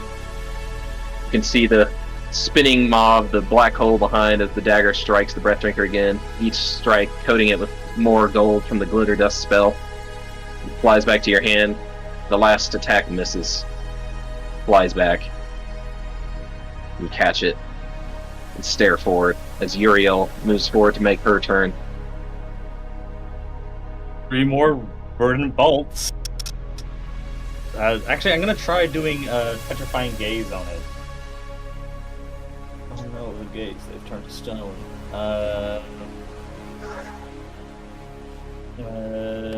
Yeah, it's gotta make a DC, get within 30 feet of it, and then make a DC, and then it's gotta make a DC 18 Constitution saving throw. If it fails by more than 5, it's turned to stone. Alright, so did you say it did damage anyways, even if it didn't turn to stone? If they fail the save by less than 5, it does 46 force damage and they begin turning to stone. If they fail the save by more than 5, they get turned to stone immediately, and if they succeed, nothing happens. Okay. So, yeah, you do fly forward and your eyes flash a bright green light, flashing, looking towards the Breath Drinker, catching its gaze, and nothing happens. Roll my d4 to, It see, is that's just a immune. bonus action. I still have my action now to do. Yeah, if that's a bonus action, go ahead. Cool. Yeah, I'm gonna take 3 more verdant bolt attacks. Then, Alright. Then I'm gonna legendary action move backwards. My 30-foot speed. Okay. So that's gonna be 3.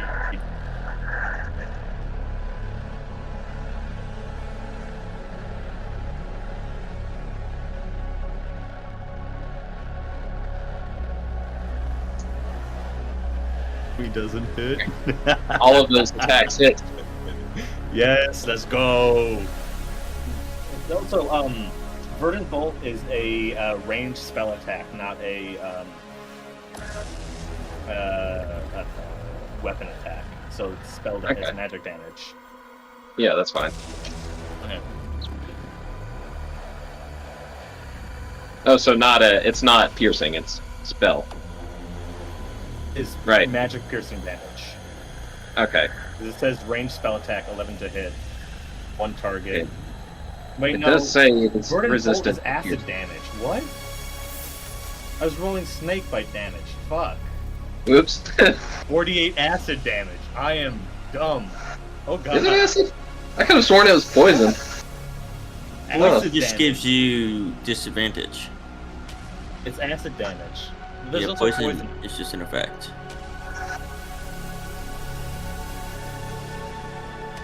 Yeah, it is acid damage. Yeah, I was like, what? Really? Alright, so, yeah, it does acid damage. Regardless, it is acid. It is resistant to acid and piercing, but you can still definitely hurt it with that. So it would be, Much better rolls. yeah. It'd still have that damage, though. Yeah, I'm just Being gonna add it up resistant. real quick and then divide it. Alright.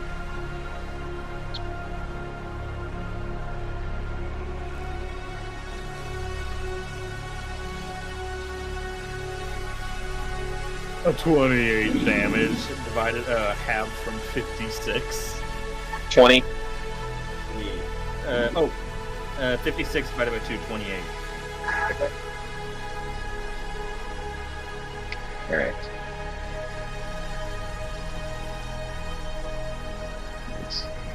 Okay, it is Kahir's turn now, right? Yep. Kishir is going to start whacking on this thing. He is going to make 2 chops. What do you guys think of this epic final finale music? I'm not gonna lie. Here's gotta stop hitting you with radiant damage. What'd you say, Zach? Said I really like the music. I like this fight. I'd be lying if I said I wasn't nervous about this album. Alright, do a 25 and a 23 hit. Those are the hits. Alright, sweet. Then that's gonna be.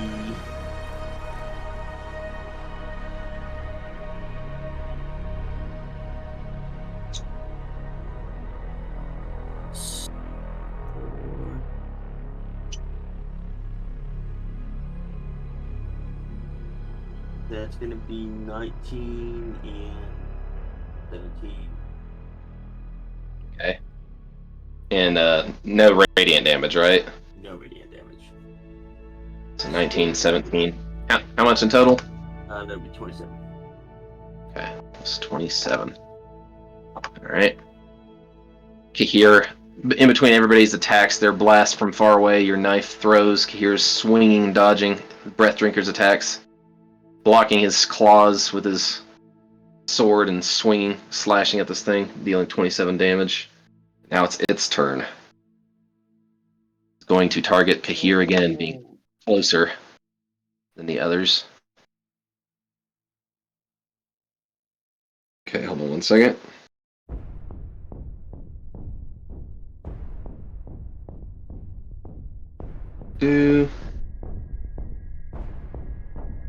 It's going to make 2 claw attacks against you again. Good.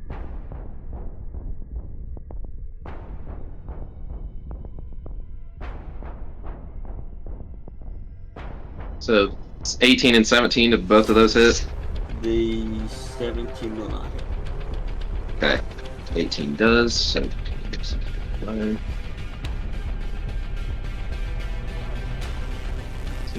Okay, for 7 damage, it manages to scratch through your armor again, and give me a strength saving throw. Actually, no, it didn't even say anything about that. It just simply says it grapples it. Yeah, it automatically grapples. Oh shit, that could have happened the last move. I just realized it had that grappled thing. I need to read these more before I go into the actual fight. Okay, so it did grapple Kahir. Next on your turn, you'll be able to have a chance to break out of it. Okay, Trah, your turn.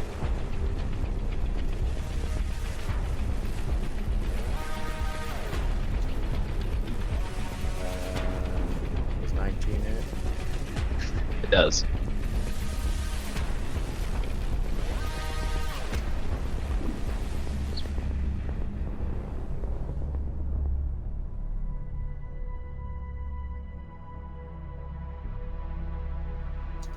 Uh, 43 damage. 43 as you throw your dagger again.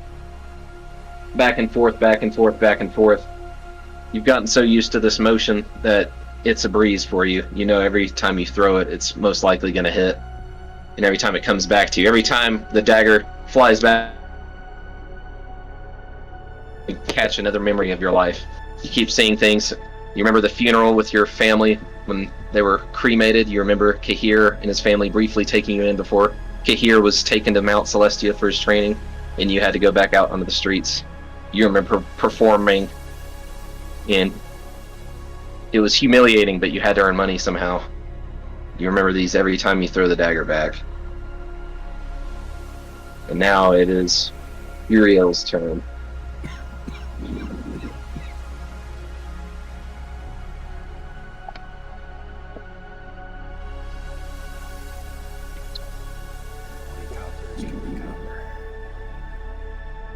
Woo!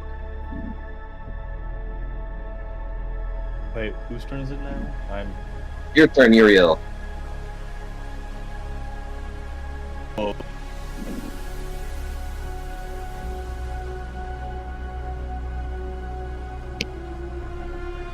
You were breaking up if you tried to say something. It was your turn, Uriel. Yeah, there you go. Alright. Yeah, all 3 of those hit. Cool, another 3 attacks of 48 acid damage. Also, I have to roll my d4 to see if my gaze come back. Okay. So 24 damage in total. I usually lose my damage. Yeah, because it was halved.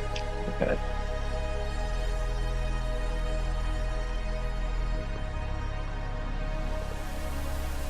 Alright.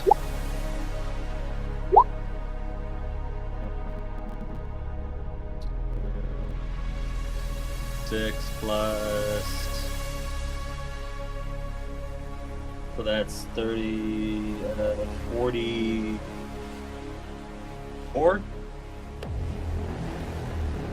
Oh, so it's Yeah. 44 damage? 44 damage, half to 22. Okay. Alright. Alright. And, That I down. did not get my gaze back at all. Okay. Green bolts fly past Kahir's head. He keeps having to duck from Uriel's blast just to make sure they don't strike him too. They keep pushing, hitting the breath drinker and kind of pushing him back the way just enough for him to recover his footing. Well, I mean, he's floating, so not really footing. Kahir, your turn. Here is going to be anything that's going to hit.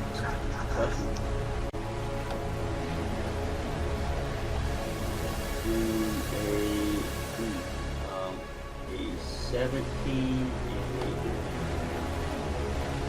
and 17 misses, 13 also misses. here whiffs. Oh wait, no, I'm grappled. Okay, Oh yeah, that's right. Yeah. I'm gonna try to break that grapple. Alright, roll me a, a strength saving throw. To break out.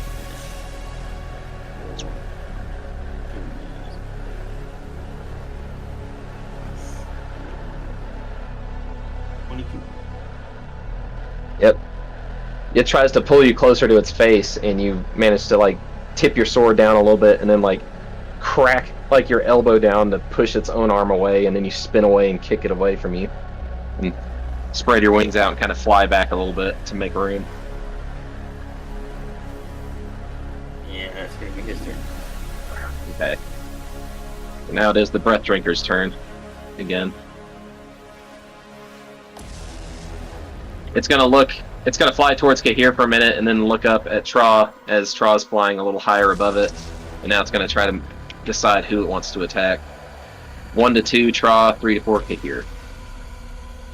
Can I use my legendary action to impose myself in between them? Yeah. Legendary action, I can move up to my 30-foot speed in between them. So I'm gonna do that. Right. The creature literally flies right through you, Kahir. You don't take any damage, but you feel a very empty chill as it flies through you and kind of stuns you for a brief moment as it flies up to go towards Trah. And then Uriel is gonna fly in front of him, right? Yeah. I was gonna try to do the same thing, just interpose myself.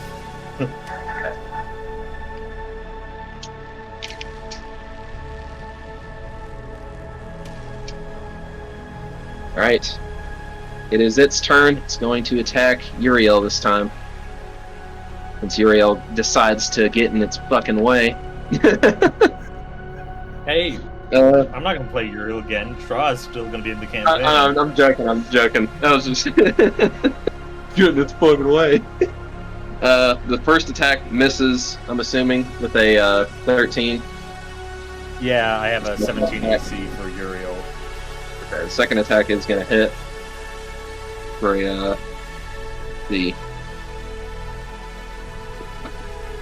for only 6 damage, but Uriel is grappled.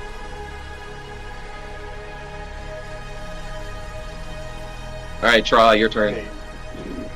Alright, no offense, Uriel. I'm gonna back the fuck up a little bit.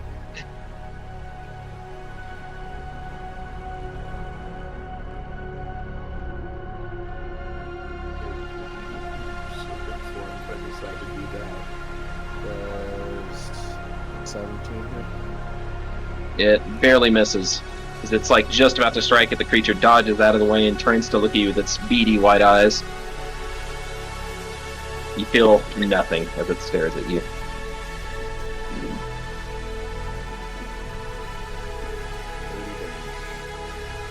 In total. Okay. Throwing your dagger back and forth, more memories emerge. I was just saying more memories emerge as you keep throwing your dagger back and forth. Every time it strikes this thing, it gives you something back that it took a long time ago. Why did you take my memories? No response. Because why would it respond to someone like you? Nothing. Just like it. Alright.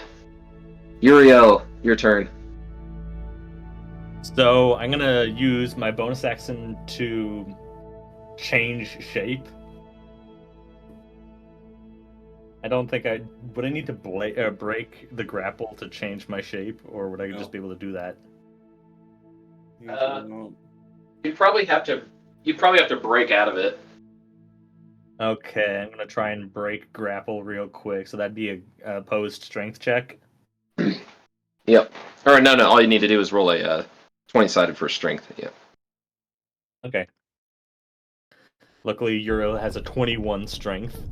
Yeah. Good lord. I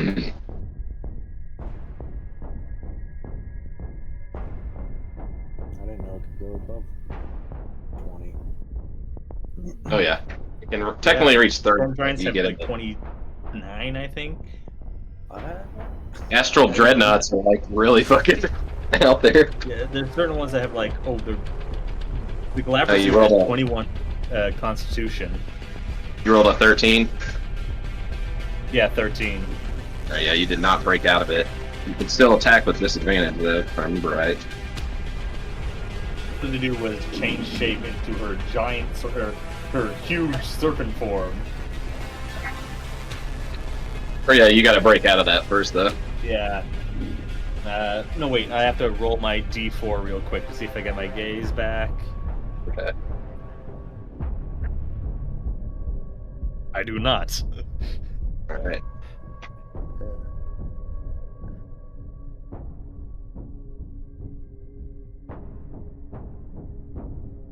I'm Are gonna you gonna take do 3 your- attacks at disadvantage using the snake button. All right. Interesting. Well, I can't take a range attack. That'd be just... Actually, I could take a range attack. It'd be a disadvantage anyways. Yeah, exactly. Yeah, I'll just do that again. All right.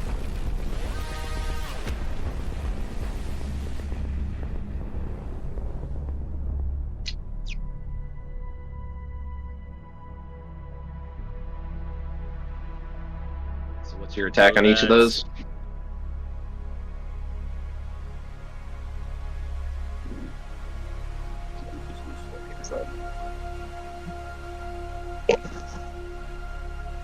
Oh, he accidentally left. His mic might have messed up. He's probably coming back. There we go. accidentally closed my tab. No worries. I was clicking back over to go to the tab and it closed it. But no, so the first one hits with the 29, everything else misses. Okay. Yeah, the first one hits. You're able to kind of just put your hand up in its face and just blast, and huge pulse of green energy just hits it square in the face like a shotgun blast, like, and it leans its head back from the recoil. The other two, it dodges out of the way, like just tilts its head to the side each time you fire. Give me some damage for that blast. Wait. Oh, dang it. Shoot. No, there was no strength saving throw. 'Cause she does have I was gonna say, wait, she has legendary resistances. I could, but no, it has to. I can't do it on a grapple roll. Right.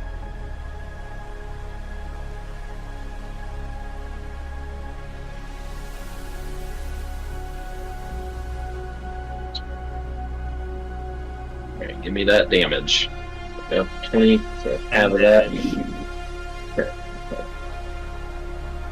Alright. Now it's its turn. Or Kahir, right? Kahir. You're just gonna start taking swings at it. He's gonna do what? He's gonna start taking swings at it. Alright.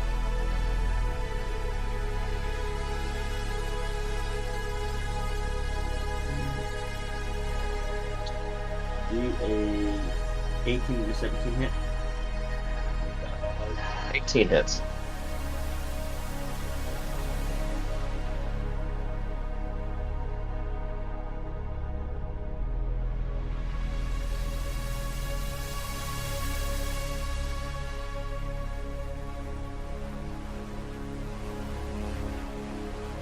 Probably easy 14. 14 damage.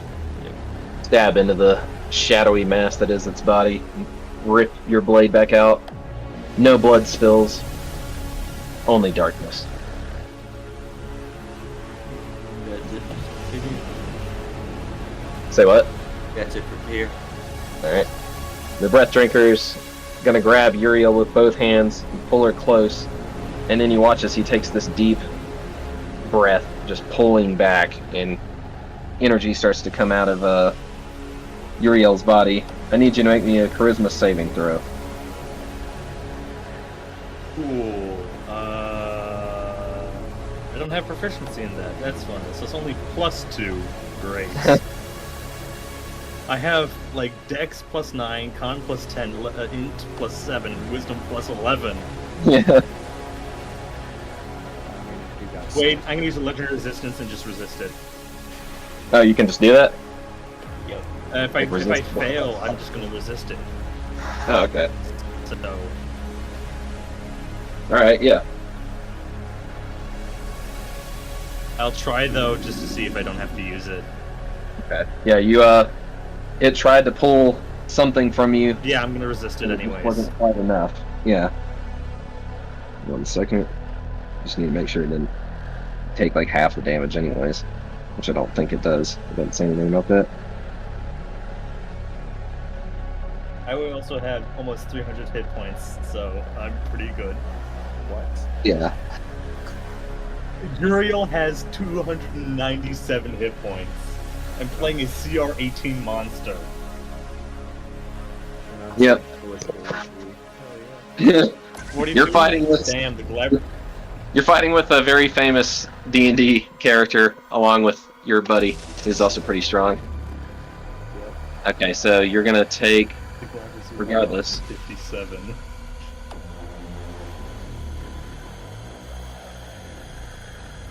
Alright, you take half of 39 necrotic damage regardless. Not all of it. Oh, Just half. Uriel? Yeah. Because you Okay, so half of- succeeded, but it still takes half. 30. Half of Yeah, half of 39.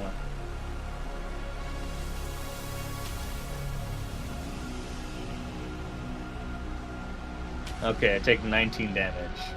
That's Okay. a chip off of. Yeah, it's just a little tiny so I chip. only have 278 hit points. Yeah.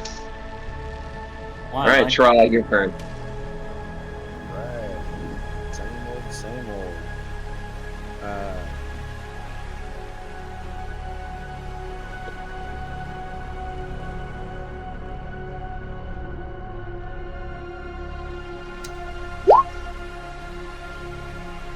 17 hit. 17 misses.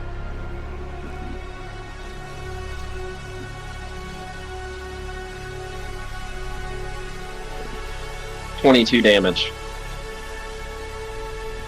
Right. Plus the 7.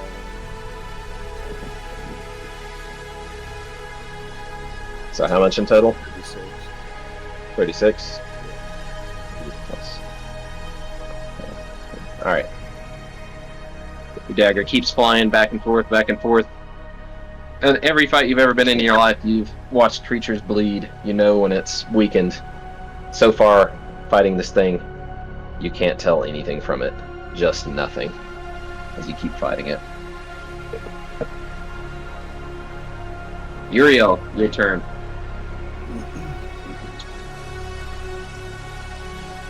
Uriel, my turn. Gonna try again to break out. Let's go, baby. +5.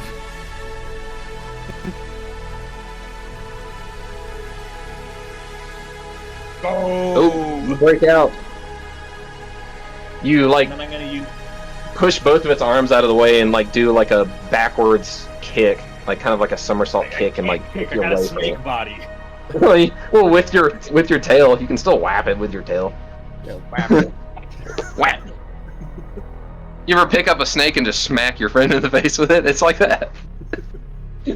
No, I'm from the Midwest. We don't have snakes. It's too cold. No. I'm gonna then bonus shape change into a huge size serpent. You guys watch as Uriel literally, bends forward and her arms kind of fold up into her body and her clothing disappears and she slowly turns into a giant fucking serpent. Actually, I do not keep any of my equipment. Any equipment she is wearing or carrying isn't transformed. I know, that's why I was saying it disappears too. Ooh. No, what it means is the clothing is destroyed. Oh, just destroy. Okay, yeah, that happens. She changes it to shape. Game sickness are the same in each form, except noted stat blocks. Any equipment she is wearing or carrying isn't transformed. So anything she's wearing or carrying, like, so if I was holding a staff, I drop it. All my clothes are gone, I guess. Cool. I guess that's why she wears, like, simple robes. Yeah, I guess so. I'm assuming being a legendary adventurer should do something to make sure she keeps her bling. Yeah. Ooh. So I guess it's like, Maybe she has a bag hanging from her that doesn't break or something. I don't know. I don't know. Cool. I'm a huge side serpent now. Can't do anything this turn. Actually, I could legendary action again. Like I recoup this every single time. I'm gonna. Oh, is it immune to poison damage? You already, It yeah. was. It was immune. Okay, I couldn't do poison. I was gonna do venomous strike and deal like I could legendary action, venom strike it. And they deal Yeah. 3d10 poison damage, but it's immune to poison completely. Indeed. And I use my turn to break out, so I use I can't do anything. All right. Well, you did turn into a giant snake that is currently floating in the void in space. How bizarre! How bizarre! All right, here, your turn. Here is going to keep jumping. All right. I forget you do have spells too. I don't know if you want to use any. I don't know what they are. Okay, They're all paladin shit. I've got they cure are- wounds. You could. There is something you can summon something. You can holy or I don't know. Yeah, what some of that stuff is. I think you can click on it. Well, that's if I was a level 20. Oh, is it? Did it say that? Yeah, that Oh, yeah. hit dice. Yeah, he's definitely not that high level. All right, never mind. No. I've been playing like he's level 8. Yeah, he is level 8. Yeah, so I've been playing. That's why I pulled Okay. this might. All right, yeah, you do hit with both of those attacks though. Nice. And then I'm gonna be re-rolling. Alright. So 11 plus 14. Why am I saying 11? 15 plus 14. 30 or 20. I can't do math. 29. 29 damage, right? Keeping the thing at bay.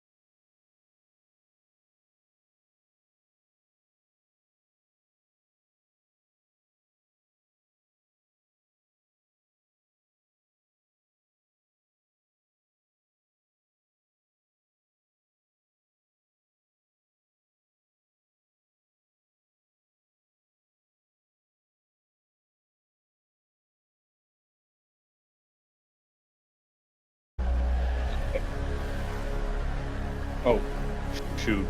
Oh, I forgot you can't hear me when I'm on that tab. Fuck. No worries. Oh no, when he switches okay. over to one, it's hard to hear unless you're on it right now. I was over there earlier when I was saying I was going to constrict it. Okay, yeah, we heard. D20 plus 11. Okay. Alright.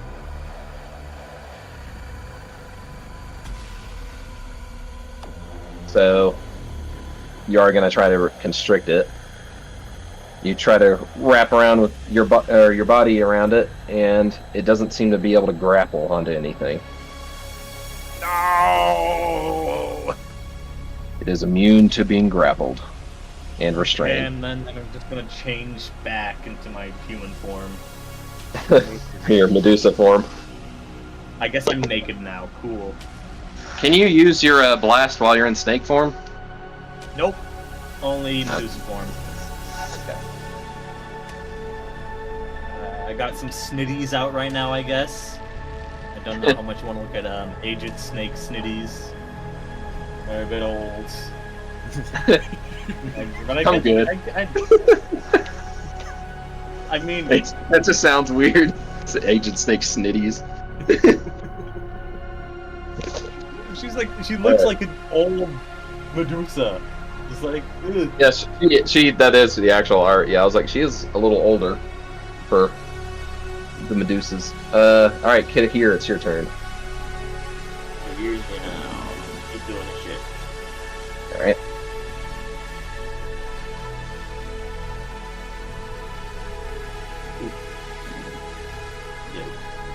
Yeah, you miss. And then the second one, you're trying to swing at the creature, and you lose your sword. It starts to fly towards the black hole.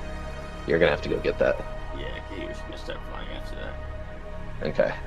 It might take you a turn to get that, but you can absolutely... Yeah, you don't want to lose it. Yeah. Alright, that's it. Alright. The Breath Drinker is going to fly up and target you, Trah. As it flies directly up in front of you and faces you, eye to eye. Where you normally felt intimidation from the memory of this thing, now all you fear is, or feel is just hatred. You want this thing out of your life. There's no way you're gonna let it take your life too.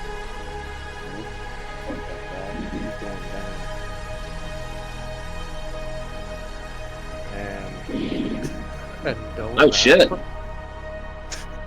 2 nat 1s, man! Yeah, it tries to reach for you, and let's see what would happen right there. There's like a 1 in 400 chance of that happening. Yeah, I know. Okay, so yeah, it's like reaching for you with both of its clawed hands trying to grab you, and just the simple fact that you are no longer scared of it makes it hesitate. Trah, it is your turn.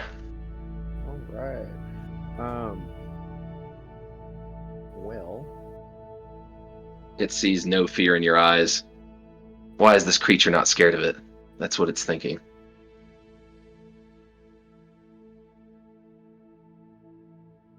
Just like you said, pure hatred. You took my memories, you took everything from me.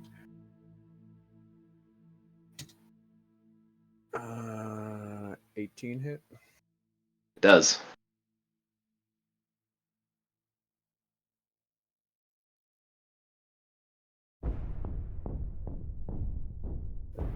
Plus 28. 45.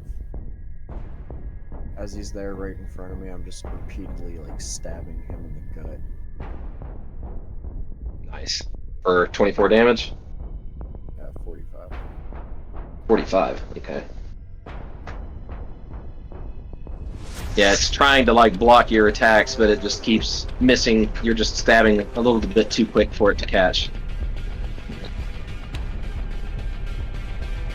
It's now Uriel's turn.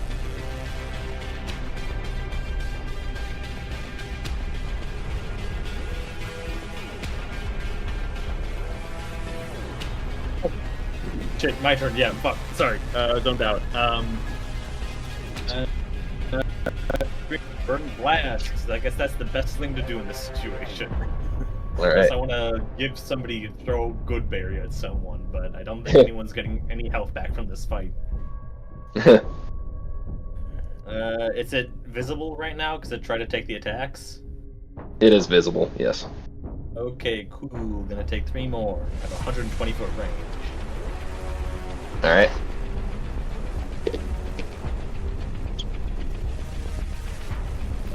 First 2 hit. All right. The last one misses. Trah, you watch as 2 green blasts strike it on its back and kind of splash it with green magic. Wait a second, that was D20s, not D8s. Whoops. Yeah, that's not right. I was like, that's a lot of damage. I was about to say, holy shit. Yeah, what? That's still a lot of damage. Okay. How much in- 54. 54 divided by 2, that is 27? 27, yeah. All right.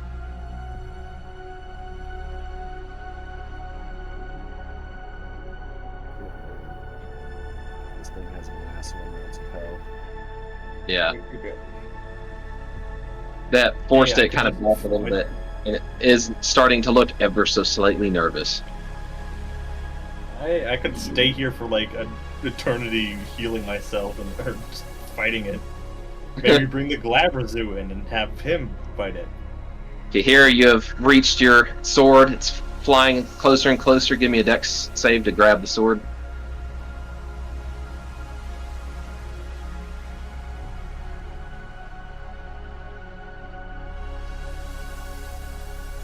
Oh yeah. Oh.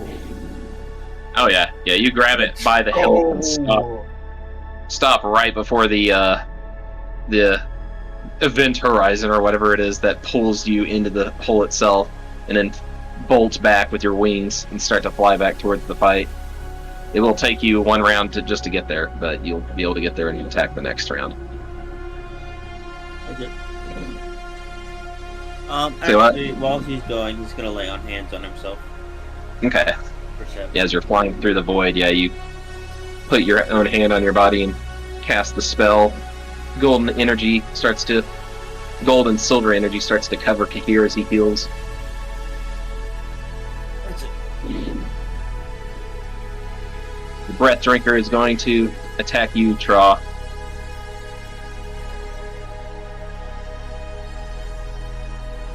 For 16 and 12. The 16 hits. Right. For 13 damage. And you are grappled as it's holding you in its hand. I was gonna say, if I use uncanny dodge on that, but No. Now it is starting to feel. There is a brief moment of fear in your eyes, and it enjoys that. As it's looking at you, it loves that it's brought you back to the point of doubting yourself, feeling fear again. It's like if this thing's going to go down, it's going to take you with it. Trah, it is your turn. You can try to break free. I think now is a good time to use my advantage. Alright.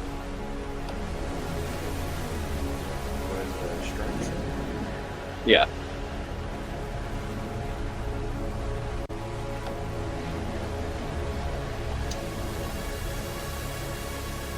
Well, It is still holding strong as you try to slip away from its grasp. Staring into its eyes, feeling nothing but just the void staring back at you in a physical form.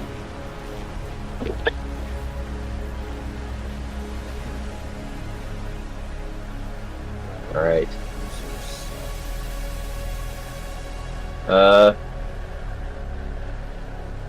Thank you. Yeah, I don't think you do an attack, do you?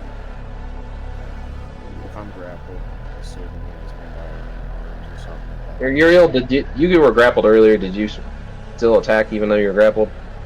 Can't remember. Yeah, I attacked at a disadvantage. You said I could. Okay, yeah. Do it with disadvantage. Alright, what would that be with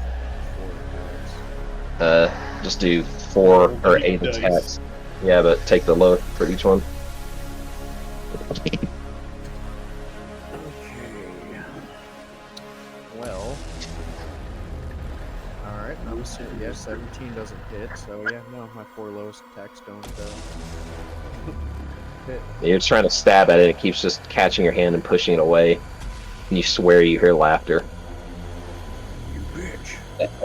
That echoes through the eternity of the void, over and over. Alright, Uriel, your turn. My turn. What can I do to save my friend who was stuck here? What can I do? What can I do? I could cast. No, there's no plants here. Can't cast Lesser Restoration. Can't cast Move Earth.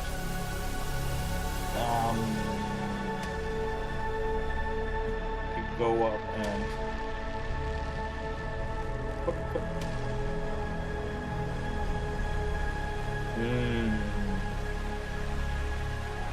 Can't bonus action do that. I'm gonna take a multi-attack again at it while it just tries to kill Trah. I don't know Alright. what else to do in this moment. No, it's all Yeah, good. just attack it. Yeah.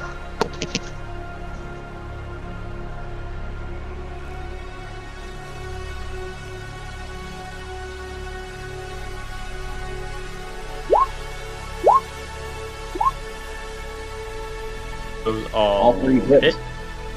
Yep.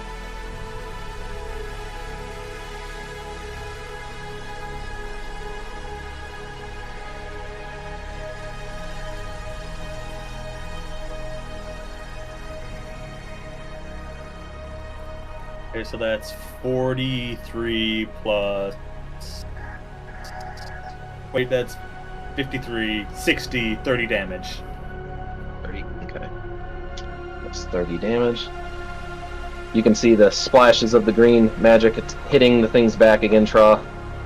But it's just facing you. Because you are all at once right now. Tahir, your turn. You're barreling towards the fight. Barreling towards the breath drinker. It's holding Trah. Friend in its arms. And your best friend from childhood. You're not gonna let that thing kill him, are you? Yeah, no. Tahir comes barreling in. His sword starts crackling with thunderous energy.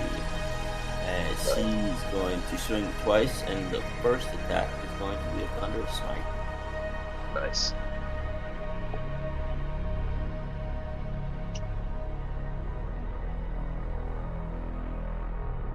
Oh. Oh shit. Oh. Thunderous. More like thunderous. But no, you start to move towards it with a 1. I guess with a 1 you might actually accidentally strike Trah instead. Shit. Roll a 4-sided. If you roll a 1, it's gonna hit Trah. Yeah, otherwise, you are gonna unfortunately swing your sword a little bit too hard and you lose it again. Okay. Yeah, you swing your sword at the breath drink and it flies past it, and you're just like, "Damn it! Really?" Before Tahir takes off, Tahir's gonna lay hands on Trah. Trah, how much health are you missing? Do what? How much health are you missing? I'm missing. All of it? No. I have I'm missing 13 HP. Yeah, I'll lay on hands for what is it? Hit dice? Yeah. I'll lay on hands for 7. And that's Okay. gonna be it for my lay on hands. And then take off after my fucking sword. Right. So, yeah, Kahir flies past you, missing his attack. You're probably just looking at him like, "God damn it, Kahir!" And the breath drinker pulls your attention back to it, and it pulls you forward and starts to make a long sucking sound as it tries to pull the energy out of your body. And roll a charisma saving throw. Can I drop my pants real quick? No.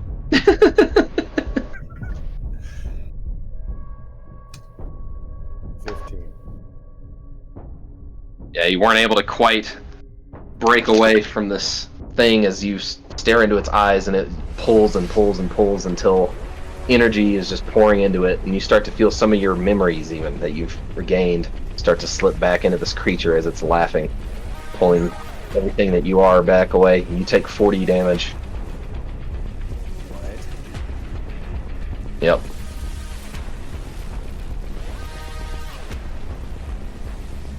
That boy's Yeah. nearly dead, right? You said he had like 44 HP. Yeah. Got 40 damage, and hold on. And your charisma score is reduced by 1. Is that permanently? Just, I mean, for now, you're not sure what it's going to do, but how are you doing? I got 2 HP. You know, Hey.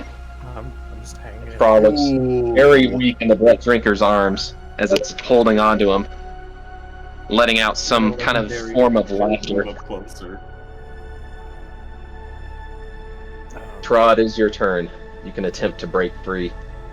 Yeah, I'm gonna attempt. Right. There was a strength there. Yeah. Yeah, you're not able to. You're held very strong in its hands, but you can still attack with disadvantage.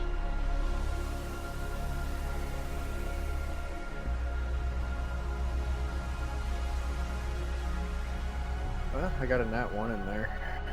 Well, shit. That means after that attack fails and nothing after that matters. So what about before? Alright, I got an 18. 16. And a 21. Alright, so the 18 was the first one, right? Yeah. Alright, the first one hit. The second one, when you rolled a 1, you watch as the thing smacks Glitter Edge towards the black hole. It starts to fly away, but it is a dagger of throwing. And your next turn, you could possibly pull it back. If you're alive, but you still need to give me that damage. So how much? 12. Alright. You stab it once really good in the chest. Shadow pours out instead of blood. And now it is Uriel's turn. Uriel's gonna go up. I like I said before, I was use the legendary action on his turn to move closer. Okay. And then I'm going to come around to the front of the beast and use Goodberry. Then we'll Nice. cast that. Wish I could next cast it, because then that means I get to. Wait, no.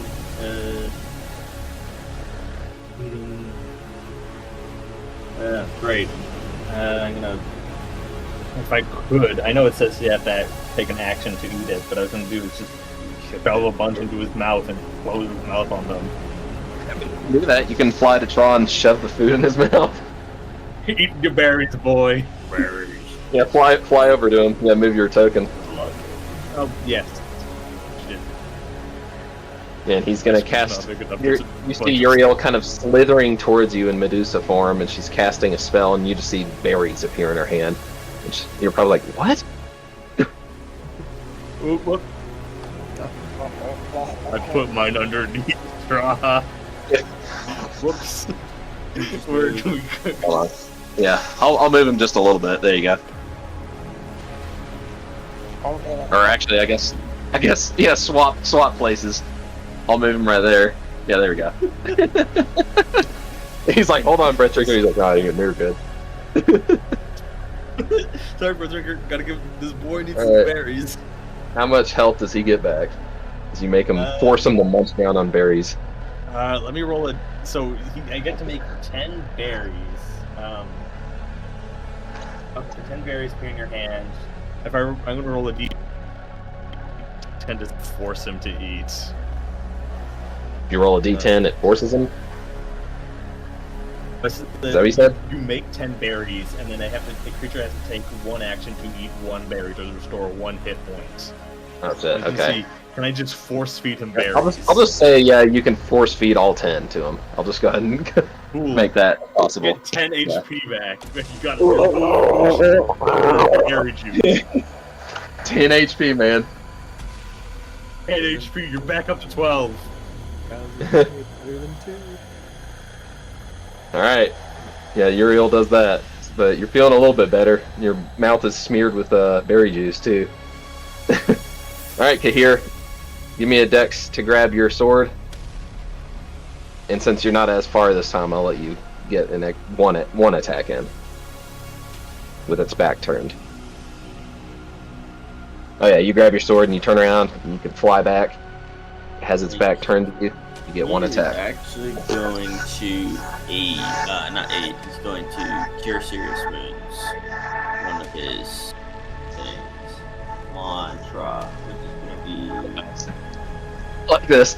He's hurt in its arms and you both fly behind him and heal him, and then all three of you just face the breath drinker like, nah man, you're not doing that. Nah, he's our boy. Yeah. What would you say? A man in armor and one very mangled boy in its arms. This is nice. You feel so much better as you're rejuvenated. The breath drinker's looking back and forth at both of Uriel and Kahir, just fury in its eyes. The first time you felt anything from it, and then it leans closer right in your face, Trah, and just makes this noise. As it's its turn, it is going to try to use the same spell on you that it did a minute ago. I need you to roll a charisma saving throw. 21. Alright. So you're only going to take half of this time. As it tries to pull more energy from you, it is only able to pull, let's see, 14. 13. Yeah, 13 health. Yeah, because it always takes. Okay. Yeah. Not as much as last time. And now it is your turn. Break free, Trah! Free! Break free, Trah! Break free! I'm gonna... Oh wait. Believe, Trah! I forgot I gotta roll. Damn it. I believe in you! I believe in you, you that believes in me, that believes in you! The way this is set up, if this... Oh! You're still held tight in its arms. It's not letting you go anywhere. Why won't you just let me the fuck out? Like you can see the vein. Let him go! And he's You can attack... infuriated. Sorry, go ahead. Go ahead, my bad. I was just saying, you just see the veins popping across Charles' forehead. He's getting so infuriated, like, you motherfucker! Alright, attack with disadvantage.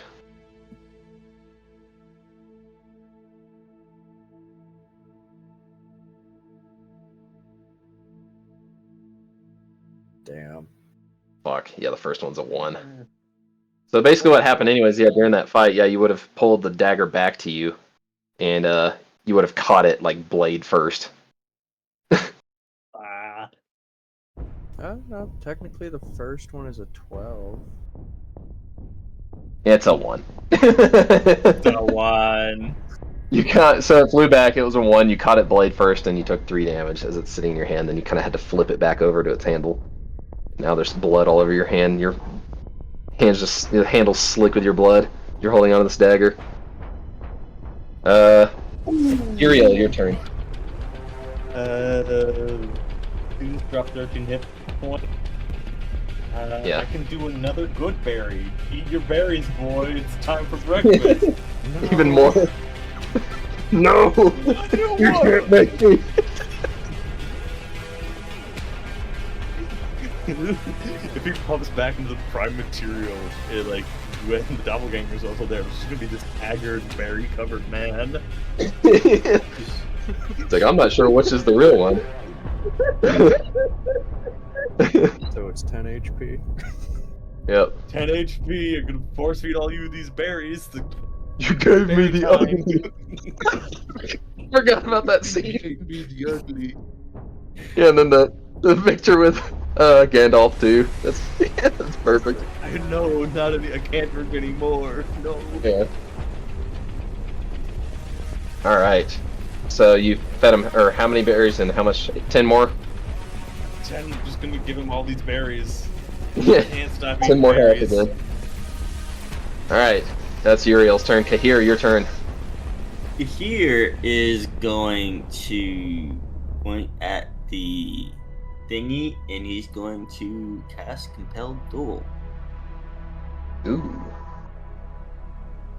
I have no idea what his saving throw. What's his? That would be 8 plus. I lost my webpage. There it is. 8 plus 4. It's got to make a 16 wisdom saving throw.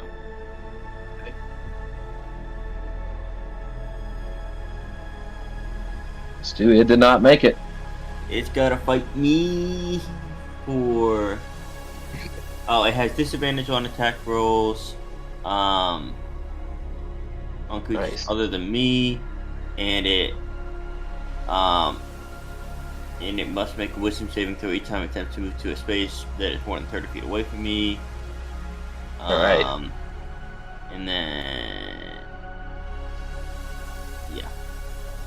So what do you And say then to draw its attention?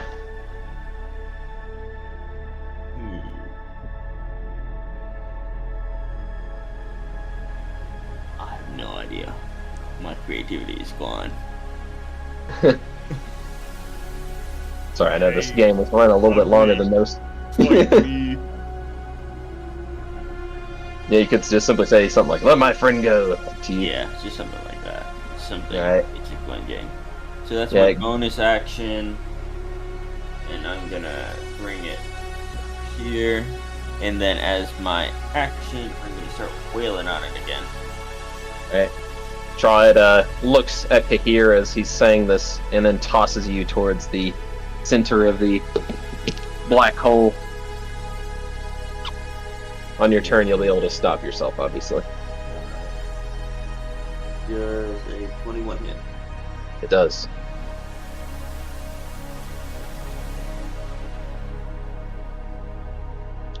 So that would take damage.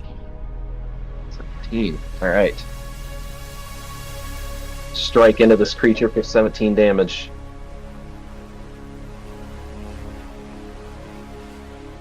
You're all still amazed that this thing is standing. Well, floating. Is that your last turn? Your last time? Alright. It is the Breath Drinker's turn. It's going to try to attack you, Kahir. With disadvantage? No, only if it attacks something besides me. Okay. Ooh. 14. I'm guessing it misses the first one. Yep. The second, as it's flying towards you, it starts to get a little confused as it's wondering why it suddenly is so intent on attacking you and not Trah, the one that it wants more than anything.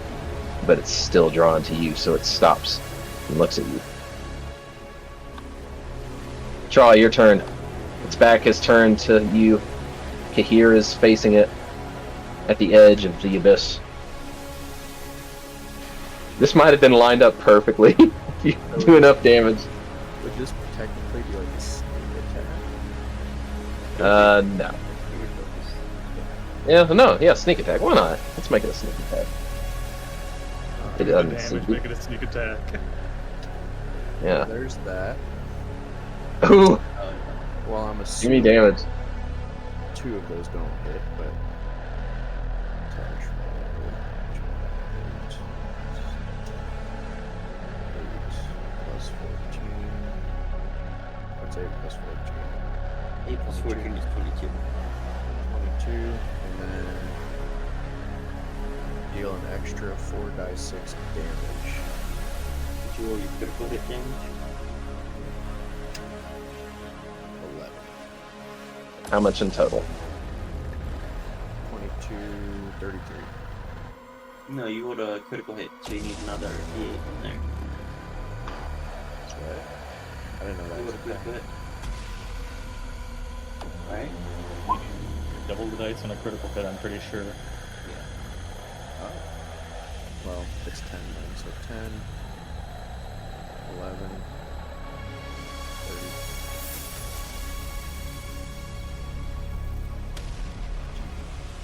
33, 43. Nice. Alright, so you managed to slam on the brakes before you get pulled into this black hole, and you start to fly back towards the breath drinker as fast as you can. How do you kill it? So my barrage of daggers, the first 3 I throw, and then finally as I approach up to it, I just drive the knife to the back of its neck, twist the blade, hearing and feeling the vertebrae just separate. Okay, here you see Trah just appear out of almost just nowhere, and he just drives the blade into the thing's neck, and it just lets out the worst scream ever. Starts to thrash back and forth and make the worst wailing noises. He was just gonna smile broadly. for his This friend, guy is full except of his friend. berries. He's full of berries. That's the reason that he's so pent up. He's like, yeah. Like, no more fucking berries. A berry is part of a balanced diet, yes. But Trah, yeah, he just drives the whole hilt, just the whole blade into the breath drinker's neck, just stabs as deep as possible, and the thing just lets out a scream into your face, Kahir, and you kind of move your wings back to like flutter back a little bit, and Trah twists the blade and rips it out, and smoke starts to pour out of the thing's neck, and it starts to float back towards you guys, looking at all three of you back and forth just crazy amount of times while holding its neck, and then it starts to slowly get pulled into the void itself. Can I kick it? And you watch as it like starts to get pulled into the thing that it helped create. It is like reaching and clawing at you, trying to escape the pull of this black hole, but it can't. And it's slowly just pulled in shred by shred and piece by piece until you watch as the entire black hole just absorbs the creature that it made and collapses in on itself. And there's a brief moment. It's finally dead. A brief moment of silence, and in front of you, your mask starts to fly back towards you. That's who I am. Indeed. And you grab the mask. Do you put it on? Or do you just hold on to it for now? I look at Kahir, and I look at Uriel, Uriel. I want to say the one who berries, filled me but with berries. You have no idea how much I can't repay you for what you guys have done. There will be no need to. It was our pleasure to help you fight and escape this prison. What'd she say? I want to just hold on to it as I look at him and say, let's get the hell out of here. Yeah, let's. Yes. There's Less. one brief moment, though, that you I think need some of new something clothes. This doesn't necessarily have to be the end, because if you want, you can make these shadows work for you now. All you have to do is say yes. With the death of the breath drinker, the void seems truly empty. So quiet. Traces of the monster still linger in the dark, traces of Trah's memories. For once, our hero feels no fear, madness, or emptiness. He feels complete, and yet yearns for more. He exhales slowly, and then begins to inhale deeply. Trah begins to pull in the remnants of the breath drinker into his lungs, drinking deeply from the darkness of the void, until he feels as if he's about to burst. Then a calm fills his body and mind. A smile slowly spreads across his face. The infinite darkness of the void that had shaped his life for so long is now his. Trah will be able to will the force of the shadows to work for him. The void at this ending begins to split in the light, and the house of cards falls. Would they hear the never-ending screaming of Evelyn? that dude No, is there's fucking nothing. pissed. He's just gone. Okay. Good. Because if he had somehow managed to survive, like, oh, it's gone now, and he gets sent back to the abyss, it's like, oh, but that dude is pissed. And all of the memories, Your life doing that. all of your memories, Trah, come back. Every single one of them. They all piece themselves in exactly the right order that you needed to solve this puzzle. Your story can now be told from start to finish without missing anything. And that is where we're going to end the game tonight. So what'd you guys think? It's very good. Wish I could Thank have played the villain more, but that's fun. I know that one went on for a really long time, like longer than most of our games, but I feel like that was a really, really good one shot. Blowing that boy up with berries. Yeah, and thank you guys for Every hanging in berries, there. boy. Once again, yeah, I know that it's a little later where you guys are at, but That's actually, yeah. I'm Not quite ahead of you there guys, yet. so. Oh, okay. It's Yeah, 9:55 for me. What time is it for everybody? It is I'm 11:55. 10:55 over here. All right. 10:55. So, what did you guys think of that creature, the breath drinker? I thought I heard enervating strike, which I thought was a spell that like I could steal HP from them. Intervening claw. Ah, I'm not gonna lie. I thought like several times it was like, no, I'm just gonna have to That's send it. Trah off on his merry way. Now, if you had died, that card with the one heart would have brought you back, but that card is also lost to the void. we brought that boy back with berries. Yeah, you guys did great with your characters. Like, I love that sacrifice moment with fucking Vico. goddamn Vico. That was fucking great, dude. That's awesome. I know what I had to do, man. Yeah, that was such a great ruined moment. My plan. You ruined my plan. I knew you would I knew you would do a really good job at playing a Valiant because you were good with the demon voices. So I was like, oh man, that's gonna fit perfect for him. And so I was like, yeah, you need to do that. David was gonna play Kahir, but I guess he fell asleep or something. He's still recording though, so I'm glad he's doing that. He's gonna be I'll tell him recording about. until he wakes up. Yeah, he's gonna wake up and he's gonna, man, why is this recording 8 hours long? Man. Yeah, that was a fun. Valiant. I liked the Valiant a lot.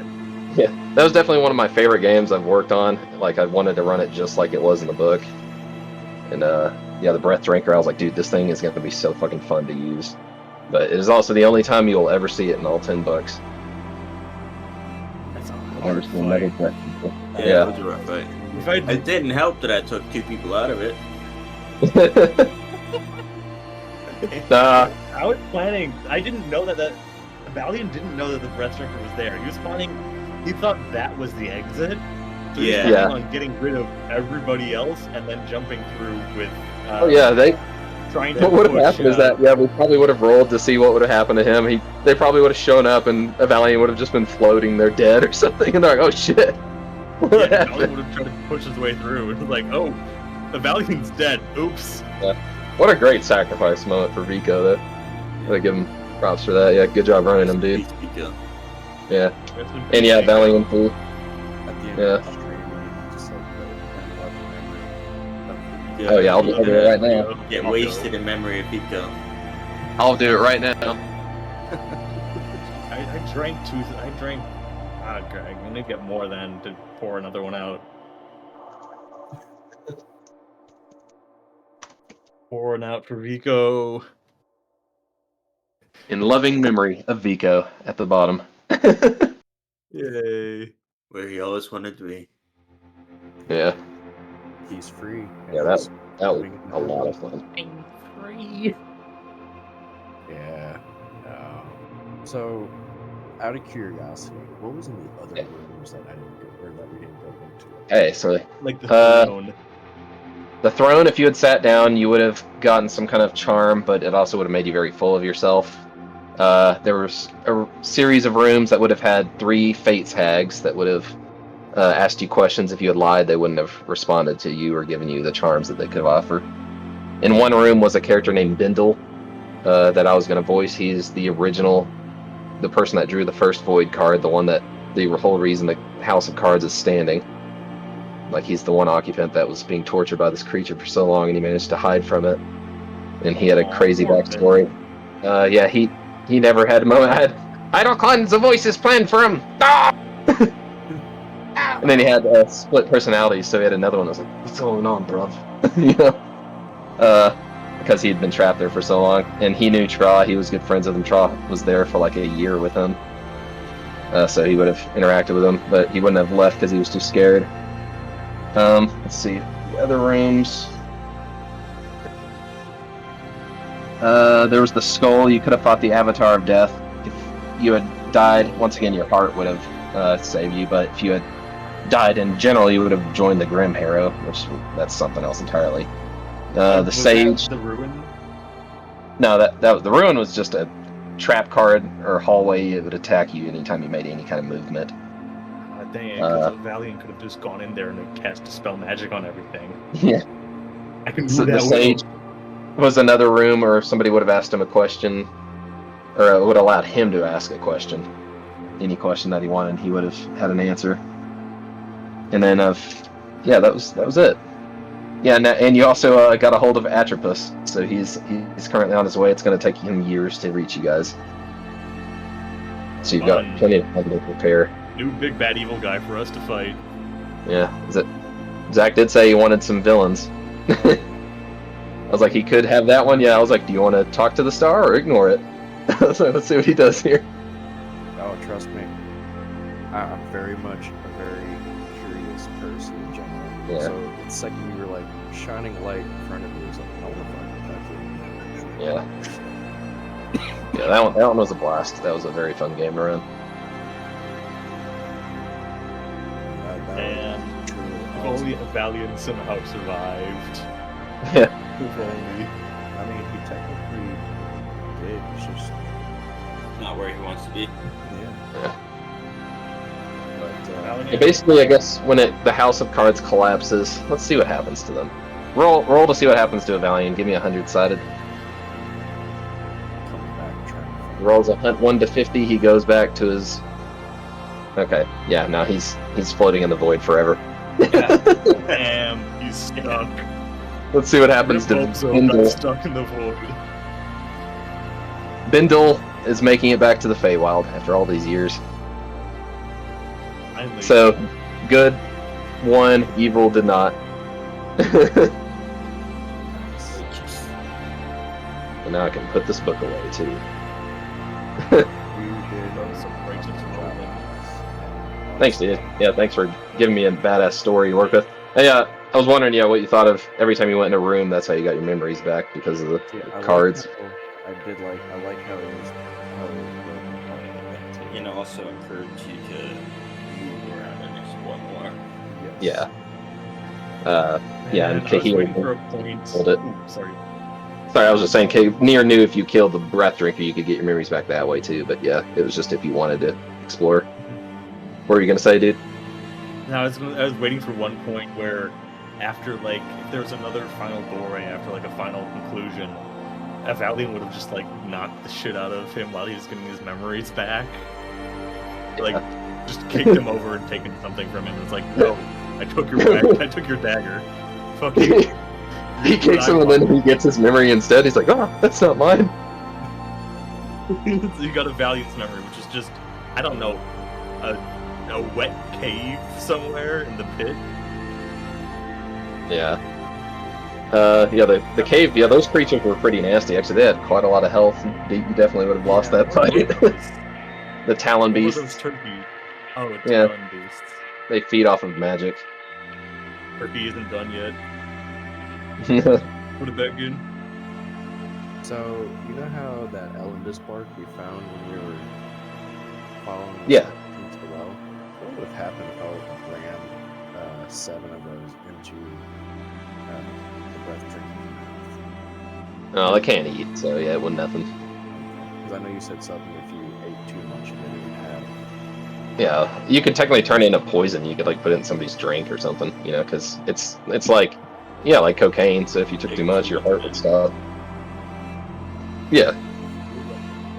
Like I was I was looking through all of my stuff, and it's like I got a scroll of Holy Rhino, but that ain't gonna do shit here.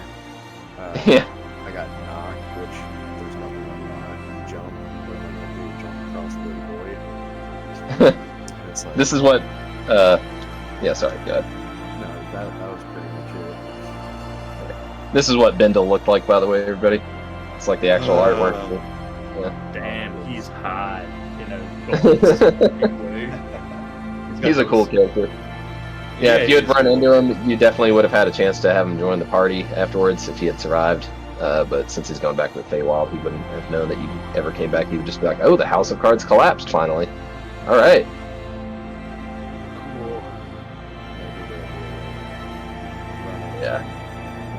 I was planning on running a similar character for them.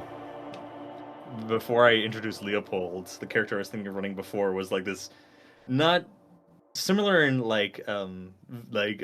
features, like ambiguously elven-looking, like short creature, kind of. Yeah. Like, what are you?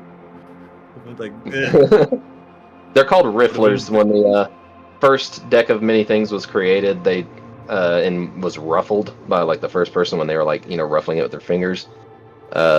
They came into being at that point because they were some kind of creature that was like pure obsession with the deck. So they go out of their way to find. Yeah, exactly. And he was the first person to ever draw the Void card. Ended up there. Damn, oh, and these were the man's got fucked over. These were the Fate Hags. That's the actual artwork for them too. And we love them. That's giving me some serious Hercules vibes right there. Yeah. Those things were creepy in Hercules. I always remember being like, "Ew." They're gross stuff. Yeah.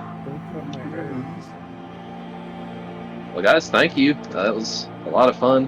One of my top 3, I'd guess, favorite games I've learned. It was just it was a blast. It was my pleasure to run Lord of Valiant and Wilton. Yeah, that was cool. I was gonna run him like that, or I was gonna run him as like a Scottish, just screaming all the time.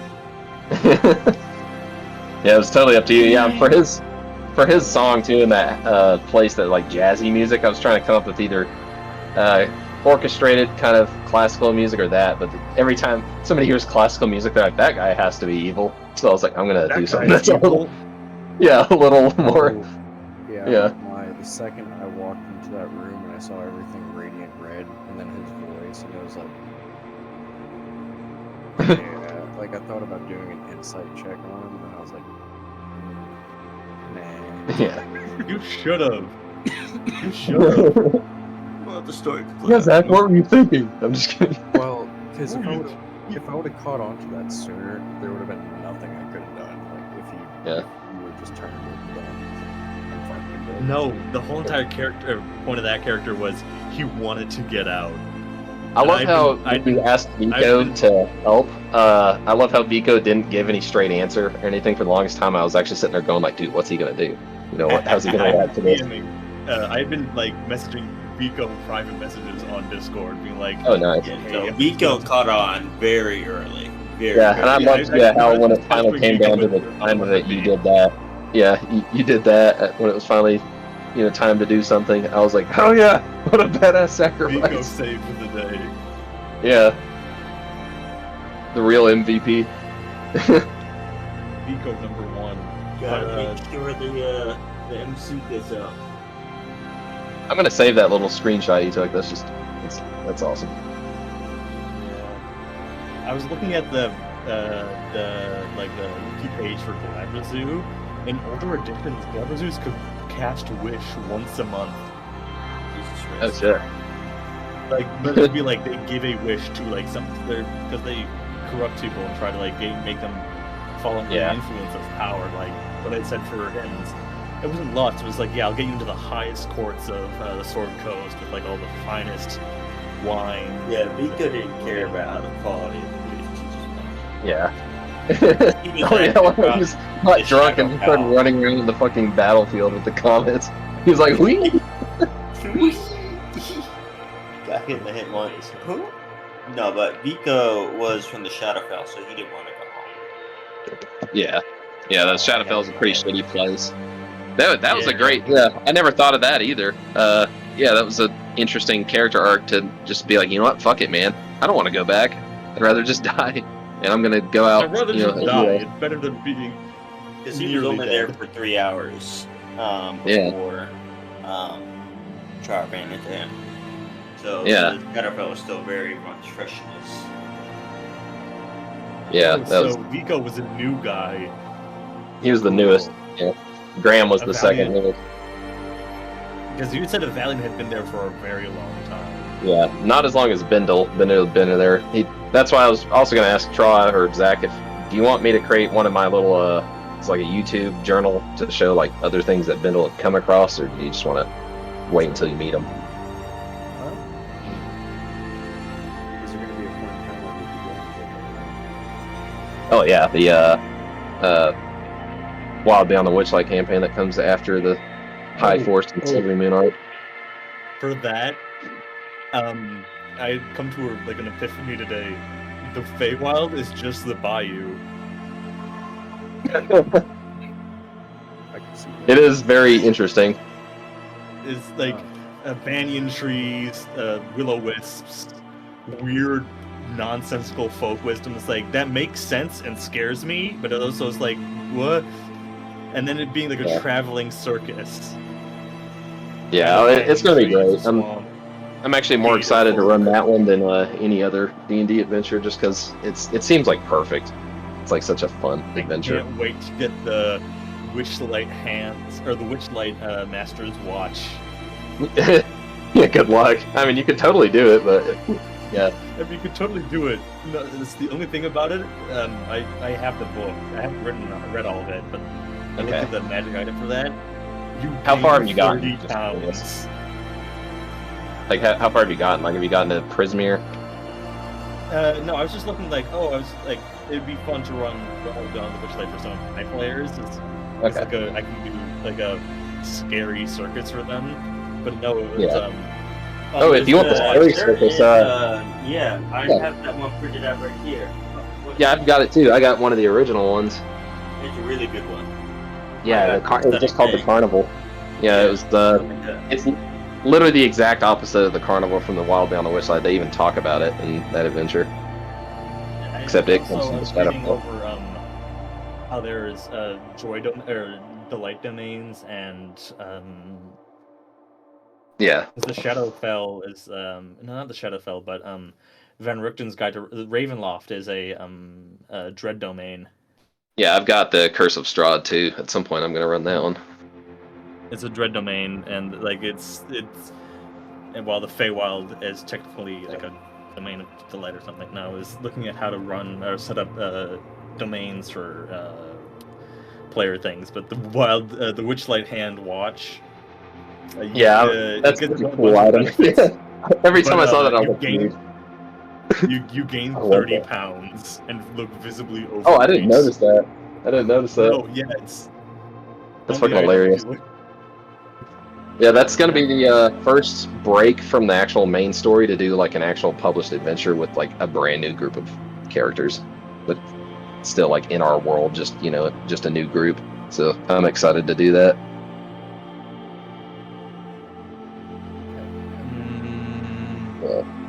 There's Carnival.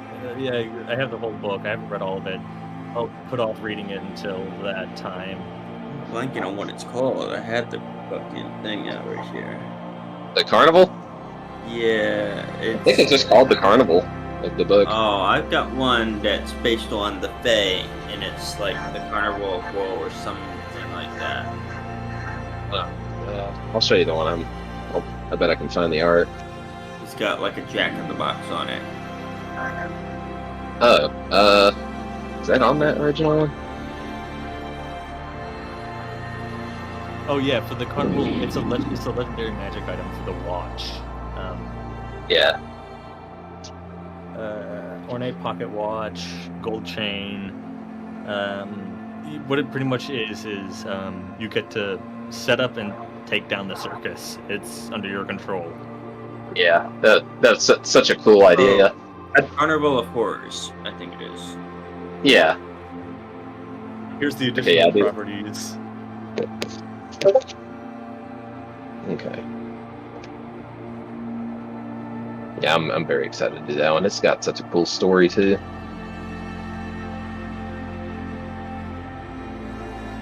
All right. Yeah, I want to run the.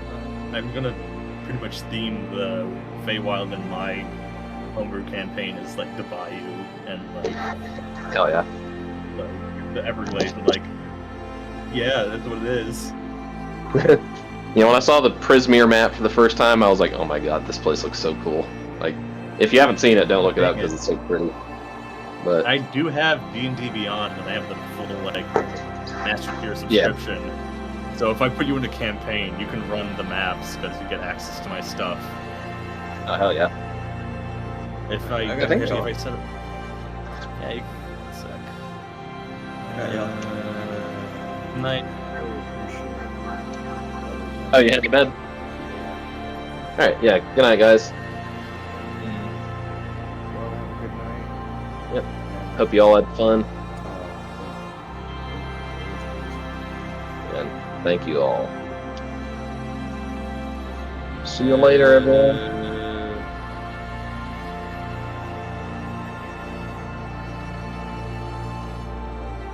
1 sec. Oh, he's gone as well.